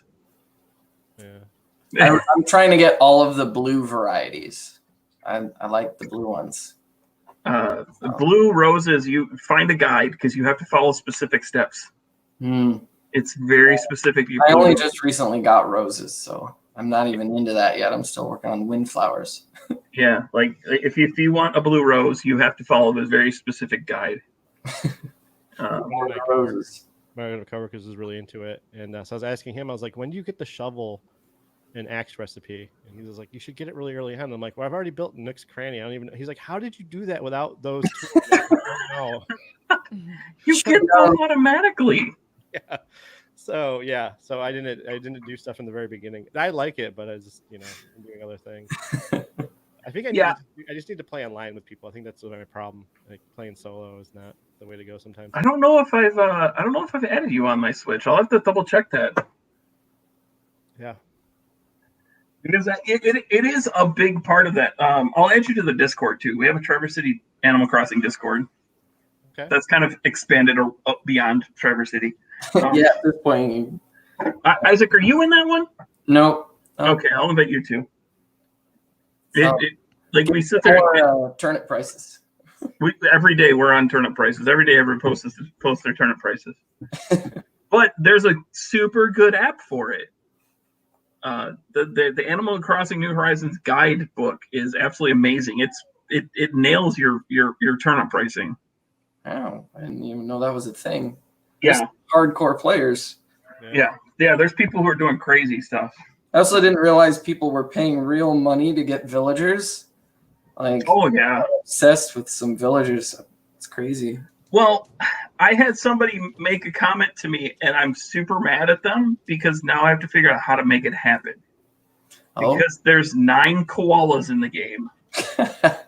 Oh no. And my last name's Koala. You have a mission. Yeah. I already got 2 by chance, so I was super happy about that. Yeah. Last time I played, I had a rainbow knit sweater and no pants running around the island. And Hey, it's your island. Do Yeah. what you want. I was taking pictures with my coworker. I'm like, "This is how you do it." This is the island life. Yep, and Skatopia. Very nice. So, Travis, you have at Source Point Press, you have Black Museum. Yeah, from Brad Gashia wrote that one. Yep, it's 3 stories each in each issue. And what was that? Say that name one more time because I say it different every time. I say it wrong too. I think it's Gishka.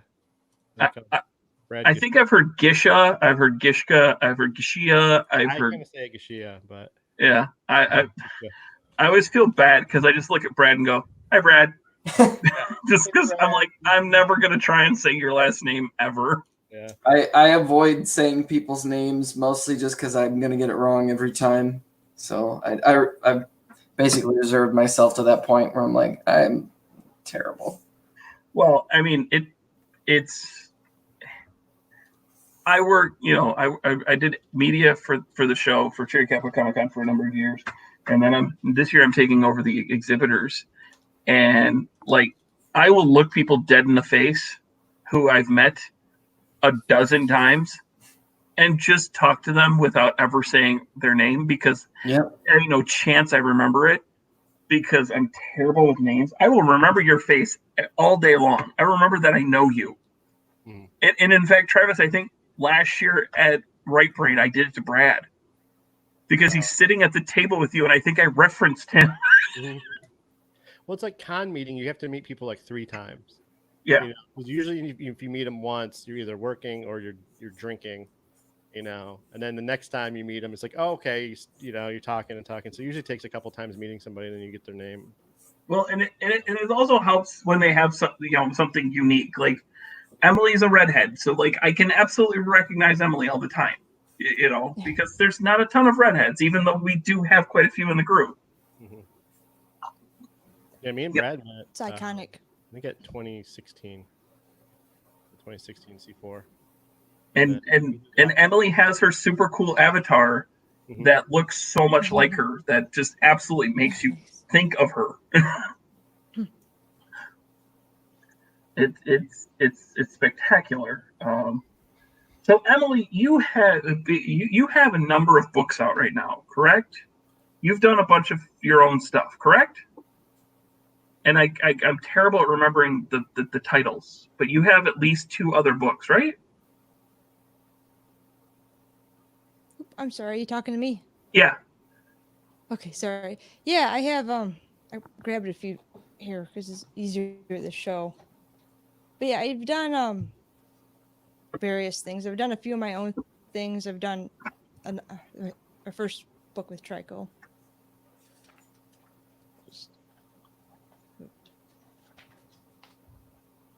So that's some stuff. And my own short one-shots. I've done this Rainbow Sprinkle Slime series with a friend of mine. So Rainbow Sprinkle Slime. Love it. Yeah, she's a paranormal investigator and she practices catch and release. So, but yeah, I've done a fair smattering of things and a few anthologies and. So you, oh, I just lost my train of thought. I noticed in that first book, was that Unstoppables? Is that what that was? Or I didn't catch the name. It was a super fun font. It's a terrible name. I don't know how to say it. Veloscotopolis or something. So it's some word Trico made up. Phostocopults. Yeah, sure. Okay. Yeah. Did you say you worked on that with Trico? Yeah. That explains why it's a crazy name, because I believe his I believe I've seen his Twitter be it's Trico, not Trico. Or maybe it's the opposite of that. But so I expect crazy names from him. But I noticed, and that's something I haven't seen a ton of, is that those really detailed background work in there, that page you showed, that splash, that was super fun. Oh, thank you. Yeah, I can. Where is it? There it is. Yeah, that's crazy good. Like, I see, and that's something I always look at. Like, I love landscapes. It's why I love, like Kern Roberts, and now I've seen that, I'm gonna find that book now, because I'm gonna order that book because I want to see that background. But that's such an important part of a book. Like, writers, being a writer myself, I'm gonna call writers out. Writers aren't always good enough to show to give the artist, like, hey, these, like, think about this as the setting, think about this as the background. I feel like a lot of times the artists are kind of left on an island for that. And while that can be good, it also can be very dangerous, because the artist might just take the writer at their word and not put in a background. So situations like that, I'm curious, Emily, seeing as I loved that background so much, is that like, this was the setting and this is the background it should be? Or did you kind of have that, you felt like this is what it should be? He gave me a poem to work with, actually, and so the words in the comic are actually the poem, and I think that's all I had to work with. So, and like, I think it takes place underneath Antarctica, and I think that's about it. So after that, I guess I looked up historical things as reference and try to see what I could put together. But he was very vague, so I had to fill in the blanks, so, which is fun. So I guess yeah, that's, like you say, sometimes that's a curiosity of, like, would you prefer a writer that gives you that complete freedom of, like, they don't give you enough information, they just give you the main story and you get to go to town with whatever you want to do in the background? Or do you prefer that they at least give you something to be like, this is the setting I want, these are the things that should be happening? Do you have a preference? Is there any that you feel is better than the other? I think both offer their different challenges and some in their different reasons for being fun. Sometimes being handed like the poem and going wherever you want with it, if they really trust you, it's fine. But at the same time, it's a little overwhelming, because it really could be anything. But once you start to whittle it down, it's good.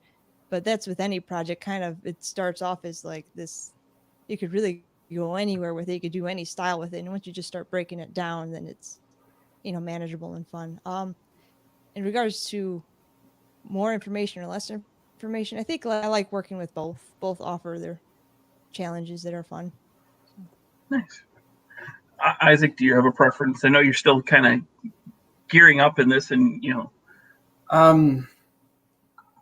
I actually, so it really just depends on like what I'm doing. Like, if somebody wants me to help them like come up with like the visuals, like concept art for things, I really like having as little direction as possible so I can explore ideas. But like, if I'm doing a story, I do like to have a certain set of guidelines. But I did recently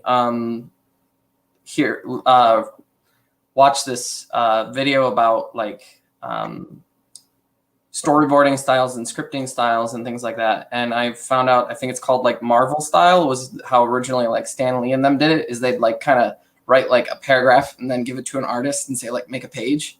And that sounds like a lot of fun. So I like both because there's freedom for expression with that, like take this and run, but it's also really nice to execute someone's vision exactly how they want it. Travis, I know you and Paul were so close that I'm sure that was a very symbiotic relationship. But like Black Museum was a little bit different, and obviously Dead Batteries is a little bit different. But I mean, do you have a preference or? No, because I think that in my the graphic design life, I like when people come with like inspiration and ideas of what they want. You know what I mean? Because you're trying to convey them mostly, you know. And then working on comics, it's more collaborative, and you want both people's vision and both ideas, and no one's right, no one's wrong. You kind of want to, you know, work together. And so with Dead Batteries, me and Dave, it was really easy because he wrote, you know, kind of open, and then I would do a thumbnail, do an idea, send it back, and then he would comment and then be like, okay, that's fine. And there were certain things that we didn't really, nothing was really said specifically. So one of us would have like a cool idea, like, oh, maybe we should add this or do this. And, you know, kind of worked it out that way. And then, you know, there's a lot of ideas for interpretation and kind of experimentation. And then there's even some times too, where I sent a thumbnail of a page. And then once I started working on it, I was like, it actually would be better this way. And then I would do it a different way and then send it to him. And he's like, oh, it's cool. It's perfect. You know what I mean? So, you know, it just kind of depends on the project, depends on the person, you know what I mean? Want to do. Well, and I think that's such a oh boy, that was interesting. Like I was scrolling through something else and completely freaked out. I think that's something that's not always thought about as well as it should be, is that, you know, it's not easy to just find a brand new artist and work with them on some big, epic, long, you know, 96, 120 page, whatever it may be, you know, 5, 6, 7 issue story of, you know, it's so different because you have to. Comics is by nature a collaborative medium, and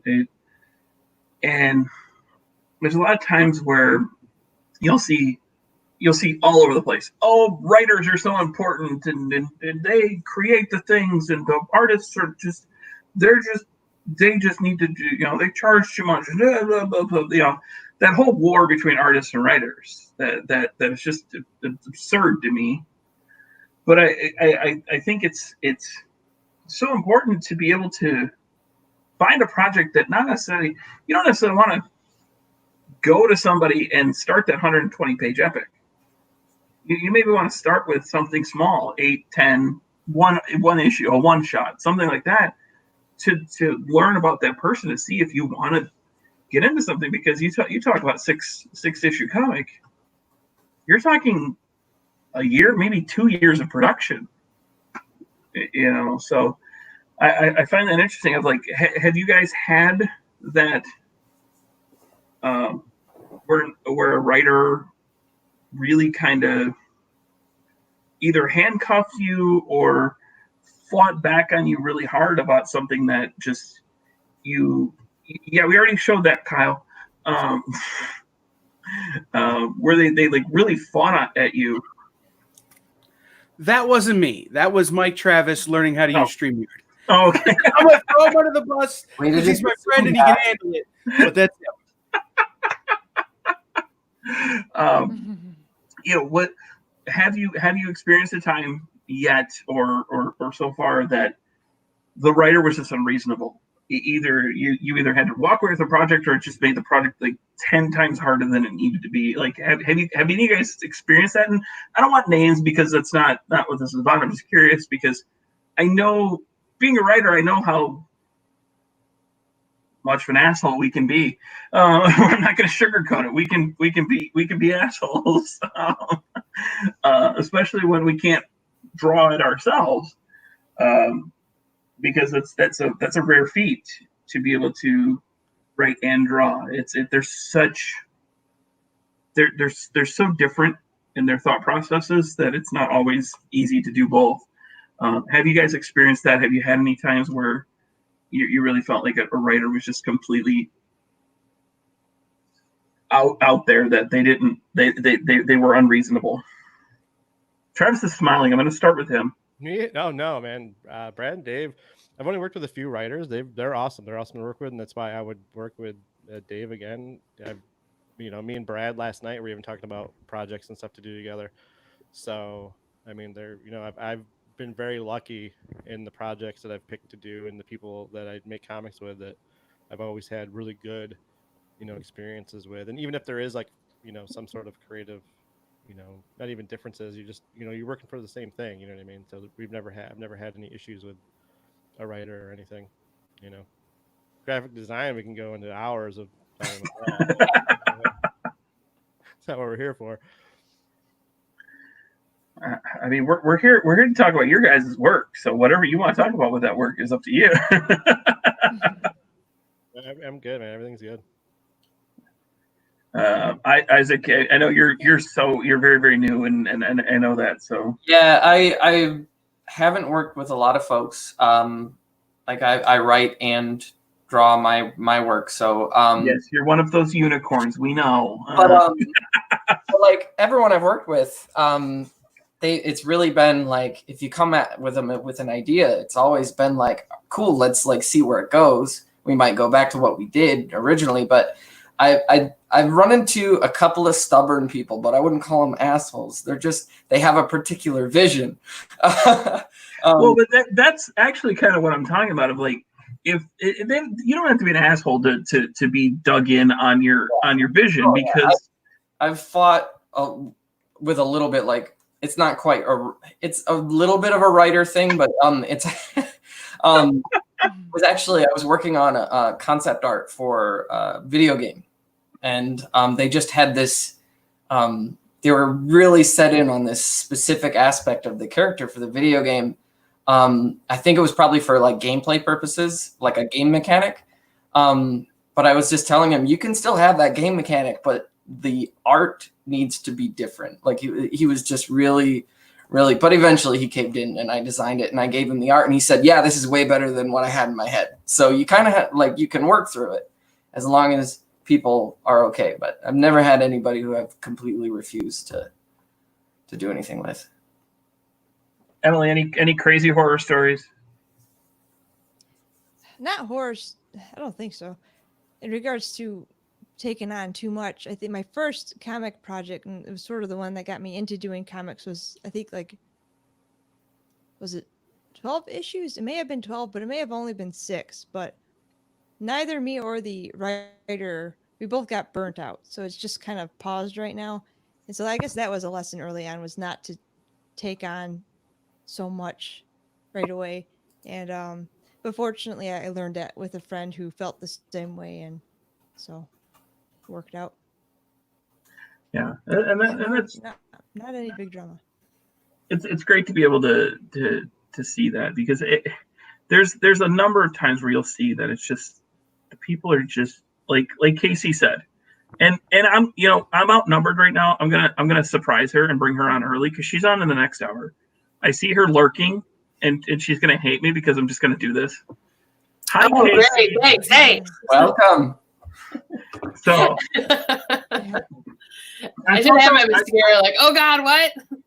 I'm still outnumbered. It's still 3 artists to 2 writers, so it's but yeah, it's very interesting. I mean, Casey, I'm sure you've done it. You've probably fought hard for your vision of like, no, this can't be that way. Right. It needs to be this way. Sure. Well, especially in the beginning, because writers, especially new ones, we have a harder time than illustrators, I think.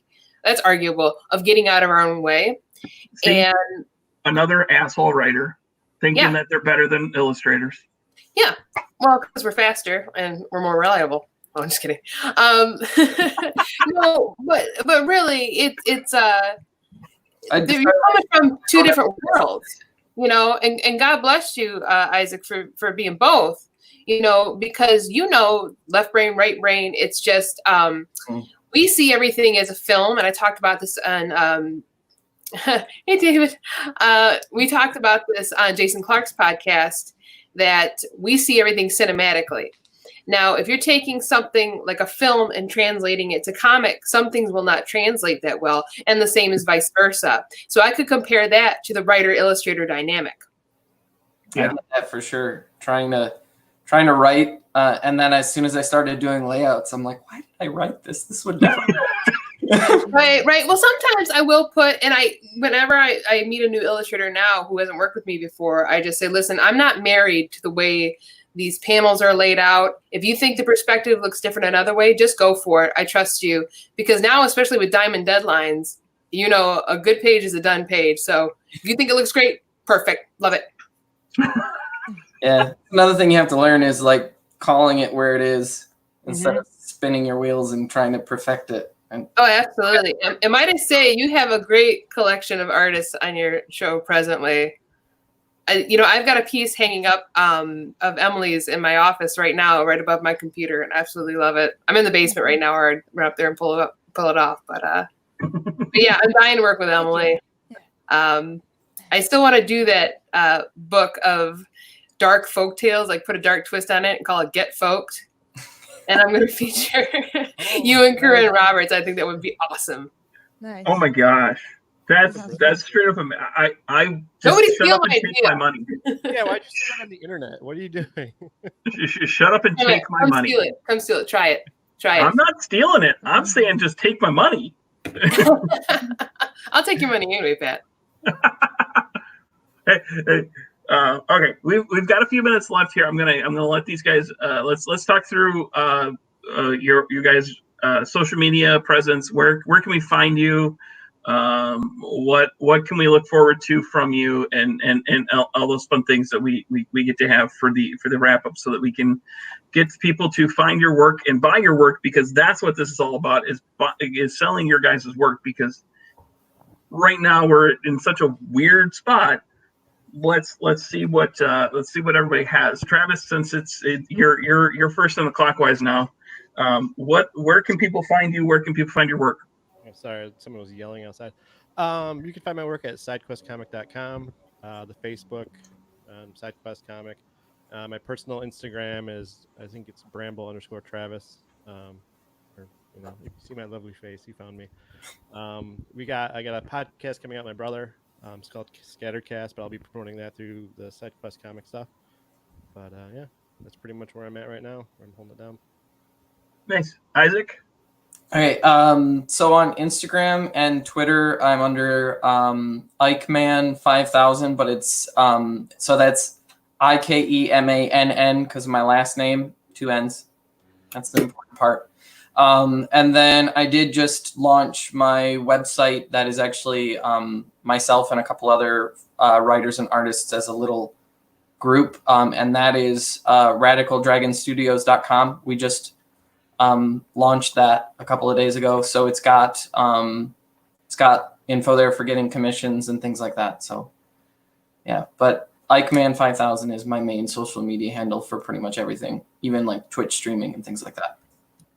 And if you go to GarageCon.live and click on the GarageCon links tab, all of this information is available on the links on the website there. That was going to be what I said after I asked Emily where we can find Emily. Jumping the gun. Come on, man. Well, because I already did Emily's. So she's the only one who's up there currently. Faster than us. All right. Emily, where can we find you The on social media? On Instagram and Facebook is Emily's Alaska Art, and then on Twitter is Emily's Alaska.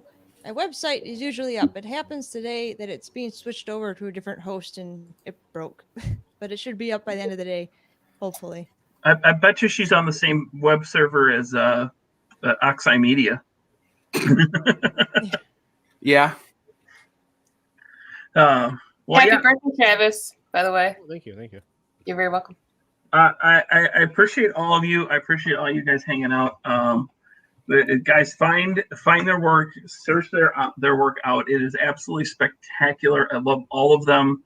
They are amazing people who decided to take a complete and utter flyer with me because I thought that the greatest idea ever was to jump in with a 10-team anthology.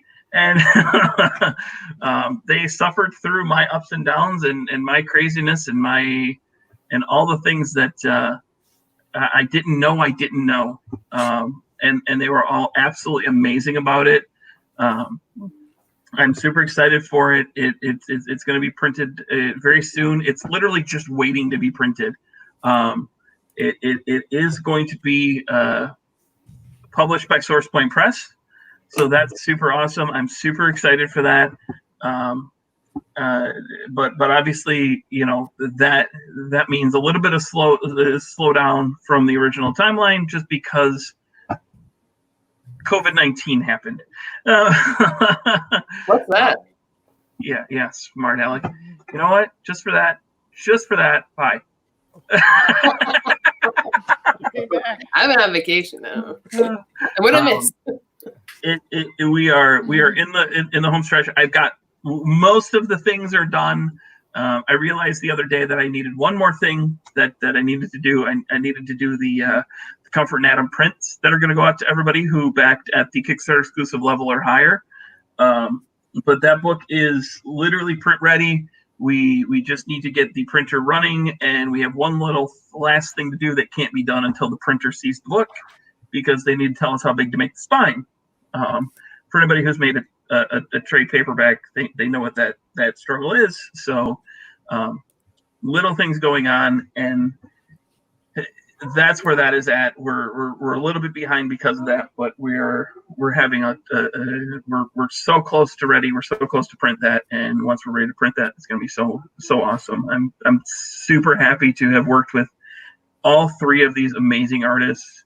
I'm blessed to have been able to work with them because they made my life better, and I love that I get to say that I worked with all of them in some manner, because they are all amazingly talented individuals who I can't wait to see more of their work.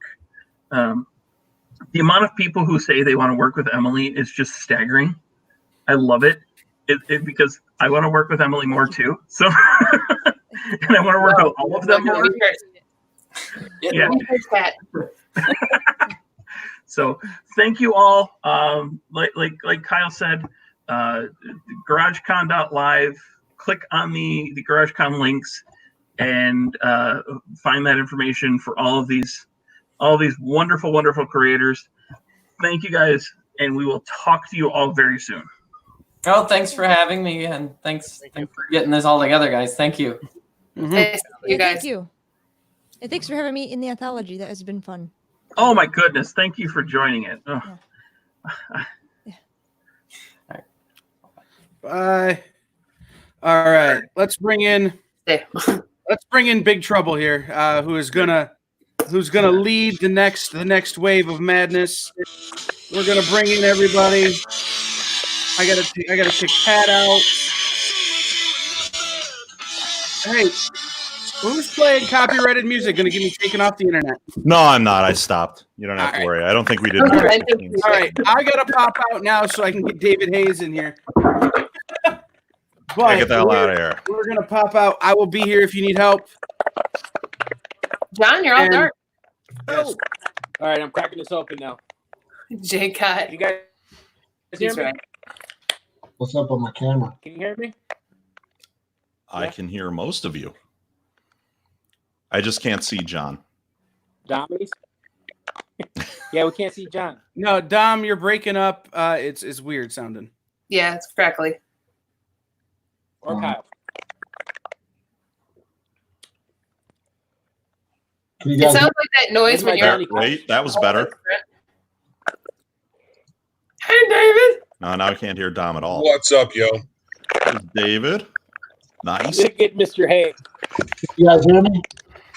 I can't. It's opposite. Things are opposite in this. All right. Nobody can hear me. I see Dommy's talking. I just still can't hear him. There's still that crinkle thing going on with his mic. Oh, what are you muted? Log back in. Yeah. I don't know if that's John or something either, too. Might be, but well, anyway, hey, we're here, guys. Welcome. I know most of you, even though I can't see John and I can't really hear Dom. David, I'm not as familiar with. I'm sure we've met somewhere along the line at a con somewhere and have hung out and had a beer or something. Yeah, absolutely. So multiple beers.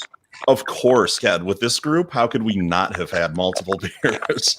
I was going to kick it over to Dom first because he's the one whose couch I've actually slept on.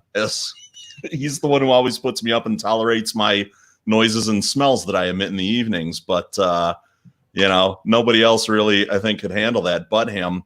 But without him having some audio, Casey, you got a little taste of the last one.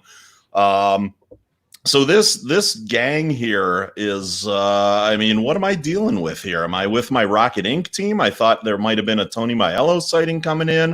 Mielo! Or I don't even know. I didn't know who we were going to have on. Kyle contacted me about 20 minutes ago and said, hey, can you get on the air? And I said, sure.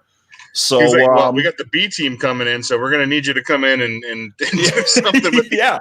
I've been talking all day. Bring your voice and bring your talents to help me out. So there he is. That sounds a lot better. Yeah, much better. And then we just got to figure out. Oh, he's doing cartwheels now. So Dom's always that one guy in the Zoom meeting that doesn't know where his camera's at. We're going to look up his nostril in a second. It's going to be ridiculous. It was me 5 minutes ago tapping trying to avoid this, but it always gets me. I'm always that guy. You're looking scruffy, Dom. Yeah, I'm going for a Jim Halpert thing here. I'm letting the wings go out. You're going for boyishly charming? It's getting weird in the quarantine. If Jim Halpert woke up in an alley next to a bottle of Jack, then yeah, it would look like this. I remember that episode. Yeah, it's sort of like if Dave. It's like if Halpert was in Always Sunny in the crack episode or something. Can you guys hear me? Yes. We can hear you, yeah. Okay, now I gotta figure out how to turn the camera on. We can't see you. Someone's popping popcorn. Yeah. We're still getting the popcorn. Making popcorn? I always used to to go on the phone and go into the bathroom and have to crap, and I would tell people I'm washing dishes while I'm on the phone.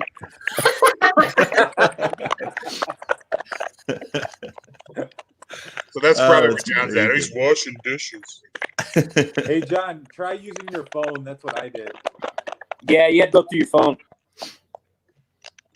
Son of a bitch. Probably better.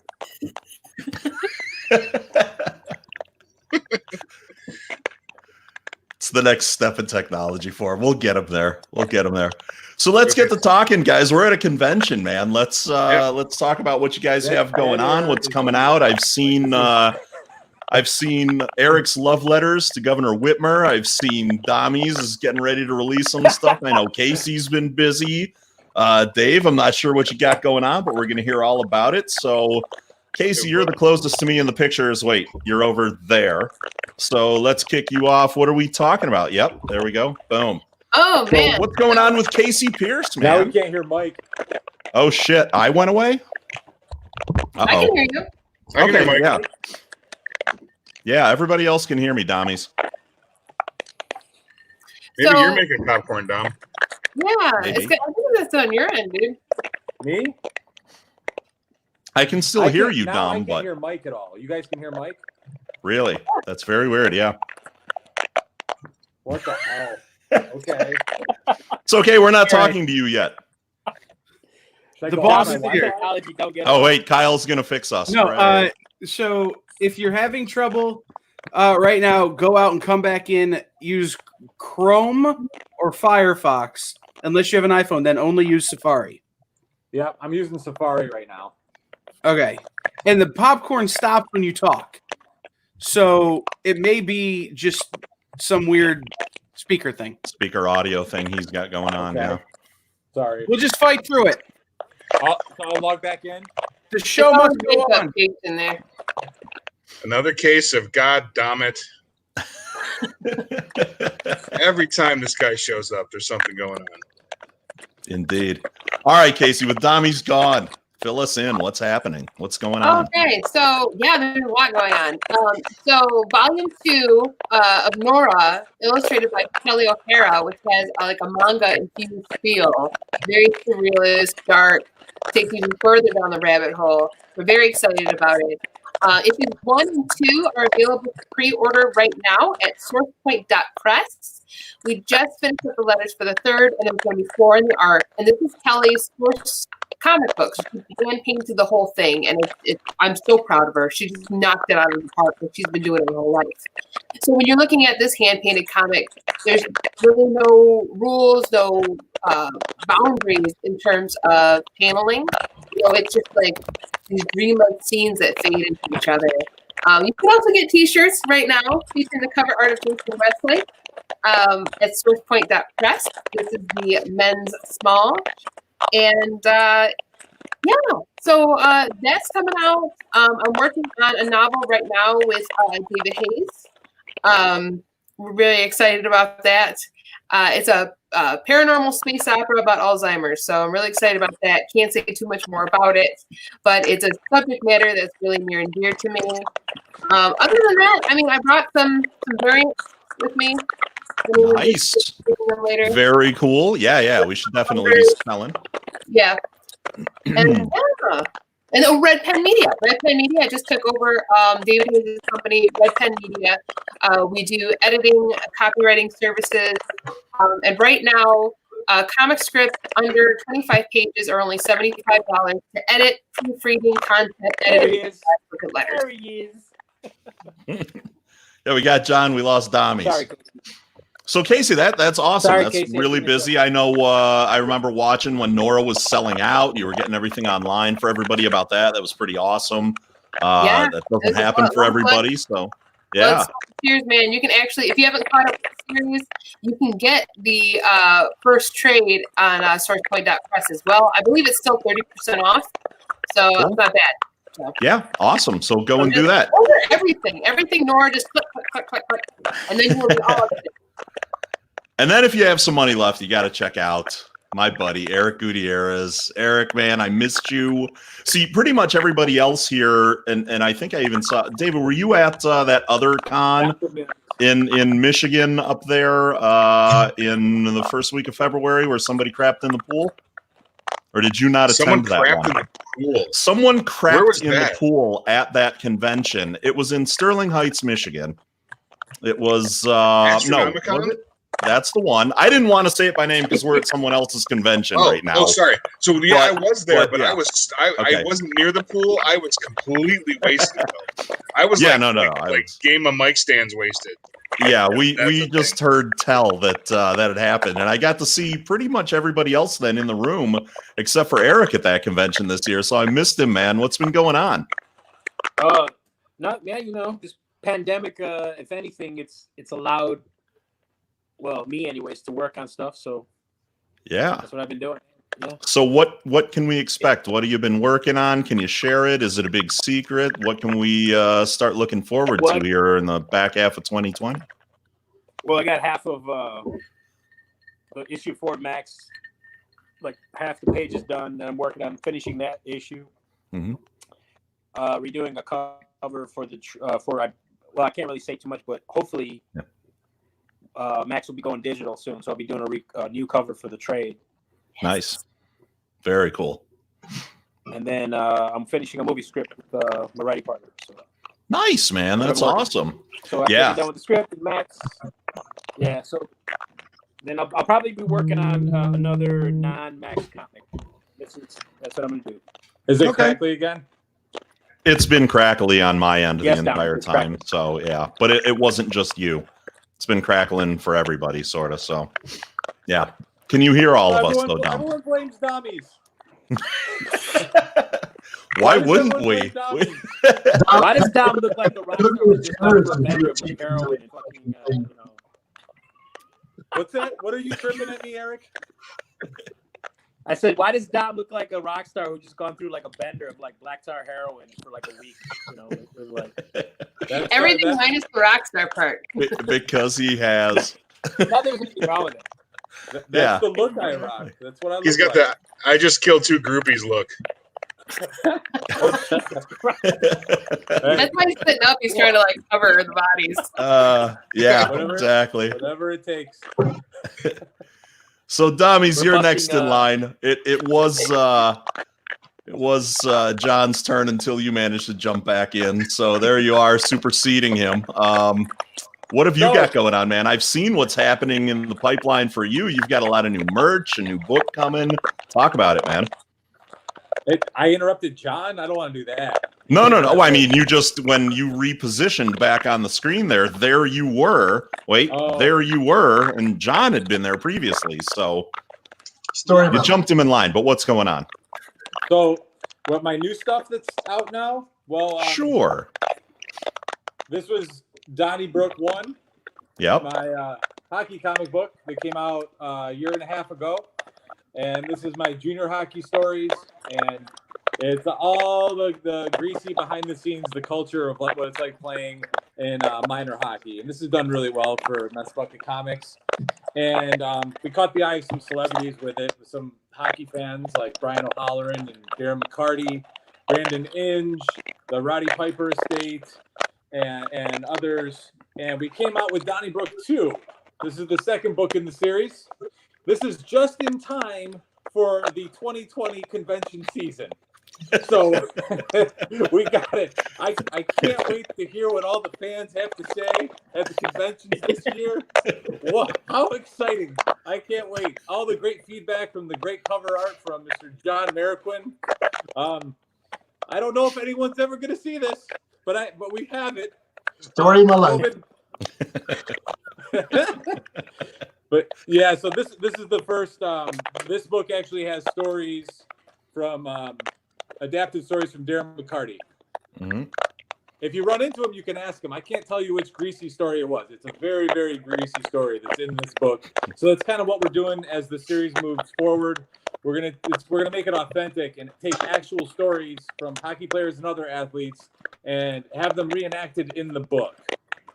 Oh, very cool. I have the first one, and it's a lot of fun. So I do need the second one. Thank you, Casey. Did you enjoy the male nudity in book 1? Yes. Yeah, that was the favorite part. Well, there's twice as much in book 2. I like the male nudity in book 1. Is there centerfolds? I'm not in if there's not centerfolds. Yeah. So we have we changed the logo. Here's another thing. We changed the logo for Donnybrook. I don't. People from Detroit or hockey fans would recognize that. Who did the logo? What's that? Who did the logo? I don't know. Oh, we Someone lost with again. talent. I don't have any. I find people with talent.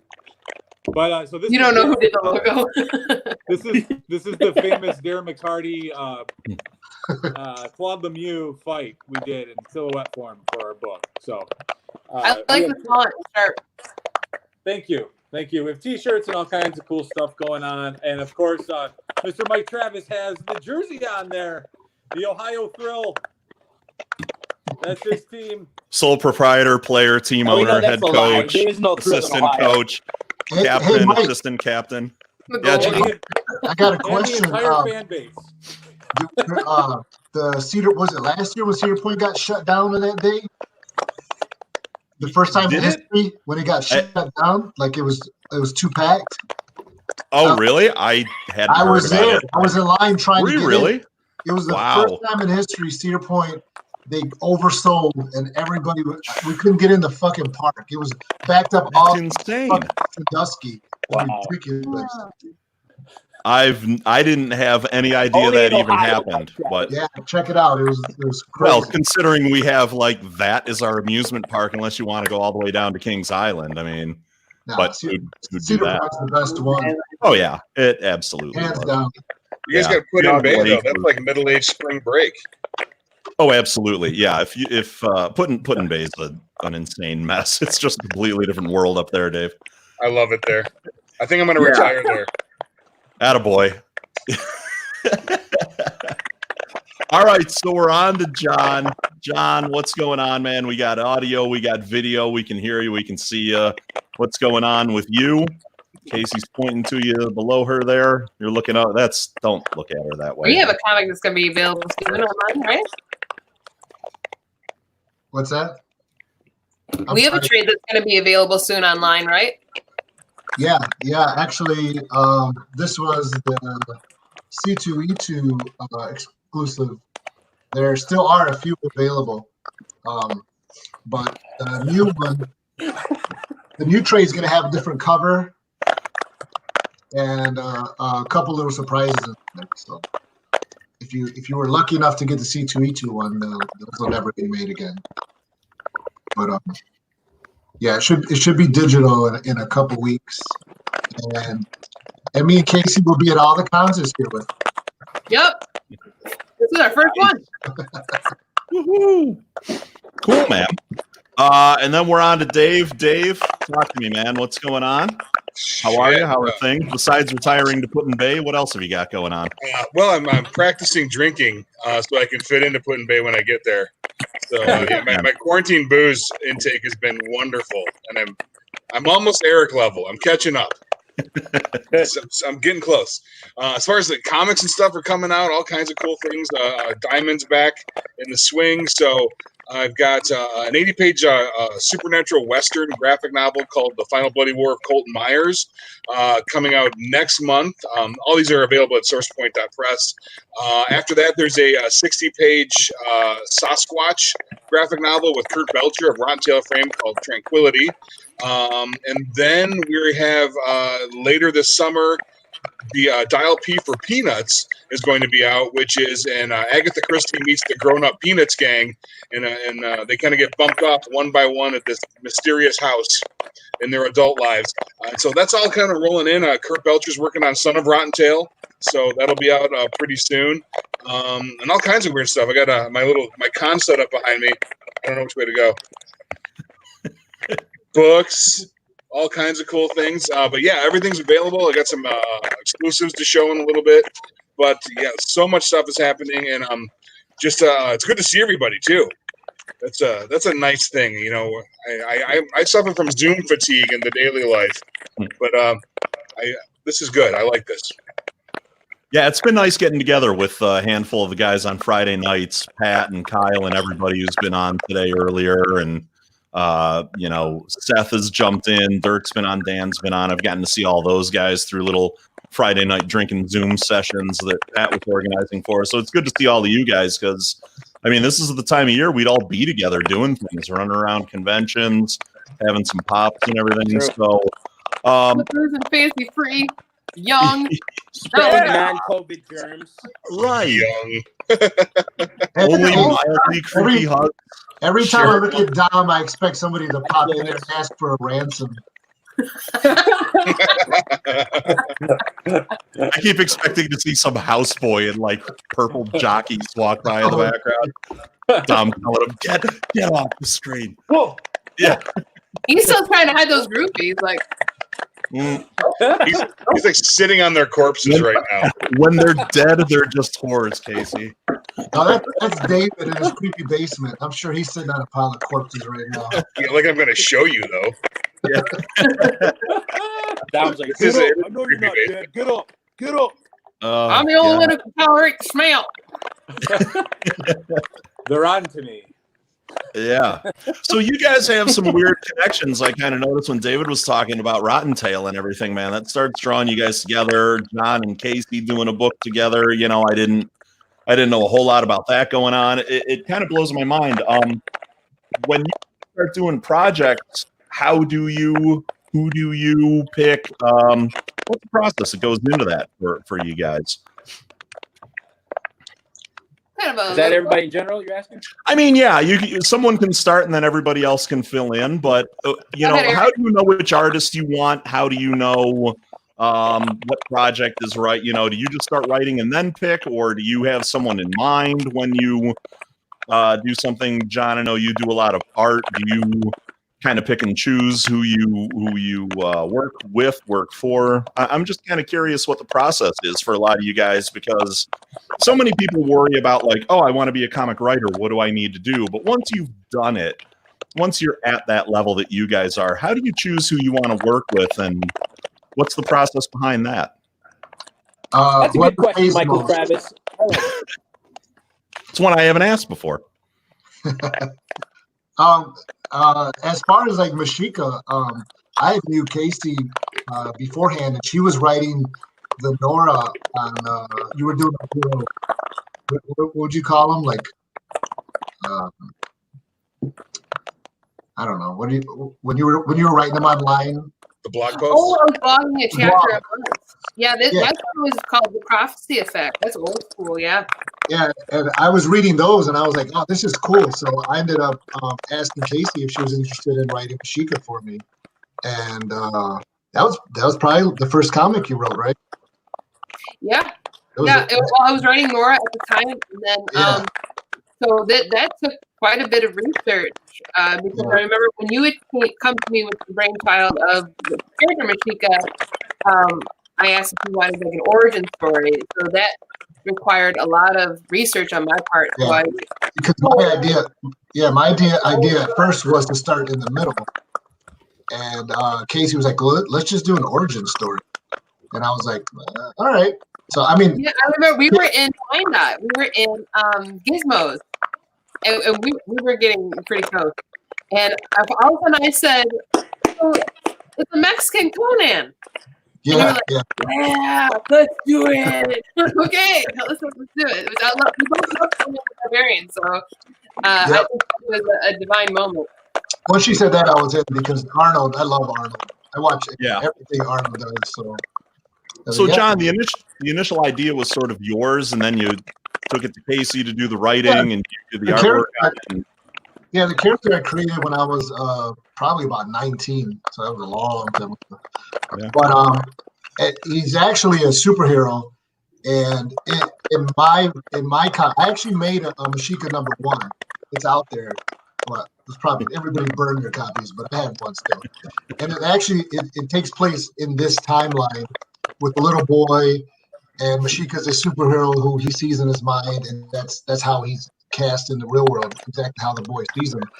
But when I wanted to redo it, and I was talking to Casey about it, she wanted to do the origin story, which I was going to do that first, and at the end of that book, it was going to go to the origin story. So I was going to go like kind of like how Star Wars was made. Now, this was way before the last 3 came out. I never knew, but I wanted to kind of go in that, but not do them as shitty as George Lucas. I wanted to actually, do them good, Yeah. I always got to get a little. I'm just fucking with you, Eric. Yeah. And Bill just popped on earlier and said that you can get copies of Mashika on the Rocket Ink Studios website. What's that? Yes. Bill just popped on earlier, and he said you can get copies of Mashika on the Rocket Ink Studios site. Yeah, there's still a few of the Mashika C2E2 edition, which we only did 100 of them. Yeah, they're all numbered too. They're all numbered. There's only a couple left. They're all numbered and sketched in. But That's very cool. So for the rest of you guys, who, how, Dommies, you've been kind of working independently. Some of the artwork and everything you've handed out to other folks for the Arcane Awakening, for Donnybrook. What's your process? How do you choose artists? What's going on in your mind when you're doing that? Well, when I started with the Arcane, I found an artist that kind of fit their art style, fit my story the best I could, and someone that was interested in it, respected deadlines, and was maybe as passionate as I was. But now I don't go for talent at all. What I look for specifically in an artist is someone that wears a t-shirt with no sleeves so they can show off their tattoos. That's the only thing I look for in an artist. If I can find that, you are hired. There's a chance. You're saying there's a chance, right? No. Hey, motherfucker! I fucking worked in my yard all day since 12 o'clock today. I think I had a heat stroke. I took a shower. I'm hot as fuck still. So That's John, right. there's a reason why John is Mexican. Leave him alone. Not everybody can wear sleeveless shirts. I'm sorry, Dom. Oh God, he's cutting promos on me. So the Mexican Conan's an autobiography then. Yeah. From lowly landscaper all the way up to this super heroic man. You know what? Now I want to go back and rewrite it. One of the best things in life, cutting the grass diagonally. I look for someone who their art is something that hopefully matches my story and shares that same passion. If I can find that, it's usually a pretty good fit.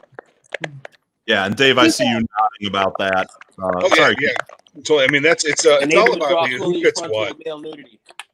So I mean, I've done stuff where we've had like fully painted books, and then some things that are more like primitivistic. So like the Rotten Tail is just black and white, no gray tones, and that fits kind of the morality play of it that we were looking for. And then something like the Rod is completely fully painted. And more lush, so it all depends on what you're looking for. And I would say with Dom, not that the shirt sleeves are a turn off for me, but I think that we're really at a point now. If someone has done something and they've shown you that they've completed it, that goes so much farther. Anyone that can finish a thing, then wow, okay, done. I'm with you. You know, we'll stick this out because that's the hardest thing to do is on your own finish something. So that's what I really look for. It's really three things. It's signature. Can I know your work if I'm looking at it? It's speed and it's efficiency. Can you be fast and get these things done without sacrificing quality and efficiency? Because especially like I said earlier in the last show, especially with diamond deadlines, like a good page is a done page. Looks great. Let's go. Mm-hmm. Yeah. And Eric, man, you do everything in house with Max. It's just you writing, illustrating. Everything is all Eric's work. So I guess your question ends up being a little different is why haven't you sourced out Max to another artist, or have you ever considered it? What's your process? Yeah, I'm not gonna lie, man. Like Max is like I know I'm not. Look, let's be honest. I'm not the greatest artist in the world, but Max, I think. Y'all know that. But Max, for some reason, is my way of. It's my baby. So, and plus, I actually, in a weird way, it helps me improve in my art because I work on everything. You know what I mean? But yes, eventually, I probably will. What's that? No, absolutely. I totally understand. Having that extra time to keep working on it would definitely help your artwork get better. That's what it's get the reps, get the hours. If I didn't have like John or Tony, but Tony, like, hey, your lines are too. What are you doing? You got to tweak it a little bit. If I didn't have that, or John telling me that something looks, they help me. But at the same time, yes, it's getting to the point where it's like getting overwhelming. So I think after a certain issue, I'm already gonna have somebody do the next couple covers. That's a given. Probably gonna have hopefully Tony and like my friend Danny Dunbar. But nice. Eventually, I will probably have artists work on a few issues because I gotta start writing stuff for other comics, and that's gonna save me on time. Eric's got so many ideas that he needs. We keep telling him you need to lay off doing everything yourself and start writing these stories. That he's got a lot of great ideas out there, and ship them off to artists. You know what I'm saying? And just work on Max on the side. But I mean, me and him got a couple things that we've been talking about for a long time. Yeah. Like I have like 2 projects that I want John to illustrate. You know what I mean? Like, and I know that's gonna be our thing. And I have, like you said, you get like certain artists with certain projects, like David Hayes said. It's the genre, it fits the certain people's styles, and you'll know that you'll be able to work with those artists and collaborate, and it'll look beautiful. You know what I mean? Oh yeah, And he doesn't wear a sleeve. Hopefully I have a project that I want to write. I'm not really gonna, and some people know what it is, but hopefully, fingers crossed, if there's time and everything works out, I want Seth Moose to work on something in the near future, and that's probably my next project after But yeah, I mean, it depends. You know what I mean? Take a number, buddy. Max- Take a number. Right. I was just gonna say something. Yeah, so that's the next kind of the thing. You mentioned Seth. When someone like Seth or even I love Seth. Kaylin Badass. Smith or anybody else gets a lot of work because their work is recognizable, like Casey was saying. It's something you know a style when you look at it. Yeah. You know, when they're really bogged down with projects, do you guys have, or do you keep a short list? Do you have to go down the line to the next person, or is that project on hold until you guys can get, you know, the artist that you wanted? Now we just move on to something else. Sorry, Mike, I didn't catch it. Oh, I'm Yeah. sorry. It was basically if you guys. There's no end of ideas. No, I'm not saying ideas, but I'm saying when you want an artist, like let's say Eric wants Seth, but Seth is too busy to do the project. Does the project wait, or Eric, would you try to find another artist? If I couldn't work with Seth, is that what you're saying? Yeah. Do you go to another artist, or is it just yeah, Seth has drawn this book and I'm waiting, Oh, or no, do you? It's like I got to get this book out. I got to keep the lights on this month. Well, I mean, let's be honest, we're not going to be. Mama pay bills. Right. But you know what I'm saying. But, I mean, is it no. you know? No. If worst comes to worst, you got the project ready to go, and for some reason the artist can't do it. Yeah, you're probably gonna have to. I mean, it's gonna be a bummer because you're like setting, but then yeah, you have to look at options. It's just how it is. You know what I mean? Yeah, absolutely. I got it. So, I mean, I was just curious about that. I know we all kind of, especially with the group that I'm looking at, I know you guys all are very familiar. Everybody kind of uses the same people. A lot of ideas bounce around amongst the group. But Now, how that does being that work if said, someone's tied up? But on yeah. the reverse side, as a writer, I'm sorry, Mike, I didn't mean to interrupt. No, you, it's but, okay. Please go on. As a writer, I would love to work with like Casey, and I have a project, David. I'll talk to you separate. But as writers, I would love to collaborate with other writers throughout certain stuff. You know what I mean? Yeah. Because like I said, I have a script that I'm working with one of my writing partner, and that's the first time I've ever collaborated. So it's a good thing. It makes you ebb and flow, I guess. I don't know. Yeah. Right. Yeah. Mr. Very Hayes? cool. So, from my perspective, if I have to wait for an artist, I'll let the project wait because, like, I mean, there's 733 other ones that could happen too. So, I mean, if I really wanted Seth, God forbid, because I hate Seth. Yeah. I mean, we've been He's an feuding asshole. for years over some. I don't even remember what it's over anymore. I don't know. It's that old. No, I'm kidding. I love Seth, but if I had to wait for Seth for him to open up, sure. There's a shit ton of other bad ideas I've got that we can do somewhere else. Yeah. You know, my business model is it's just dumb enough to work. Try it. Well, and that kind of segues nicely back over to Dommy's with Donnybrook. I mean, just dumb enough to work. Yeah, I mean, truthfully, Dom, you and I have had the conversation. It's like I'm just going to throw this against the wall and see if it sticks, see if people like it, and it ends up going gangbusters for you, man. That book is amazing. At Astronomicon, I was at the table hanging out with you and Darren McCarty, and I mean, I know what you did that weekend for the most part. It blew my mind. I mean, in terms of merch, in terms of the book, in terms of everything else, it was a hell of a weekend for you, and it was almost an entirely Donnybrook weekend. It blew your mind for something that you didn't even think people would, take a shine to and enjoy initially. Yeah, definitely. I just kind of made the first book just for me because everyone I talked to was like, Dom, a hockey comic book, that doesn't work. Comic book fans aren't sports fans, and sports fans aren't comic book fans. And there's some truth to that, but I think there's plenty of overlap there where, and that's how I thought before. And luckily I found an artist that wanted to be a part of it. And I found out that, there are sports fans that want to read comics. It was surprising to me, and you're absolutely right. The Astronomicon show was one of my best of all time for sales. Actually, it was number one.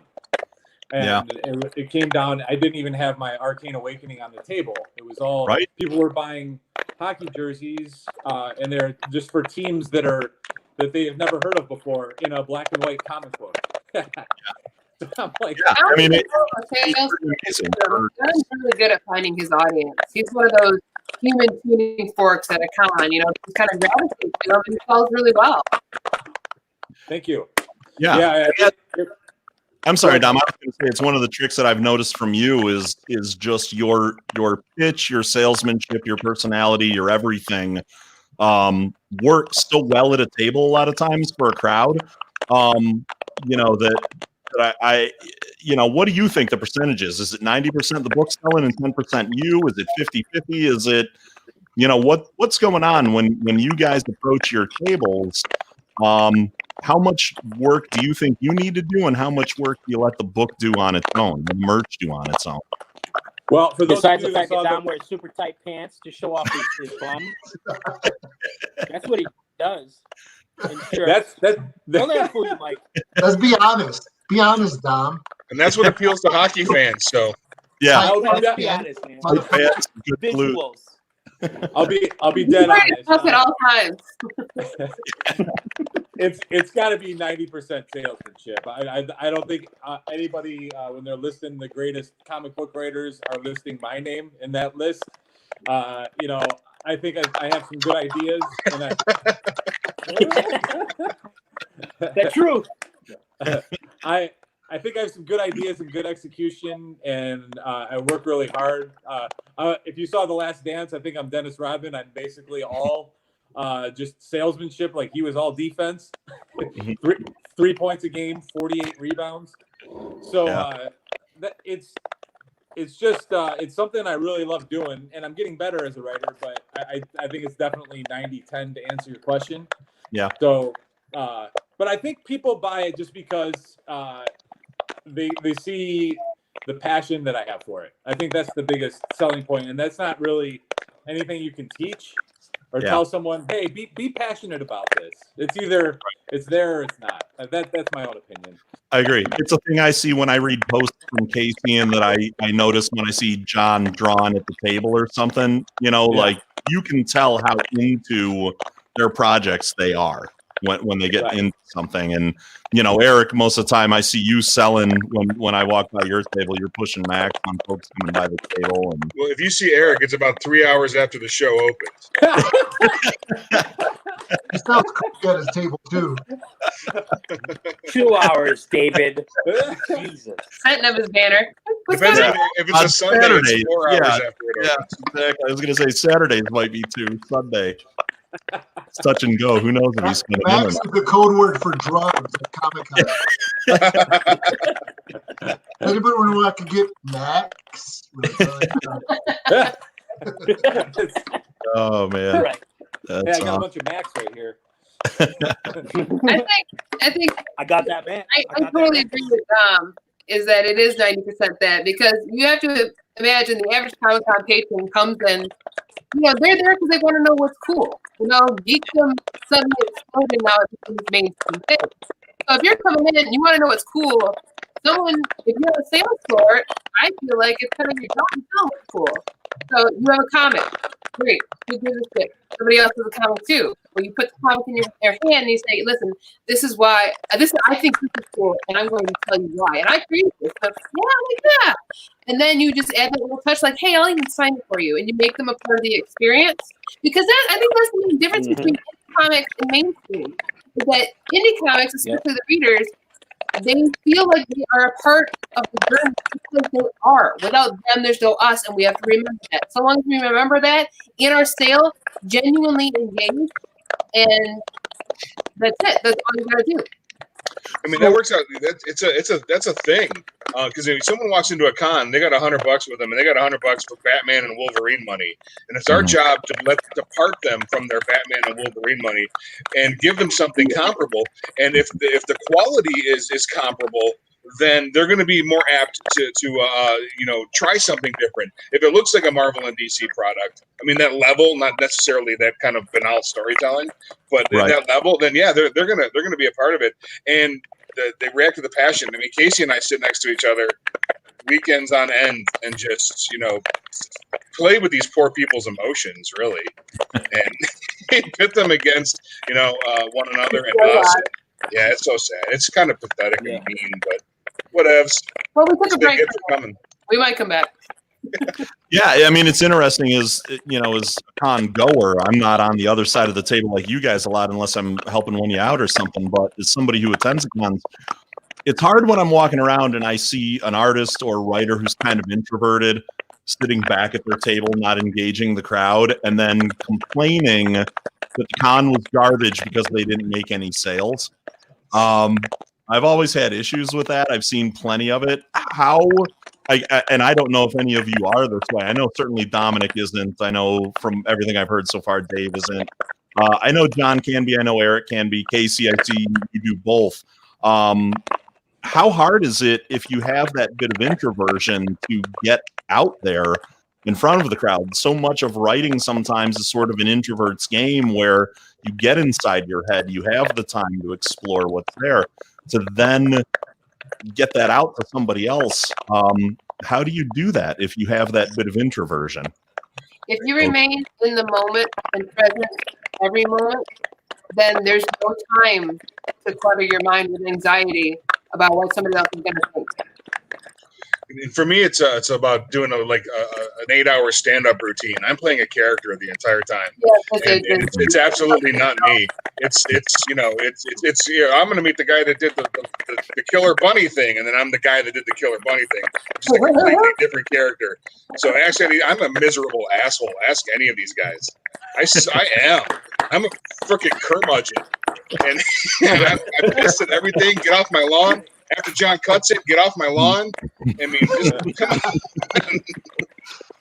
That's a good way to look at it. That you said that, to play a character, because somebody like me, I mean, I'm an artist, so I speak in pictures. Yeah. And some writers, I don't think they understand that. They write words so they speak. They know how to speak or what. I'm not saying I'm retarded or anything, but I'm just saying, like, my way of expressing myself is through drawings and pictures, and so it's not natural for me to talk. Yeah, you know what I'm saying? yeah. And Yeah. Dom hates when I talk, anyways. When we're in the car traveling to cons, he's like, "Shut the fuck up." He always says that to me. So I You're know not the only one. No, but anyway, so it's something like I got to get over. And then another thing is, when I do cons, I do a lot of commissions. So, it's like, I'm down at the table drawing and I miss people. So it's something I got to, that I struggle with. But once I start talking to people, I'm cool. But it's just that, reaching out and kind of. Making that connection with the people, trying to pry that Batman and Wolverine. It doesn't come natural for me, Once I know somebody and I'm cool with them, then my mouth never stops. But it's Right. I mean, that was one of the things I brought up in our, little Friday night drinking and Zooming things with the other guys, was how much of the work of the artist has to sell itself when an artist does have their head down in the table doing a commission with someone. And then for those of you that are both. Pushing my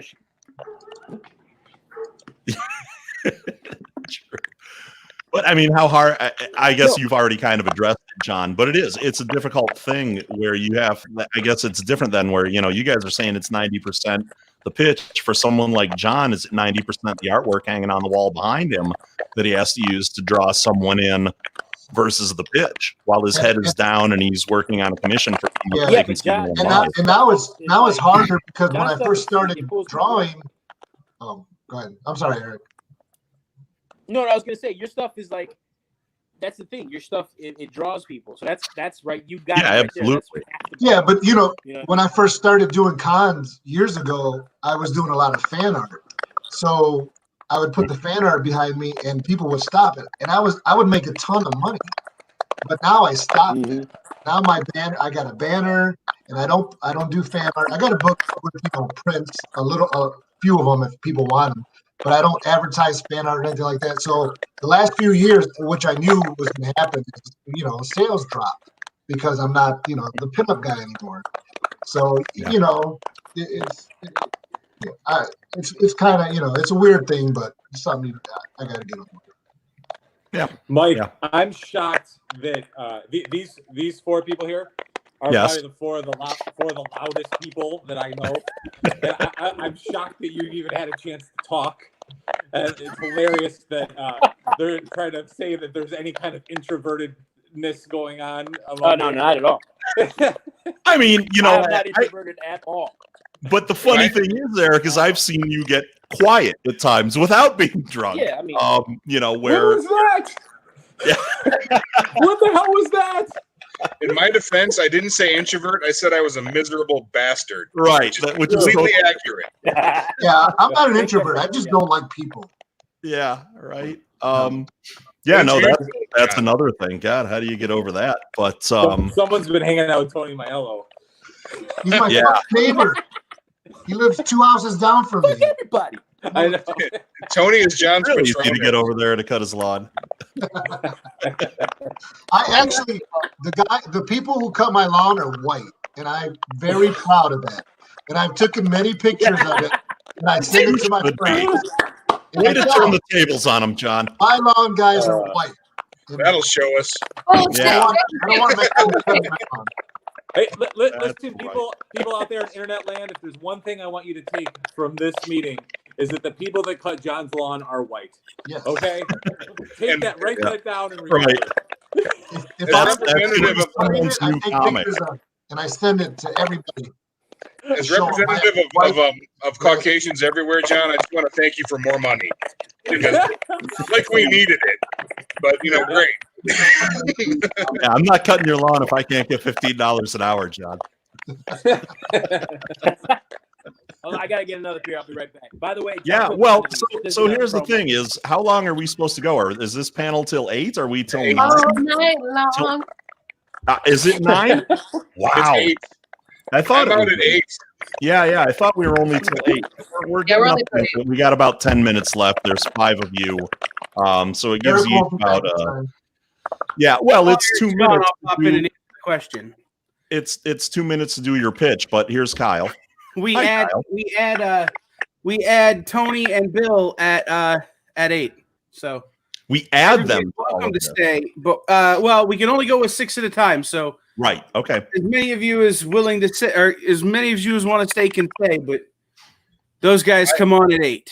I've got to go at 8, so there's more room once I leave. Yeah, I got about 8. Yeah. Well, Casey, then why don't you go first? One more time to do the pitch. Tell everybody what's out there, where they can find it again before we take off. Yeah, I'm leaving a comment. All right.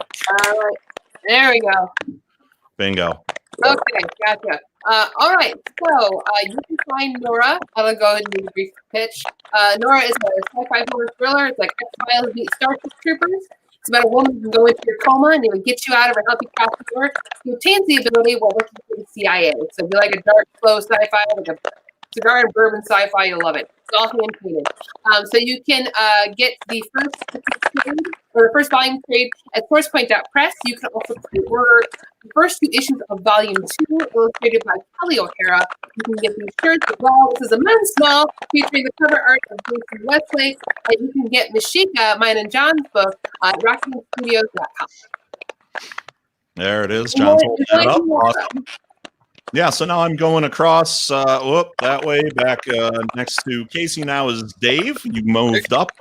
So your pitch here before we roll out. As it happens, I've moved up above these 3 miscreants. So Casey put it sourcepoint.press down. That's where you can get most of this stuff. You look behind me, there's wonderful things. The collection of the Rot is up here as well. That's about a man that can control his own cancer and project it out into people. He won't do the right thing. Heaven's after him. Hell's after him. Casey will finish the pitch. Because we pitched these next to each other forever. But yeah, at SourcePoint Press, or SourcePoint.press, a couple of my novels are out here, Cannibal Fat Camp, M Company versus the Axis of Evil. Lots of fun stuff that you can get there. And if you want to see anything else, you can go to davidchayes.com, and there's links to everything on there. Cool, man. Thank you. Eric, you're up, buddy. What have you got? Your 2-minute pitch here before we wind up at 8 o'clock. I don't have a website. What do you do? RockingStudios.com. That's it, Rocking Studios. Yeah. But, Leave it right there. I'm sorry. Go to the Rocket. Tony Maiello is hanging himself somewhere right now. Just marketing genius Eric Gutierrez. I'm not used to being signed to anything. You can reach me in my AOL chat room. I'll talk about Max. I'm selling my Italian beef through that website too. God damn it, through Rocket Inc. Go to the freaking website. Tell them to go to Rocket Inc. What are you doing? Wait a minute. Okay, before you go, you have to give me a little bit of the JR Jim Ross after the stroke. Jesus Christ. No, make Please, him do come on. Like, really? I'm the voice guy. You got to give me some. I love it. Make him do the before and after. It's genius. You gotta go to rocketing.com and order Max the Inebriated Rabbit, because that's one hell of a comic book. He's one hell of a man. Beautiful, buddy. I signed it. So I know. good. I signed it. It's so good. All right, Tommies. Yeah. Tell them what's up. Tell them how to find you, where to get your stuff. So, can I steal somebody's pitch? I don't have a website. You can. As long as it's I not don't have a John's. website.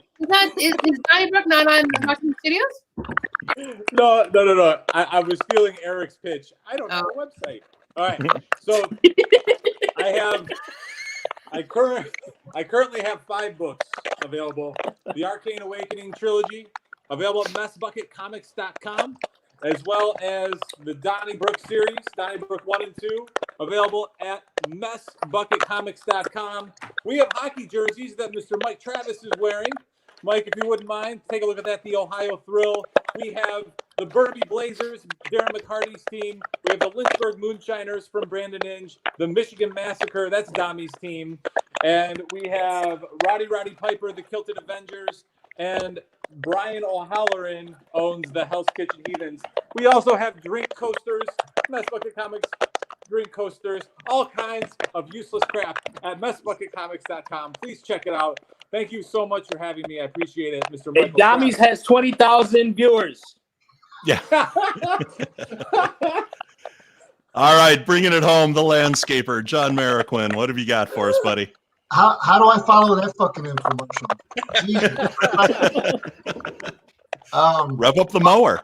Well, I'll be on next with Rocket Inc., so I don't have to take up too much time. But yeah, me and Casey's book Mashika is on Rocket Inc. Studios. You can look up on Instagram and Facebook Rocket Inc. Studios, and John Boy's art is I have an art page on Facebook and John Boy's art on Instagram. Awesome, man. Thank you so much, guys. I miss you all. It's amazing to see all of you. I can't wait till I can get back up to Michigan and hang out with everybody again. It's awesome as Cleveland is. It's nice to escape it from time to time to see all of you guys up there. And I hope you'll find a reason to escape to Cleveland. Why would anyone do that? But maybe one of these days I'll get you guys down here to hang out with me for a Technically a con. sentence to I'll love Cleveland, to go to as Yeah. people say. You might be right. Yeah. Yeah.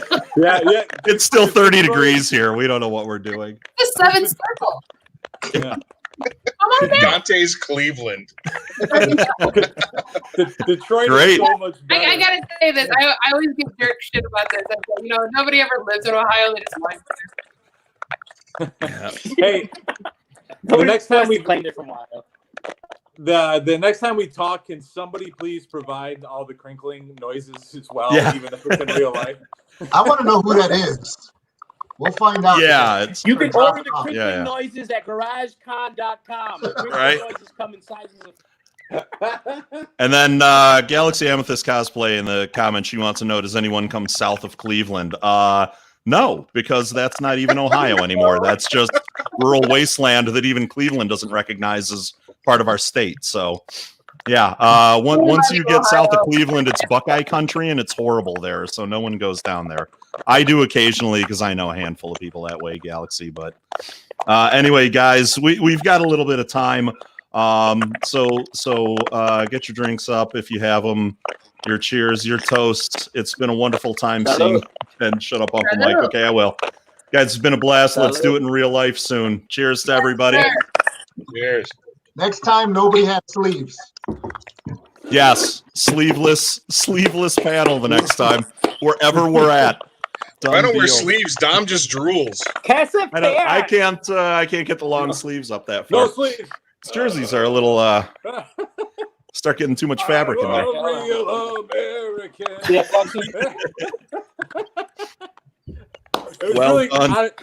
Well, honestly, though, it was really good to see everybody. Oh, yeah. There This- it is. There it is. You see it moving? Casey's Was that game. Casey's Instagram or just live? Casey showed off the gains. All I have access to is weight. I gained 4 pounds of muscle, but lost no weight at all.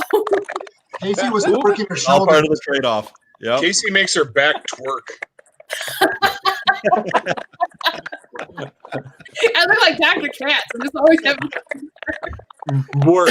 You guys ready? You got check this out, Mike. Check this out. Look. I'm looking. That's With Marilyn in her mask. Oh, I'm seeing it. A little lower, Eric. A little lower. Just call me Little Lex lower. Luger. Yeah, you've been doing push-ups or something to be able to do that. Yeah. That's my Luger. life when I wasn't shit. Titty twerk. Titty Yeah. twerk. Look, Dom wants to see it again. Look, Dom's got It's drool. so close. I was like, oh. Like a minute left, and this panel is devolved exactly as I expected Like, it would. oh, Beautiful. Dom, he's gonna post it on fat. Pornhub in 5 minutes. So you'll It's the masterpiece, Eric Gutierrez. The master. yeah, look again. Yeah, I don't know why we wouldn't go out on that. Sick fuck. some of these guys have strings. Brian, I feel like Brian from I saw ACD. the strings that time, Eric. I saw the strings. You're like the Mexican Dusty Rhodes. I It's agree wonderful. with you. You are doing the Brian from AC/DC thing a little bit up there. I am. It's starting to look a lot. Wait, There can only be one. The Mexican Dusty Rhodes. oh my God. This got way too out of Let me control. tell you something, Daddy. Hard times. Let me tell you what hard times is, Daddy. I'm dying on pinto When your beans. daddy goes to get tortillas, and there ain't no more tortillas when you get to the front of the line. That's hard times, brother. That's hard times. When you go to your abuelita's house and you find out there ain't no more damn tacos, that's hard times, brother. That's hard times. Oh my God. Yeah. What happened? It wasn't going to What's take going on, much. We got him going now. Wind him You know, up. There he is. This Woo. is Lost better than control. nothing, but Lost- this makes me miss going to shows and hanging out with everybody. Like this, I It know. really does. Yeah, this is amazing. But I'm glad we got to have this time together, guys. This was still cool. Yeah. A big thanks to Kyle, Pat, everybody else that helped pull it Yeah, together. thank you so much, guys. Thank Yeah, you, this Kyle was and Pat. this was really Thank you. awesome. Yep. I So think there's- we're I think there's Dusty Ramirez could make an appearance at some show though. yeah. I want to see this. Dusty Ramirez. That'll sell comics. It'll be in Spanish. Déjame decirte algo, Nature Boy Ric Flair.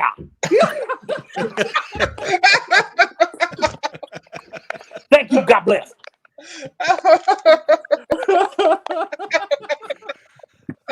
David Haynes, I want to tell you something. Let me ask you something, Daddy. You eat your rice and beans with salsa or a little bit of hot and pepper? Salt and pepper. Baby.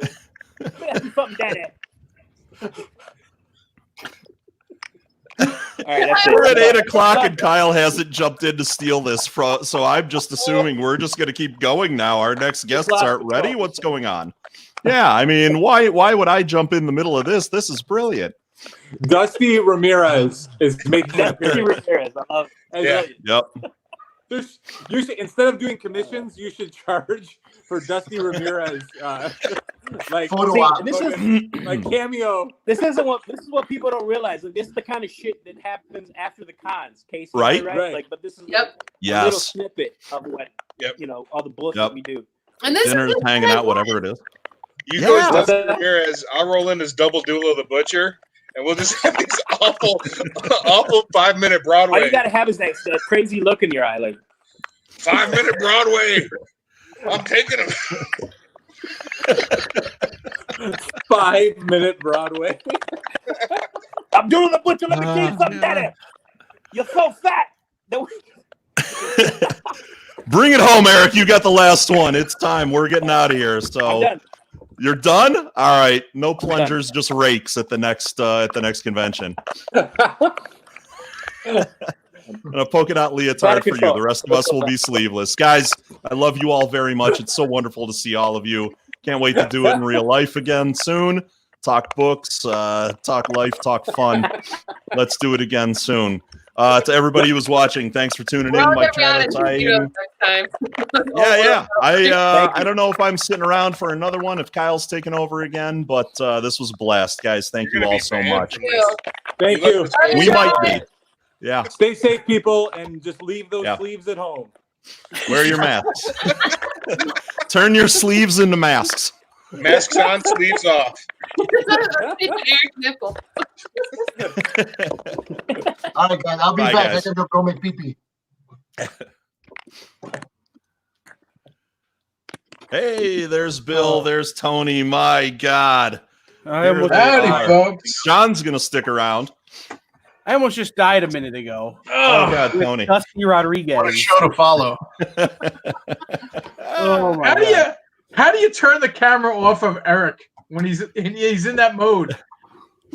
If you were working for network television, you would have been fired. Yeah. He was just at that perfect level of inebriation and common sense where they were starting to blur a little. And he was I'm hoping he saved something for the after party. Oh, yeah.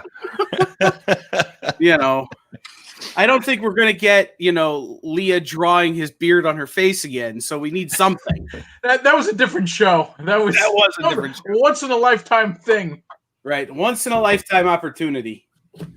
Oh, Mike, that was fun. You want to steer again? You know what? I can hang out with these All guys. right. This is a good group. I don't nearly see Tony enough, of course. Bill, I probably have run into at some point or another. And obviously, if John's coming back, it's always a blast to have him around. So We're going to make everybody a little bigger, and I'm going to... yeah, man. Oh, awesome. So, boys, welcome. Tony, how's the Italian beef business going? I haven't been cooking that much professionally. Come on. Killing me. You should. If you lived next door, you'd be eating good because I've cooked every night since this stupid thing started. This Did you whole really? COVID thing. I'm constantly cooking. I thought you hate your neighbors. You thought what? I thought you hate your neighbors. Yeah, I do. I can't stand my neighbors, but if Mike lived next to me, he'd be different. Right. I'd be eating Italian beef all the time. I'd be invited. Yeah, Tony knows I'd be cooking too. I cast it two over with a guys fishing Italian rod. roots. You don't own a fishing rod. Oh God, yeah, but no, man, I'm surprised you've been cooking the whole time. I didn't go grocery shopping for 6 weeks. Oh, I did everything Uber Eats and DoorDash and Grubhub and everything, man. I abused those services. I can't. The cooking kind of breaks up my day. I get bored, and there's only so much artwork I could produce in a day. For whatever reason, when I'm confined, yeah, it stifles me. So you've been staying busy with that then, huh? You've been doing a lot of work, man. Rocket Inc. is Yeah. up and running now. And I mean, that was kind of, that happened. I mean, again, bringing up Astronomicon, that was the last time I saw a lot of you guys. And it was like everything was starting to happen then.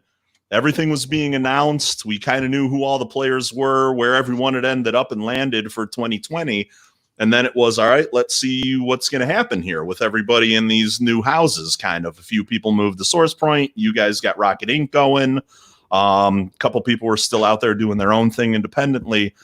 And then COVID-19, man, the coronavirus break. So, it's interesting to hear and to talk to everybody about how they stay busy. You're just cranking stuff out then for Rocket Inc., huh?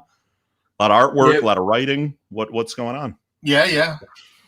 Like you said at the start of this, we had signed a ton of creators, a ton of creator owned books, and we were ready to hit the ground running, and kind of got the ground taken out from under us. So yeah. So how does a startup then, Bill, like Rocket Inc., weather this? I mean, you said the ground got taken out from under you. How are things going? Obviously, we haven't gone away. We're having the conversation here. What's the plan on the other side? Well, I think because not that we're so new. Tony and I have been doing Rocket Ink for years now. We've kind of started to work on the publishing end of it. And because we're so new to that part of it, it wasn't that huge of a blow, you know? Yeah. So we have a stable of books. They're obviously available online through digital platforms. We have graphic novels up on our Facebook page. We have distribution through Amazon. So we're doing what we can to get the books out there, to get it in people's hands, to get the content out there. The only thing that's really set us back is that we're not spreading the word on the ground. You know, we're not at the cons. We're not Right. pounding the pavement. So Yeah, how do you reach the people when you're not out there amongst the people? like this. Yeah, right. Thanks to everyone who put this together and you know, giving us an outlet. Yeah.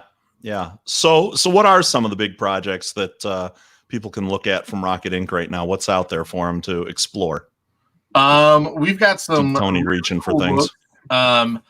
You had a couple guests on just a minute ago who couldn't even tell you how to buy their own books.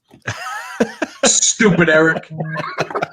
So here's Eric's. How's this camera? There it is. There's Max the Inebriated Rabbit. There he is. This is a great book. If you're into like Crumb, some really messed up satire, this is a book for you. You can get that at the Facebook page. There's a little shop now button right underneath the banner. You click on that. John's Mashika, written by Casey. Also available at the Facebook page. You click on that little tab. You can add as many books to your cart as you want. Look at that. Well, there we go. Thanks. That's amazing. It's like Kyle there, popping that up for us. There's all our books. That's awesome. I don't have to pick up books now. You've got Gappo the Clown, Fat and Greasy. You've got Portraits of Poe, our flagship book that started it all. You have Undead Row, which is a great zombie apocalypse type book. It happens inside of a prison. You've got Psychopath by Stephanie Menard. She was on earlier. That's a great trade right there. You've got Odd Tales from the Curio Shop. That's Brian O'Halloran you see right there on the cover. That's a great book. It's our new book. It's kind of our baby. It's kind of what we've been focusing on. We're working on volume 2 right now. Modern Animals is a twisted story. You guys want to read that one. It's about 2 guys in the porn industry that get caught up in a little murder scandal. It's really good. Obviously Mashika, John talked about that a little bit, but you can get it here. Gunslingers is an awesome book. It's a bit of what's the word I'm looking for, Tony? Historical fiction. Historical fiction, that's it. It's a bit of historical fiction. It takes a group of gunslingers, Doc Holliday, Jesse James, Wyatt Earp, Kid, Bill Hickok, kind of stuff. Billy the Kid. So Rob Humphrey, who puts on Cherry Capital Comic Con with Mike and them. Yeah. He wrote this book, and he found a moment in time where all these characters lived and could possibly be together. And it's a really, really fun story. And then, of course, Eric's Max. Yeah, those are great trades. Our shipping is like super cheap. Our books are fairly inexpensive. And I think you get free shipping at $30 on there. So definitely check those books out. And then we've also got a ton of other books on digital platforms. Who do we have digitally? Well, digitally, we have Mariachi, book 1 and 2. Those are by John. Yep. John and Chris. And That's Chris, correct. That's an amazing book, by the way. Absolutely love the Mariachi. And Bill, you're gonna have to help me with the name. Aeonian. The first 2 issues are up, and issue 3 will be coming soon. I have completed. Hey, Joe, how you doing? I have the completed artwork and pages all set for issue 3 of Aeonian, and that'll be up digitally as well. You could find our books digitally on Comixology, Spin Wiz, and Comics Global. Okay. Cool.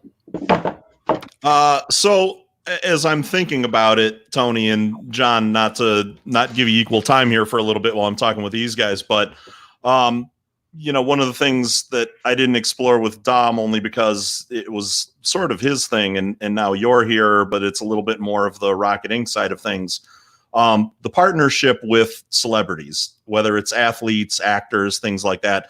Obviously, Brian O'Halloran is on board with Rocket Inc. I know he's, you know, part of Dominic's Donnybrook.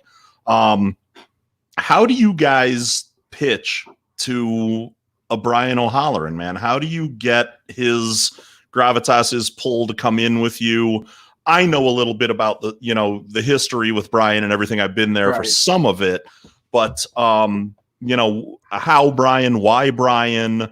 Well, Brian was kind of a special case because through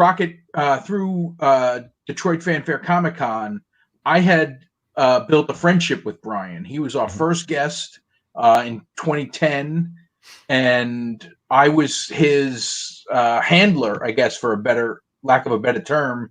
Where I shuttled them around, drove them to the airports and whatnot, and we kind of struck up a friendship then. So it was easy to approach him because whenever we were at cons together, we would hang out. We'd go to dinner, we'd hang out and drink and whatnot. So I had this idea, and I approached him with it, and he loved it. So that was real simple.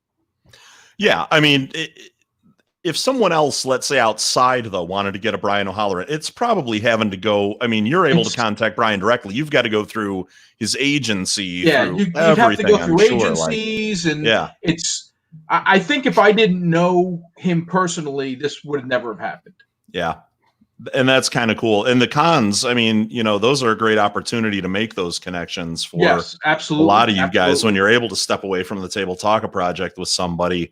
A little bit different here since obviously we're not pulling all the celebs in. We're talking books and artists and everything. Yeah, the biggest celebrity we're coming in contact with now is you, and that's, you know. No, stop it. What do I do? Exactly. I got to voice a damn ride at the zoo. You're riding the trams at the Cleveland Zoo. You got to do a buddy for us. Yeah, absolutely. So no problem. We'll just slip into that, and you know. So basically, you just find a guy you know you like, and you bring him in. Then, huh? That's pretty cool. But yeah, that's really cool that Brian was on board with that, and so cool. I know I always say Ming was one of the first guests on my podcast when I was still doing that at the cons, and is the most interviewed celebrity that I have on my podcast. I've gotten to talk to Ming, so a lot of times when I ask, Ming's pretty agreeable to hop on with me, and I saw him on here earlier, as well. He's a Michigan guy. That's his hometown, you know, or home state. So it's really cool that those guys are so involved with everything.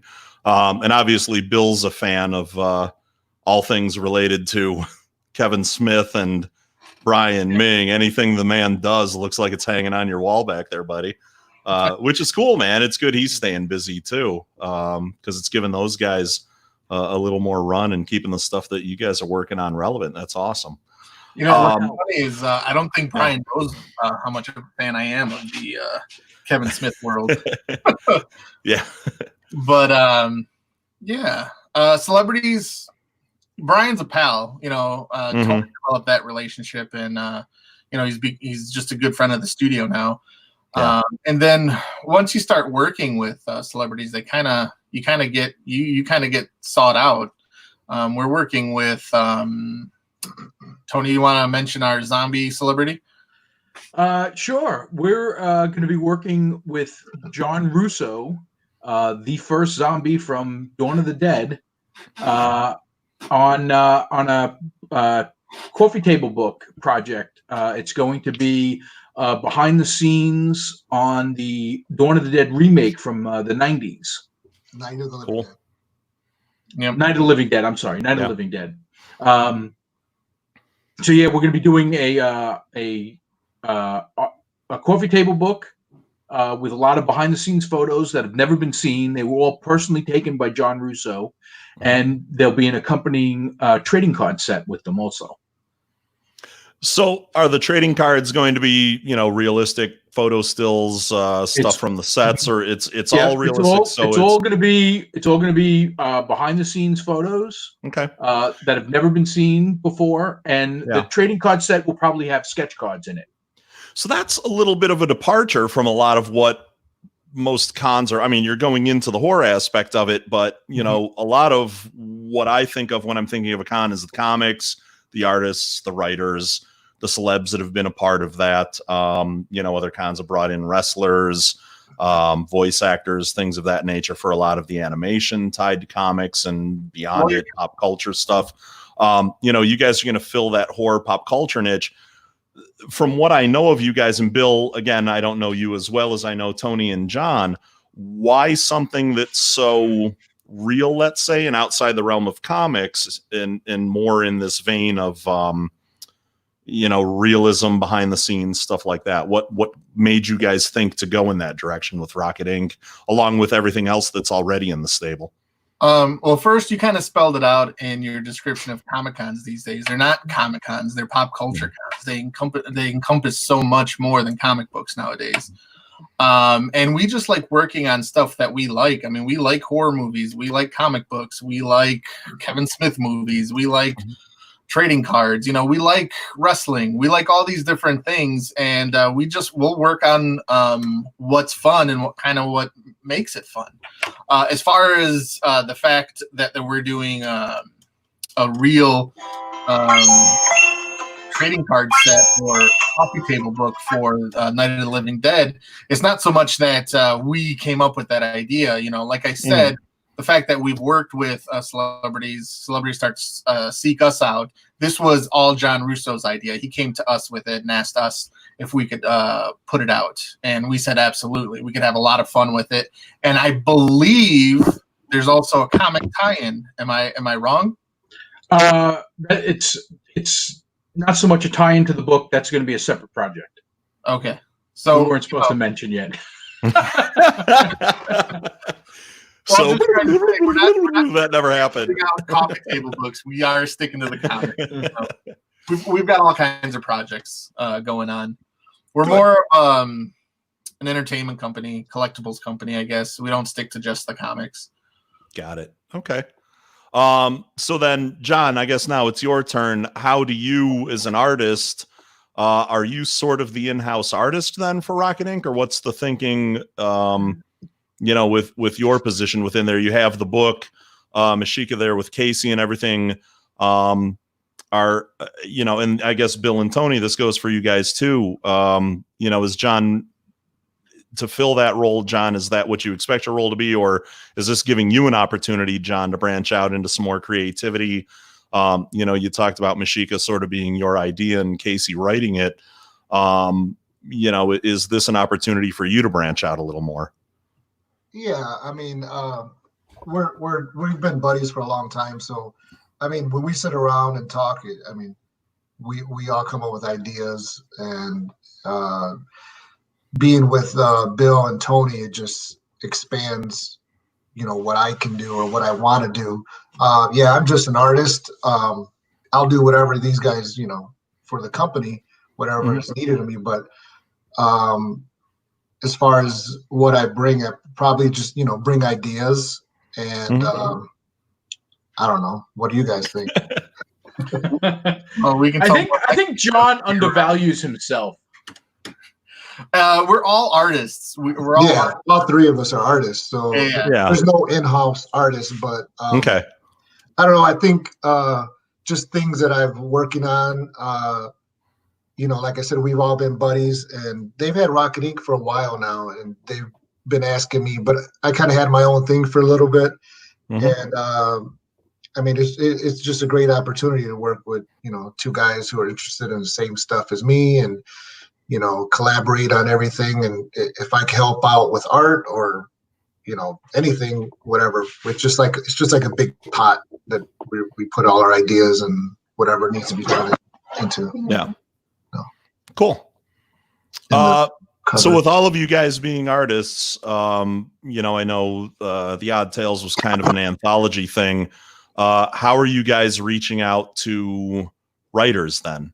Or are, you know, I know John, again, John, you pitched the idea to Casey. Is it a little bit of everything? Is everybody, you know, outside of the general structure of the company, which I mean, it's not for me to jump into how the whole thing is organized, but is everything sort of collaboration with you guys then, and just ideas pitched and then we get to work on a project? Or are there passion projects that each of you have that you're bringing to Rocket Inc., you know, that you're trying to get off the ground under the Rocket Inc. Studios umbrella?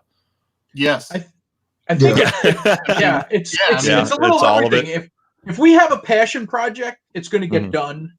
And as far as other projects go, you know, we'll approach the group with a project, and if it's something that we're all excited about, it kind of gets put at the front of the line. If it's something that we're not all excited about, it gets put, you know, towards the back of the line, and then we revisit it. Yeah. But you know, we like Bill said, we're an entertainment company more than a comic book company. So we want to do a variety of projects, and so we don't want to put out like just like here's a bunch of comic book projects. We want to find other things to fill other gaps. So it's not, you know, creators and artists. It's going to be who can we partner with to build this entertainment empire to some extent. Again, it's all of it. You know, some of it is, you know, Odd Tales is our project. We do work with other writers, other artists. It's usually, you know, people we know and enjoy, you know, working with. And then there's other projects where it's completely outside. Like we work with the Three Wise Men, and they do a book called Motor City Mo, and it's completely, you know, their book. They've done it. We just, you know, we just publish it, and there's several books that we do. So it's a little bit of everything.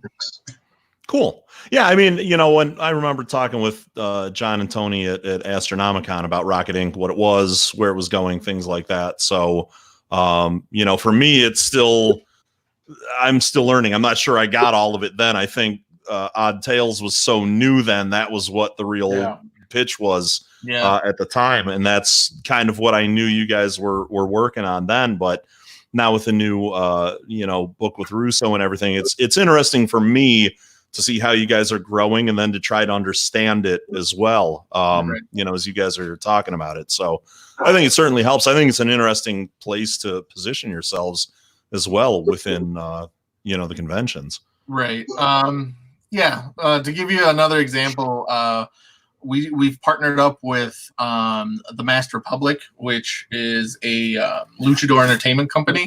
So we're putting out a trading card set for them, and that's going to include famous wrestlers like Pentagon Jr., Ray Phoenix, Lucha Brothers. You have some legends from the 90s like Conan and Hoopus Rivera. Who are some other wrestlers that are included in that trading card set? You're gonna have Dr. Wagner Jr., La Familia, Solar Jr. You have some legends. There's a lot of very, like, you might not know the name, but you'll recognize the mask. Yeah. And it's an opportunity for us to do something fun that's kind of outside the realm of comic books, but we're going to bring an artistic element into the project. Yeah. So it's not just trading cards. We're going to be doing sketch cards with it. So you'll still be getting art from us, right? Just in a different form. Yeah, no, that's very cool. And there's no question that wrestling is, you know, an art in and of itself. And also the art of storytelling is so important in wrestling. It's like live action comic books. Yeah, absolutely. Absolutely. The last few Bill, years, you were gonna say. it's like Oh, I'm wrestling sorry. has, I was going to just. No, please go. The last few years seems like wrestling has kind of intertwined itself into the Comic-Con world. I mean, so many wrestlers visit, and it kind of goes hand in hand now. A lot of the fans are wrestling fans also. It's weird. And so many of the wrestlers are comic book and pop culture fans too. Yeah. You know, it's kind of the same world, the same thing, storytelling. You know. Okay, you're talking wrestling. I can't let you. I can't not jump in here because who let this guy in? Yeah, that's what the problem. The power of the admin. All right, Pat, what do you got? No, wrestling. It's amazing to see, and it's always the fun joke of Lonely Virgil. Feel bad for that guy. Yeah. I've shared a limousine. Never feel bad. You reap what you sow. Yeah, true story. But it's I find it interesting, Tony. You saw this problem firsthand, and I know you did, and I don't know if you'll admit it or not, but that Wyandotte show, that came down for it. The wrestling program was absolutely spectacular. The wrestling guests were awesome. It's a tough animal to bridge that gap between comics. What the problem with that is there's a perception downriver that Wyandotte is too far away from everything else. So people won't travel to Wyandotte for something like a Comic-Con. But the wrestling, they see wrestling, they'll travel for wrestling. So, I'm still trying to bridge that gap. And that wrestling show was spectacular. That was a hell of a good wrestling show. Oh, yeah, it was great. I felt bad for all the creators because the comic people couldn't figure out the Comic-Con part of it. Well, I think Wyandotte is just not the right location for a comic book show, even a one-day show. I'm not done. I'm not done with promoting comic I conventions. I think you should be, because there is a bridge there. John made a great point of there is crossover between those two. I mean, yeah. The WWE comic books are great, but it's an amazing talk of that, like or example of that, because those books are really good. Yeah, Pat, I can go beyond that too. I mean, I remember going to Indie PopCon a couple of years ago where the Headbangers, Tommy Dreamer, a bunch of those guys were in the house as guests of the convention.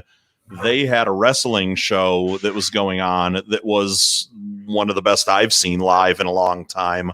Colossal Con started bringing in independent wrestling. I mean, there's a lot of places that are doing it. And then even someone like Night Mage, a cosplayer who some of you guys may or may not know, who's been at a lot of the Ohio conventions and even up into Michigan from time to time. Night Mage actually made the Dragon Ball Z costumes for the New Day at, I don't think it was a WrestleMania event. It might have been, but it was another one of the big shows. And he actually did their costumes for them. So, WrestleMania they hosted. Yeah. So yeah. I still love those costumes. Yeah, he put those together for them. So there's obviously a lot of crossover going on between the two industries. But yeah, I mean, it's been a blast to see. Daniel Bryan, Jill Thompson does all his costume work. All his stuff is created by Jill Thompson, the comic book artist. Wow, yeah. I didn't know that. So I got to jump in on this too, because that show in Wyandotte provided one of the highlights of my comic career, which it's me and the Chris Brown across the aisle from each other, and we're staying for the wrestling show. We're not tearing down. So we just left our stuff up through the wrestling show, and at one point, D'Lo Brown is chasing Sabu through the crowd, and they come right towards our booths. And I see Chris get this look like, oh shit, I've got peg hooks. This could get bad. And I'm going, oh no, I've got expensive slabs on the wall. This could get bad. And as much as I wanted that to happen, I didn't want it to happen. But then D'Lo lays Sabu out on a table right by our booths, and he's hitting him with a chair. And Amanda, who's never been to a pro wrestling show in her life, is just like she saw a ghost. I still to this day think about that image and can laugh for 10 or 15 minutes. So I think wrestling and comics go together really good, if for no other reason than for my entertainment. Back in the 90s, I remember going to Motor City Comic Con in Novi, and they had live wrestling right in the middle of the show floor. Yeah, there were quite a few shows that used to have prevalent, but Pat, you're muted. He doesn't care. You prefer it that way. Don't lie to me, Bill. You prefer it when I'm muted. There's some truth there. We all do. Yeah. That's the thing is there is absolutely crossover between those two industries, between comics and wrestling. It's an easy crossover because they're both visual storytelling. They're the same medium. They're both soap operas. You know, good versus evil. Yeah. And they're serials, so that you get they're sequential, and you have to tell the story over a certain period of time. Right. It's like publishing a weekly book almost, you know. Heroes and villains, heroes and villains. And that too. Yeah. It's brilliant. It's absolutely horrible what's going on in that industry right now with wrestling. Like, I feel just bad for those guys because, well, the indie guys now are really suffering. The indie guys are really suffering. Yeah. But even the WWE guys, like, I feel terrible for guys like Drew McIntyre. Well, you know, but I mean, I get that the performance end of it is they're suffering a little bit, but at least those guys are under contract. They're getting paid. You have a lot of independent wrestlers who they depend on the shows for their livelihood. Yeah. And, you know, these guys would travel all, like, you know, a lot of the guys I know that wrestle for XICW who shows, you know, the Warrior Rampage that I promote, that's all XICW. And those guys travel around every weekend doing a show, you know, maybe Thursday, Friday, Saturday, Sunday. And these guys depend on those shows for their livelihood, and they're stuck at home doing nothing. Yeah. I mean, the poor guys, they can't even train. They're getting unemployment. They can't because they're not on the books. They're not, Yeah. you know, there's no, They're 1099. They're just independent contractors. A lot of them. they're allowed contractors. They get unemployment. Unemployment is helping that.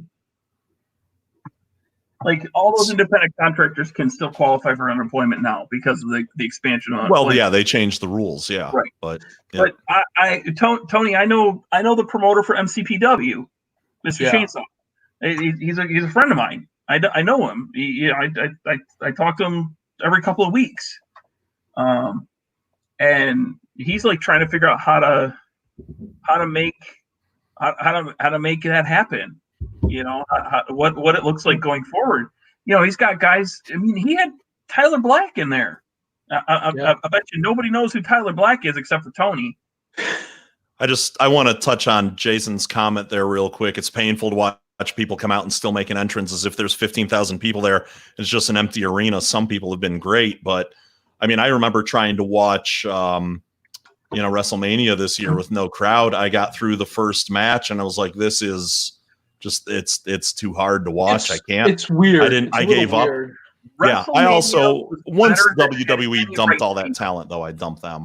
But, WrestleMania was better than it had any right to be though. I actually found enjoyment in those matches because what I think that they did, and the first match wasn't indicative of this. Most of the rest of the matches, they cut the matches off at natural ending points instead of trying to make them go 10 minutes too long. Yeah. Well, you know, the thing is regardless of whether there's a crowd, these guys still have a passion for what they're doing. And they're there to do it, just like comic creators. We do this because we love it, and you know, that hopefully comes through when you read the books. You know, but as Casey said, Tony, in the last panel, it's, you know, you guys as creators, artists, you know, you are where you are because of the fans. Without them, well, where are you all of a sudden? And I think I know that's been my problem with the wrestling. Though I can enjoy wrestling from the outside on my television, you know, and I don't have to be at a live event to still enjoy wrestling. Not having the crowd there strangely took my enjoyment away from the wrestling. It's a different animal. I think you lose the emotional component of it with the rise and fall of the crowd. You lose the pop. You lose, you know, all of the things that play into the psychology of wrestling are gone. It's kind of like what we were saying in the last group as well. When you don't have someone at their table doing the pitch, you sort of lose the psychology on the mark. Right. So you don't have that person who's struggling with, do I want this? Do I need this? Do I like this person well enough? Do I trust them to give to me something for my money that I'm actually going to enjoy? Or am I just buying this to shut somebody up? What's the connection here? Wrestling lost that, just like I think, in this downtime where you guys and even myself are away from our audience, you're losing that psychological connection sometimes, and it makes it a little bit harder to follow what you once loved and enjoyed so much. Do you guys agree or disagree? I agree to a certain extent. I think once. Oh, hello, my dogs are visiting. I think once shows get back up and running, I think people are going to be so excited to be able to be back in that environment. The fans are going to be excited to be there. The creators are going to be excited to be there. I think we're going to bridge that gap really quickly. I agree. I want to be at that first show after quarantine for a WWE or AEW show. I want to be at that show because they are going to be able to, if they do it right, they're going to be able to reinvigorate the product because people are going to be so excited to be there. They're going to be so hot. Like it's going to be a Raw after Mania environment where that crowd is so hot, that crowd is so engaged. It's so like the pops will be bigger than you can ever imagine.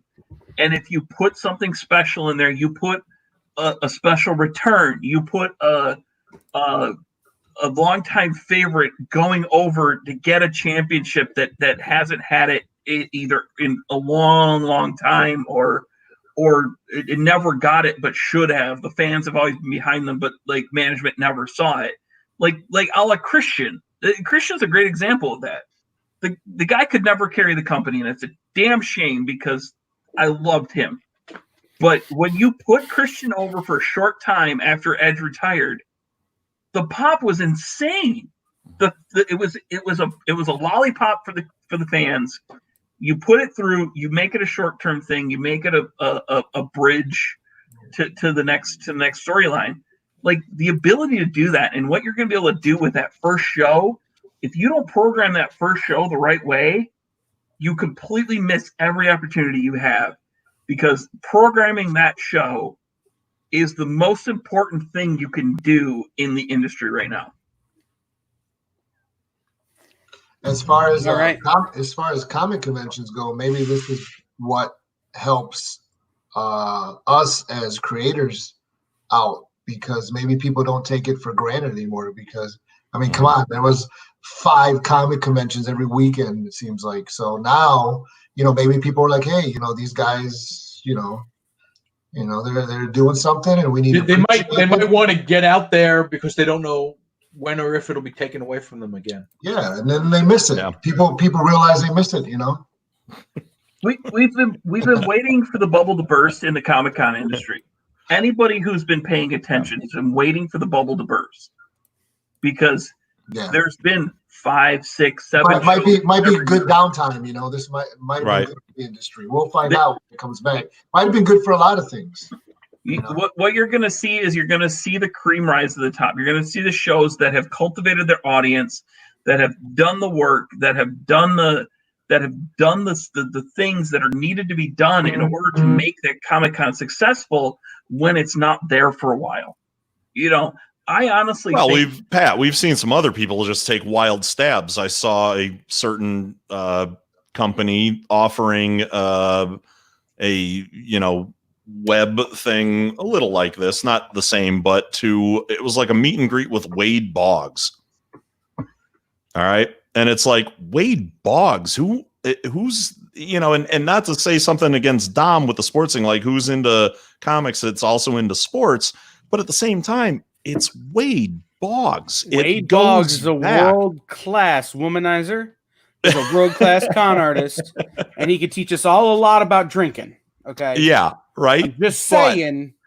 I'm just saying Wade Boggs is like He eats that's- more chicken than any man. That's the guy that I would talk to my kids if I had any about him. When it comes to baseball, they'd be like, "Shut up, Dad! It's all about this guy now." You know, like who's gonna go see Wade Boggs? Well, that's the thing.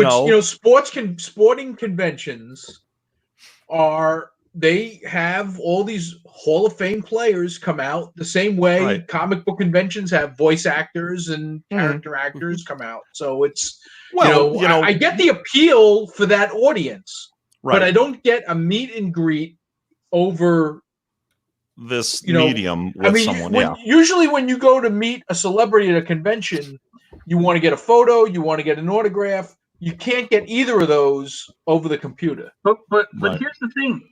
In the nerd culture, it works because they tend to be tech savvy. They tend to be able to do these types of things. Where honestly, if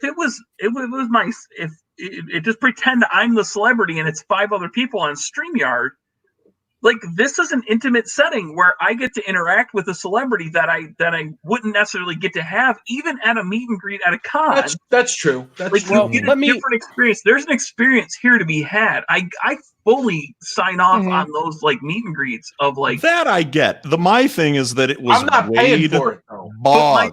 But my thing is Wade Boggs. No, I agree with you, Mike.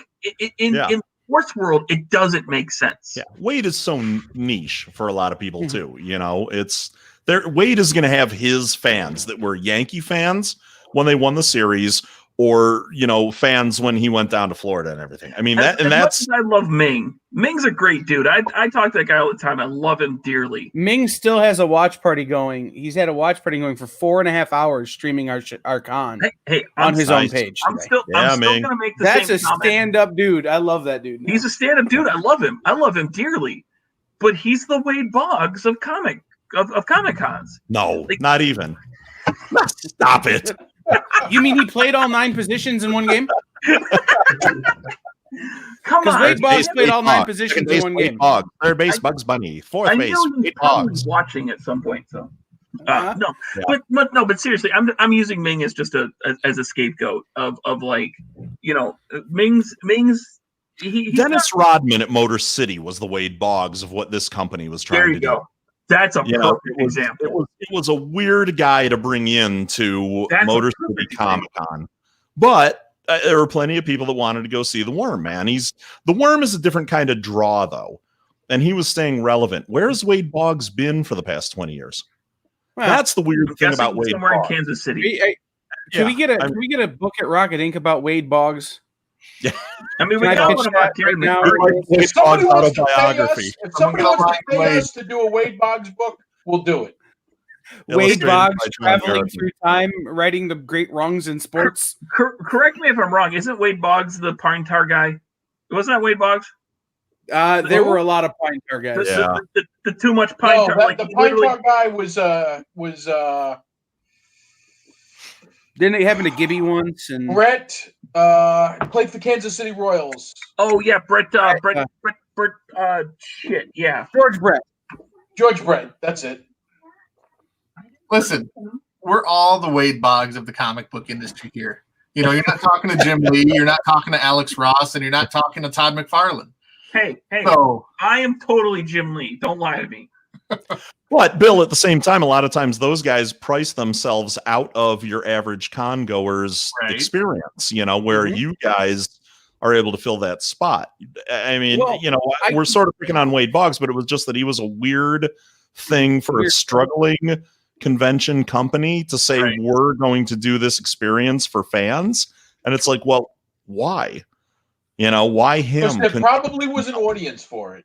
Actually, what I think, Tony, is that there was probably someone within the company who knew him or met him on a flight and talked about it, and they agreed. They might have gotten him real cheap.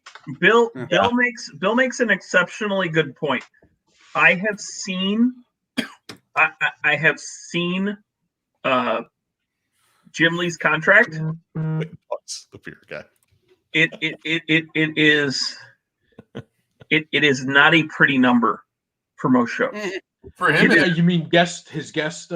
His fee. Oh yeah. Oh, it's ridiculous. Hey, it's still not as much as Stan.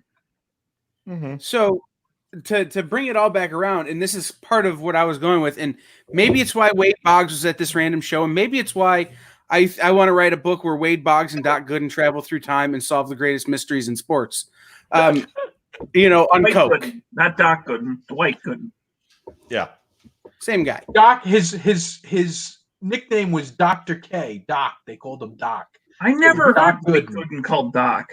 Yeah, Doc Gooden when he played for the Mets. Anyhow, but couldn't get Darryl Strawberry. Darryl Strawberry played for that team too. But anyhow, Darryl so Strawberry here's- still technically plays for the Mets. They're still paying him. No, that's Bobby Bonilla. Anyhow, we can do this all day. I'm a sports guy. But so here's the thing. I want people to meet people who they can walk up to their table at a convention when all this gets back to normal and be like, hey, I saw you on that thing with that annoying guy from Toledo and that giant dude from Traverse City. And I really liked the idea of this book, so I bought it, and can you sign it? That's what I want. Doing this thing, I reached out. Jay Cott's going to draw it, guys. But no, I reached out to some people who I knew were too big of a swing for me. I'm nobody.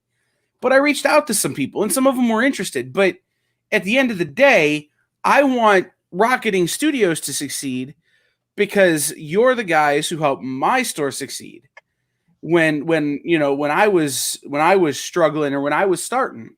So, at the end of the day, that was my goal, is I want people to meet people they can actually meet. So to get things back on track, Brian O'Halloran, to go back to where all this started, which was working with celebrities and working with pro wrestlers. Brian O'Halloran's a guy you can meet at a show, right? Right. He does a lot of shows in the area. So you're doing this thing with the professional wrestlers. And by the way, I'm very excited because I'm going to ask this question and I want a straight answer. What are the odds that I can meet Pentagon Jr. when you put out his card? What? Where I didn't Pentagon. Well, we're going to be at Lucha Expo in Philadelphia next year in June. You'd probably have to come to that with us. Okay. Sold. I love Philadelphia. Yeah, keep a spot on the floor open for me, Tony. Right. Yeah, no, I'm like that's the thing that most excites me about that project you have is that some of these guys are guys I've watched on TV for years. So John on his phone has a personal message from Pentagon Jr. to him. Promotion in Mexico and had him record a message. My cousin has a wrestling company in Mexico, and he has all these wrestlers all the time. I got a Pentagon Jr. signed mask in my studio. I learned the Spanish I know so I could watch lucha wrestling without captions. I only know Spanish as it relates to wrestling. I'm not a wrestling fan. I mean, I was when I was younger, but like nowadays. But I watched Lucha Underground, and that show was amazing. I loved it. Yeah, agreed, John. Yeah, I loved it. Yeah. I could watch wrestling like that. It's more, the cinematic aspects of it were sweet. Yeah. Yeah. The only problem Go with ahead. Lucha Underground is that the guy who played the promoter at the same time was in an Avis commercial. So where he came out, he like threw some paper, and I'm like, why is he throwing paper? And then it sometimes would air on Access during Lucha Underground. And I'm like, this is the weirdest breakup kayfabe ever. That's funny. To touch on John's mask comment, in our trading card set, you know how they do like jersey cards, you get a little swatch jersey. Well, we're not going to do swatches. You're going to have opportunities to win worn masks from the wrestlers. That's awesome. That's so cool. Yeah. Yep. That's Sign really me neat. up for that shit. Oh Right, yeah. that's so good. So something else we need to talk about. Bill, you submitted a piece for our charity art auction where all the money is going to Back the Comeback. I did. And it's one of the most popular pieces. There was a big flurry of bidding, and it really shot up in price. It was Lego Ahsoka Tano from Star Wars. Yeah. People freaked for it, man. I did that originally for StarWars.com, a drawing tutorial back in the day, and I still had it. And I don't know where I was last night to miss the drink and draw. I was bummed out when I started seeing everyone's pieces this morning. So I'm like, I gotta donate something. Well, I was really surprised. You said you were going to be there, and then all of a sudden, Absolutely, I wanted to be there. I'm like, where the hell's Bill? And I have no idea how I missed it. Well, I think I know how I missed it. My daughter's home from school, and she's finally reached the age where I could watch cool TV with her. So we decided to restart The Walking Dead from the beginning, and I think we went through like 3-4 episodes yesterday. So I might have had. That's a good excuse, my friend. That's a very good excuse. Don't lie, Kyle. We were just banging on The Walking Dead 2 hours ago. Yeah, but to be able to watch it with your kid, Mm-hmm. Yeah, like, I guess. you know, Different to be able to introduce that, yeah, I read it. I didn't really watch it, but being able to watch something like that with my kid someday is something I really would be into doing. There's the original. So we've extended the deadline. He's watching still. He's here. My son drew those.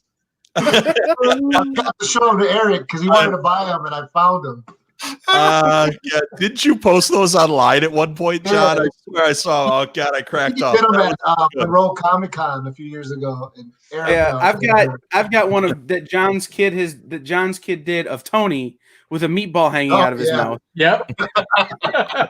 So, but to bring it back around, we've extended the deadline on those things by 1 hour. You now have until 10 o'clock to bid on the charity art auction stuff. We want to give it another couple of good plugs and another hour for you to get in on that stuff to raise some money for Back to Comeback.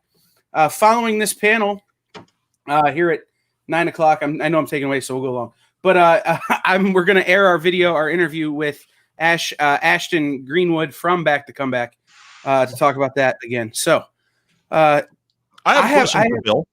Yeah, I need to jump in because this goes back. Bill, please put the following films in order from best to worst: Tusk, Red State, and Yoga Hosers. Red State. No, Red State was pretty good. Red State is the best in that group. I didn't see the other two. From there,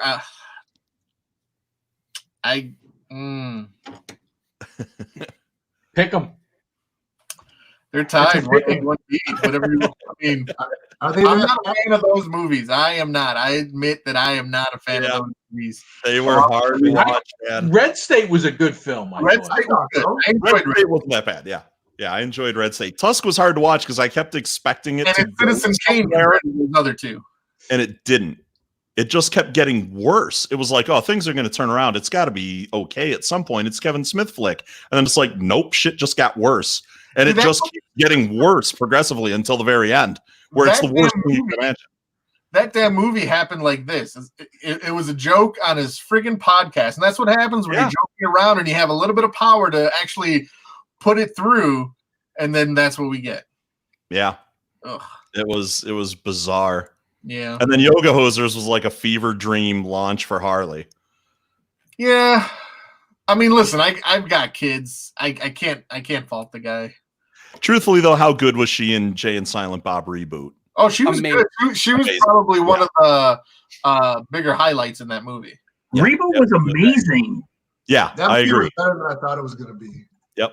I'm not saying So it was a lot of bad. heart. I'm saying she was that good in it. It was Kevin writing with the heart of chasing Amy again. Right. Yeah. It was Ben good to see. Affleck's monologue towards the end just had me. You know. Yep. Yeah. Oh yeah. Yeah. When he's in the panel room at the end Right. and everything. Yeah, that was great. I don't often expect to have an emotional experience while watching a Kevin Smith movie, but that one totally gave me one. When it's me against the quick stop, talking to Harley about the things he wants to teach his kid, like how to lean against the wall. Like, come on, I want to have a kid someday so I can teach him how to loiter. I have to say, making Harley Jay's kid was creepy as fuck, though. But also brilliant because their chemistry was right and would have been there, though. You know, that's a guy who's known for But it's entire life. It's like, hey, Uncle Jay, I'm going to call you Dad now. Like, it was really kind of creepy. Just because, you know behind the curtain a little bit. You know what I mean? Yeah. It's not like she was his love interest and they had a sex. Right. Oh, Yeah. that would have that no. Like if Kevin wrote that, I would have literally like found a way to get a hold of him and beat the crap out of him. Because that would have been way creepy. Yeah. And to be perfectly honest, there's no way in hell Jay would have signed off on that. No. There's no Sure way. Sure he would have. If Kevin asked him to do it, he would have done it. No, he wouldn't. No way in hell. He's making enough money on Twitch now. He doesn't have to. Story with Harley. He has known that child since she was born. He lived with her for 10 years. I don't think Kevin would have asked him to do that. Jay's streaming Fortnite and the Clerks animated thing. If you guys haven't seen, he's on Twitch now. He was doing like GTA roleplay and everything else, man. Jay's finding ways to stay busy. Guy's doing it all out there, man. Muse is You make money from that? Tony, there are guys rolling in the dough from doing that. How do you make Chandler money from Riggs. streaming stuff on Twitch? Because you get followers and subscribers. Advertising and people donate to you, Tony. There are people that are on there, Tony, that are making every subscription is like $6. They're making $3.50 off of every subscription. People that subscribe to their page. Mike, let me I'm old. I just don't get it. I don't get the whole platform. Let me blow Tony's mind. Ninja, who is now on Mixlr instead of Twitch, makes $200,000 a month. Yeah.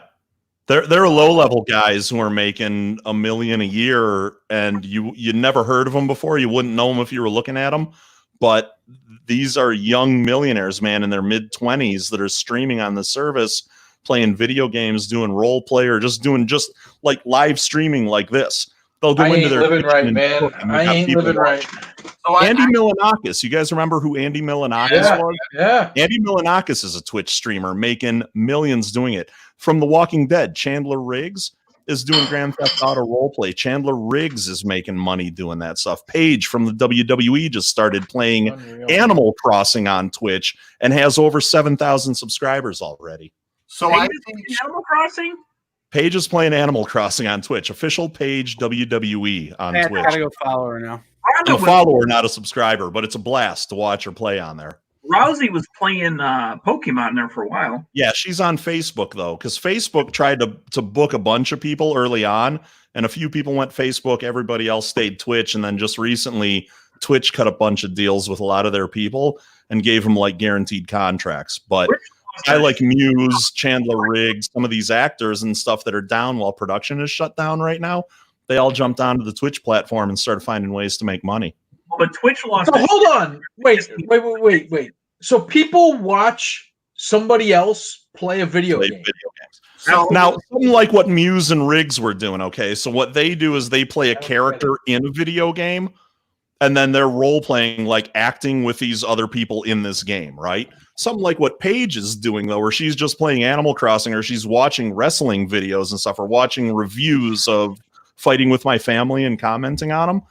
That's Paige, like right there in the bottom corner, like you are in this little box, Tony. People are watching her talk about what she's watching or what she's playing. All right, that I might, you're kind of doing a Mystery Science Theater kind of thing to it. A little bit, yeah, but there's a lot of different stuff, man. It's like, who thought people would tune in to see people playing, Texas Hold'em? Well, I don't get that either. I don't get watching other people play poker. I mean, I'd rather just play poker. Yeah, but if there's an audience for it and you can make money doing it, why not, right? I moved the podcast over to Twitch. So when I do it, I put it over there so people can tune in and watch it live instead of having to listen to the copy later on. Well, I think we're going to have to rethink our business model for two cynical a-holes there, Bill. Well, yeah. Well, I made the comment about Fighting With My Family. How good was that movie? Again, good film. Yeah, surprisingly good. Stephen Merchant wrote it. I teach administration at a local college here. And one of the questions I ask my students, like on the first day when you're getting to know everyone, is, what's the end game? What do they want to be when they grow up? And it went from I want to make comic books to I want to make video games. And now it's I just want to play video games professionally. Mm-hmm. I mean, you can make money just playing fucking video games. Tony, these guys are branching out into meta threads. They have clothing lines, t-shirts, hoodies, sweats. A guy who plays a video game and other people watch it, he has a clothing line. Yeah. and millions of dollars. A clothing line. And he's 27 years old. He has property in LA, and now he's buying a property in Austin, Texas, with his friends. And they're going to have 2 properties that they can travel between. And he bought his dad. And I don't have a movie deal. This blows. Hey Tony, here. Let me put it this way. So Ninja, who is the top streamer, he's the name in video game streaming. The dude is making bank every month. Like and he's proven it. He's shown his freaking bank statements. The dude is not shy about the fact that he makes anything can be forged. Like, yeah, but when you see how many subscribers they have watching at any time, another guy like Ninja, Dr. Disrespect, you look at all these other guys that got like 2,000-3,000 viewers or something at a time, the bigger names in some of these other platforms. Guy like Ninja, guy like Dr. Disrespect, over 30,000 people viewing them, and they're playing Call of Duty, Modern Warfare, or something. A lot of Fortnite, a ton of Fortnite. But Tony, so Ninja transcended the medium. He transcended the medium. He actually Fox booked him on The Masked Singer. Like that's how much he's transcended the medium of streaming video games. He's become famous enough, popular enough that he got put on a mainstream television show that has people that are legitimate stars like Bow Wow and I thought you said legitimate stars. What's Bow Wow? They are. There are a number of Shaka Khan. Okay, there you go. Yeah, I know Shaka Khan was on there. I know the name, but we're still talking D-list. We're getting down into Kathy Griffin territory with some of them. Here's the thing. So on The Masked Singer a couple years ago, Patti LaBelle was on it. She's Patti LaBelle, the Patti LaBelle. Okay. Put on a furry costume. Season. Right. Also Tommy Chong, but still. So, but here's the thing we're thinking about, Tony, and this is where I think the hang up is, and I can draw this all back in because I'm in that weird age group. Please, somebody draw it back in. So this is the equivalent of what Dale Earnhardt used to make to drive a car in a circle and then get out and wear a Budweiser hat and talk about his Winston, talk about his Chevrolet, Pontiac Grand, with the, and they did all that thing, the whole spiel. That's what these guys are getting paid for. They're getting paid for wearing the headphones for the certain brand, and the T-shirts, and playing with a certain controller. Video games and marketing. In my defense, it's all I don't get a guy driving in a circle either. I'd rather watch New York City cabbies fucking rubbing each other down fucking Fifth Avenue. Hey, that might be just as entertaining. You clarify. But all right, so we're running out of time here. Rocketing Studios, if you go to GarageCon.live, you click on GarageCon links, there's a big rocket-shaped squid thing. It says Rocketing Studios. If you click on that, it will take you to the Facebook web store where everything is available that we talked about earlier. Let's go around the horn, and we'll start with Tony, and we'll come back up around. Where can people find you on the social medias? Where can people reach out to you for commissions? Where can people get at you to buy your work? If you go on Facebook, The Art of Tony Maiello, Tony Maiello on Instagram, Tony Maiello on Twitter. If you want to commission me, go to The Art of Tony Maiello / Big Cartel. Go to Big Cartel and look for me. You can commission me. You can buy some of my prints, and you can buy some of my original artwork there. Bill? I'm Bill Polkowski on all social media, so Twitter, Instagram, Facebook. So you can contact me through there. You can also contact me at Rocketing Studios. Rocketing Studios across all social media is the same. But really, I'd rather you buy some books from the shop and support the creators that we're working with. So head over to Rocketing Studios or on Facebook. And click that Shop Now button and buy Stephanie Menard's book, buy Wes Nodal's book, buy Eric Gutierrez's book. Support the creators that we work with. I'm recycling Eric's old comments to make it proximal. Eric says yes, do that. John, where can people find you on things? Instagram and Facebook, I'm at John Boys with a Z. Art, John Boy's Art, and Rocketing Studios. Yeah, I would say support the page and buy some comics. Mashika's on there. Yep. So go ahead, Tony. If you go to the Rocketing Studios Facebook page, send us a message with your email address. We're going to be starting our newsletter soon, and in our first newsletter, you're going to get a free comic book download. So you want to sign up for that. You don't want to miss it. Yeah, Yep. Nice. Free comic book. And Mike- don't bid on Lego Ahsoka and support the local retailers. Yes. Mike, thank you for jumping in and hosting a few panels for us. Where Yeah, can man. people find Mike Travis and Completely Empty Media? Just look up Completely Empty Media, man. I'm on Twitter, Instagram, Facebook, and then also on Twitch, Completely Empty Gaming. And subscribers and followers get cool pins and merch. If you're like one of my first 10 subscribers on Twitch, I'm going to get some info from you and mail stuff out to you. So I've got stuff to give away. And if you look up Completely Empty Media, you'll find my stuff. But I am starting to do the podcast live from Twitch now. So usually I was trying to do it on Fridays. I'm going to set an actual day, or I might just start doing it while we're still under quarantine, do a morning radio show like I was doing in Sacramento and West Palm Beach for a while, man. I miss that. It was a lot of fun. If you Yes. like listening to Tony and I, you can listen to our podcast as well. It's called Two Cynical A-Holes, and it's on every podcast forum. Bill, send me a link so I can get on the website. I will. Sweet. I know if I ask Tony, he'll be like, what does that mean? What's a link? Right. The missing link? Yes. I saw my The Italian missing link. Pat's parent. Pat's mom. Hey, The hey, missing link. Mike, it was nice seeing you again, man. I miss you.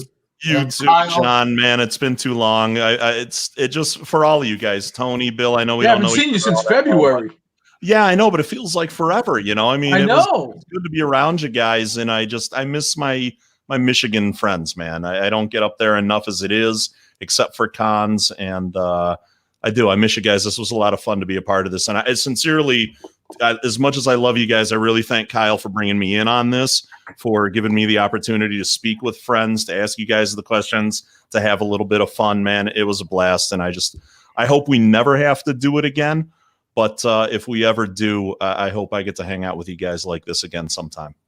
So I'll say it here now. There's going to be an announcement about whether or not we ever have to do this again very, very soon. In that I see a hole in the market that needs to be filled, and I think I've got a very unique perspective on how to do that. So I'm not taking my pants off again for you, Kyle. Well, that's going to be really hard to fill the hole then, Tony. There's only so much peanut butter you can smear on a guy his size. All right.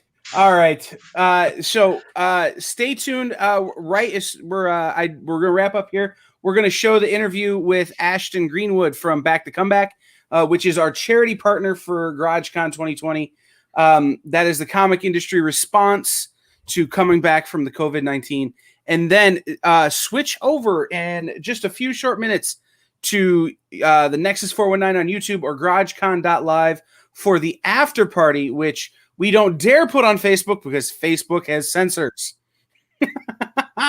So we will see you all there very shortly. But first, let me do the things because, watch me flounder. Even though I might be a technical juggernaut sometimes, I'm really bad at this. Audio, switch over to this.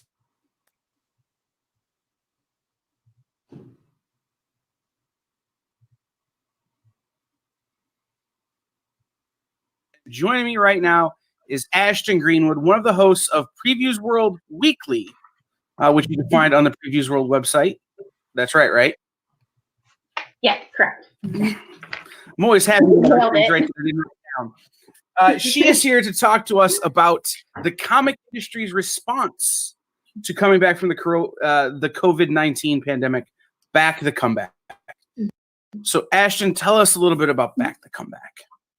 Yeah, absolutely. So Back the Comeback is an initiative, a campaign, whatever you want to call it, that we started as a partnership between Diamond Comic Distributors and Alliance Game Distributors to support local comic book and game stores as they begin to recover from the pandemic, as they begin to reopen, and really want to galvanize fans to show their love and their support for comic book stores, because that's really like a community for all of us. That's a hub that we all rely on.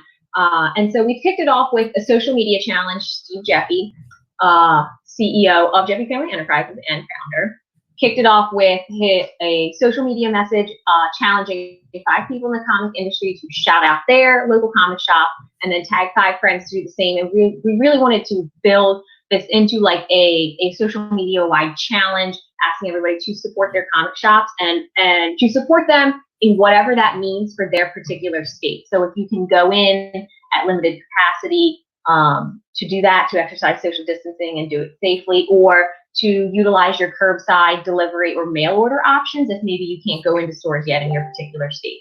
So we're really trying to get people to support stores however they possibly can, because they've always been there for us. So we want to be there for them now. Absolutely. I mean, it has taken off as a social media challenge.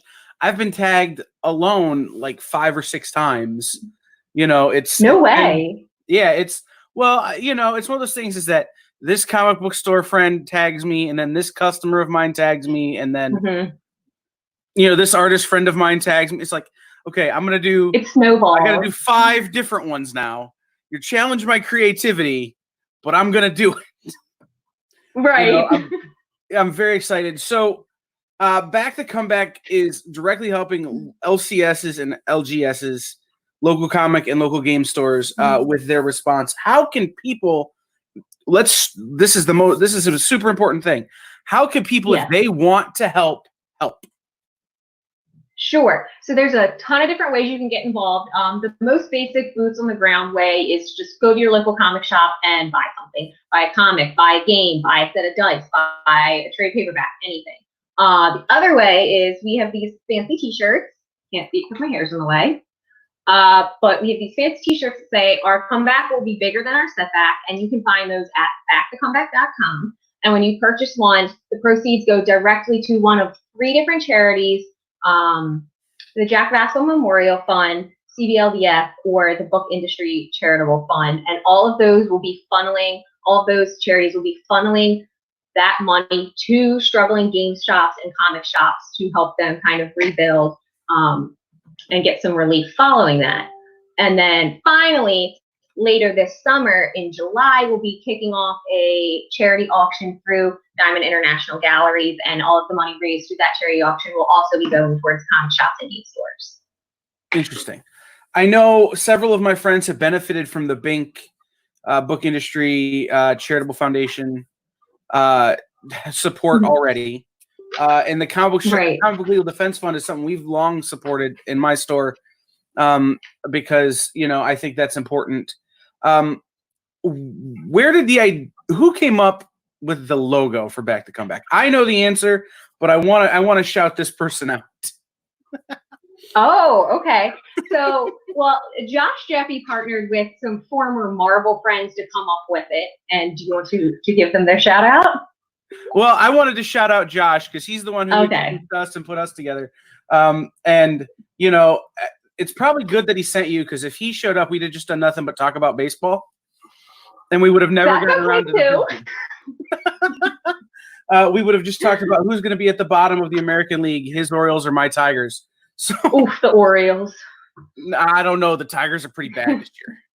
If there's a season, they're pretty bad. Okay, good to know. Yes. So I ordered my shirt through backtocomeback.com. All that money goes to those foundations, and then those foundations will decide how the money comes out to comic book stores. Right? Okay. So what is the goal? What's the dream goal of Back to Comeback? Wow. Okay, that's a great question. So really, that's a big question, but I'll tackle it the best I can.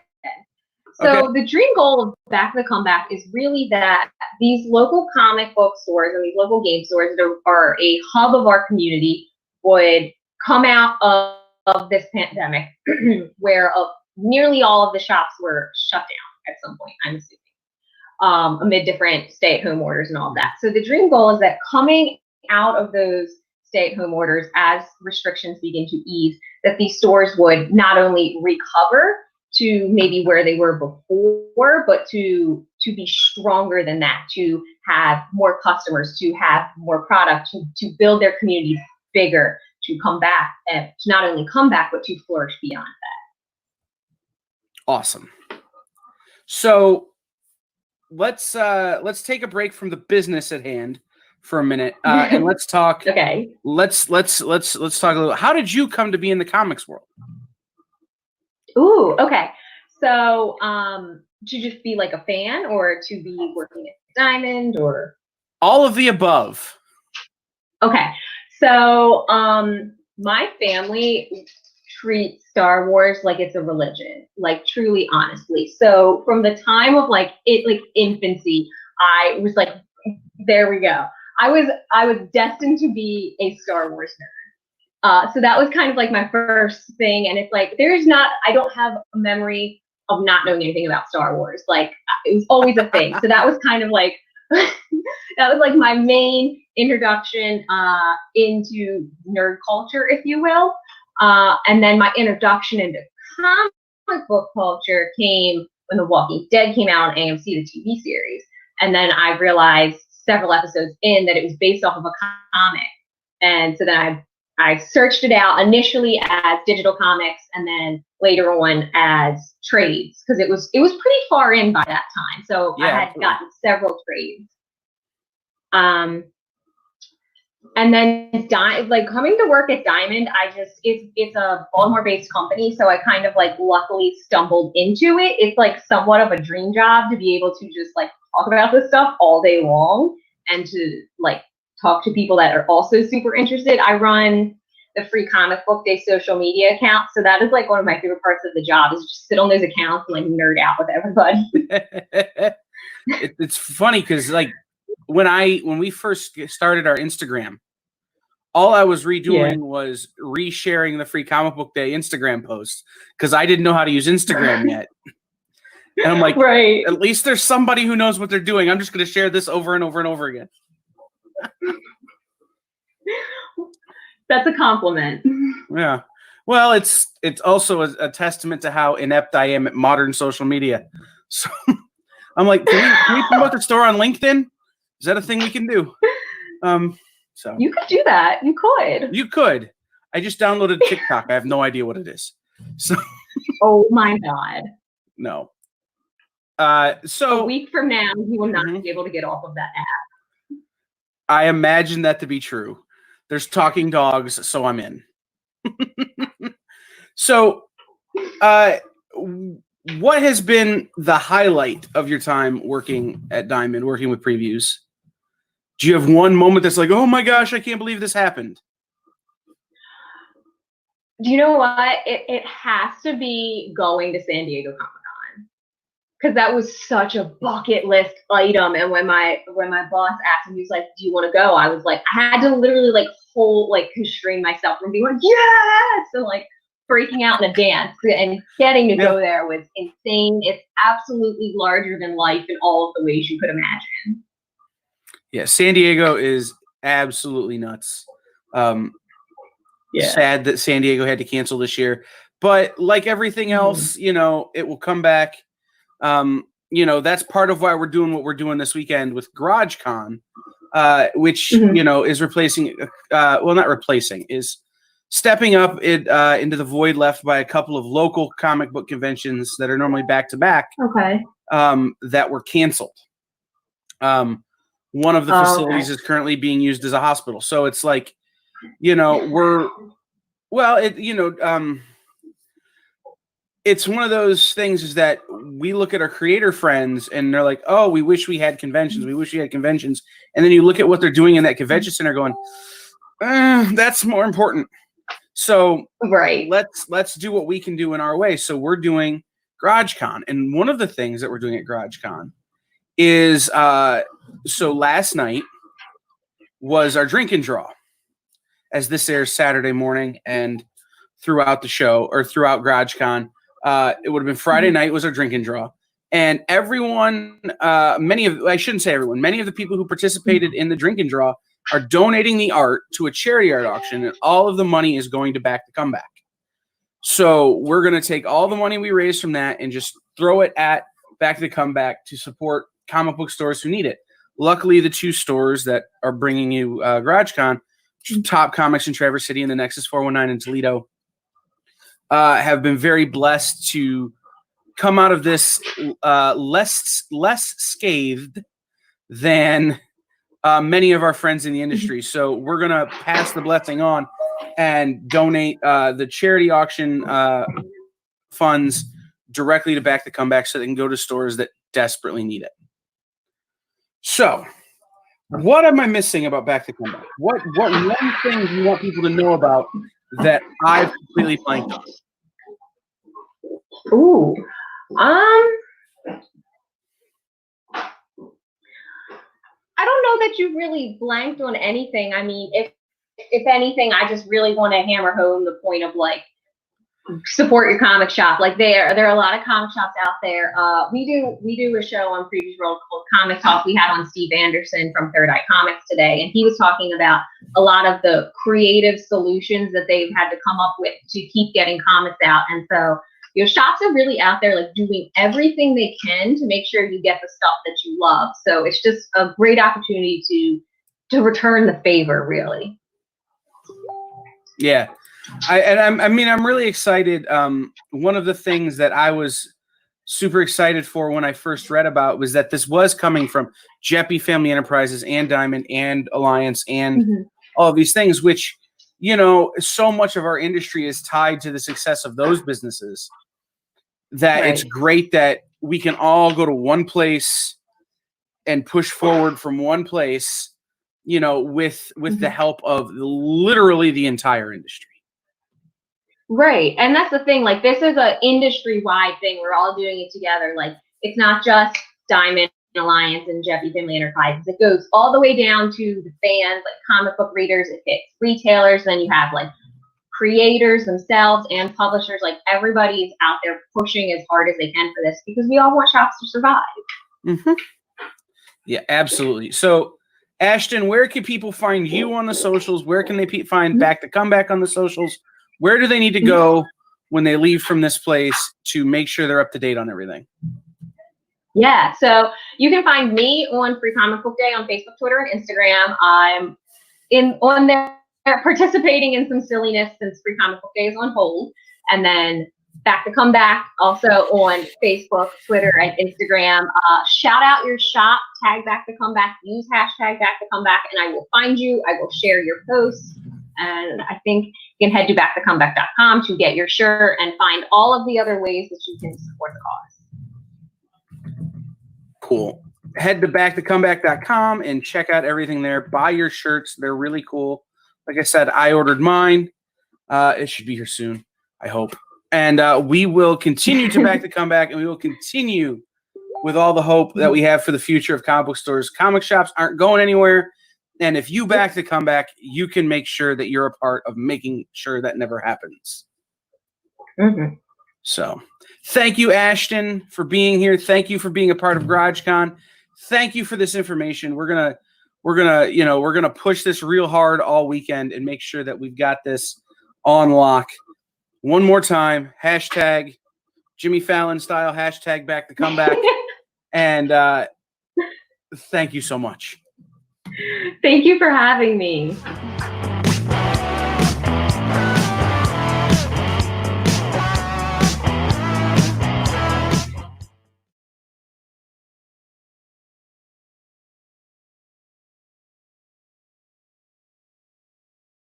All right, that was Back to Comeback.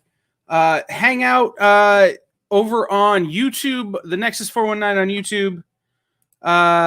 Check out the Nexus 419 on YouTube or GarageCon.live for the after party, which is coming up in just a matter of minutes.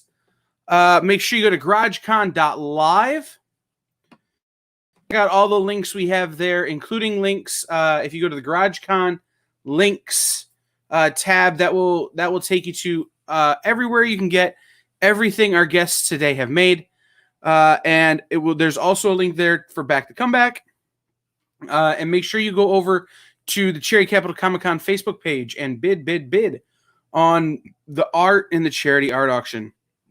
All right, we will see everybody in just a few minutes over on YouTube and GarageCon.live.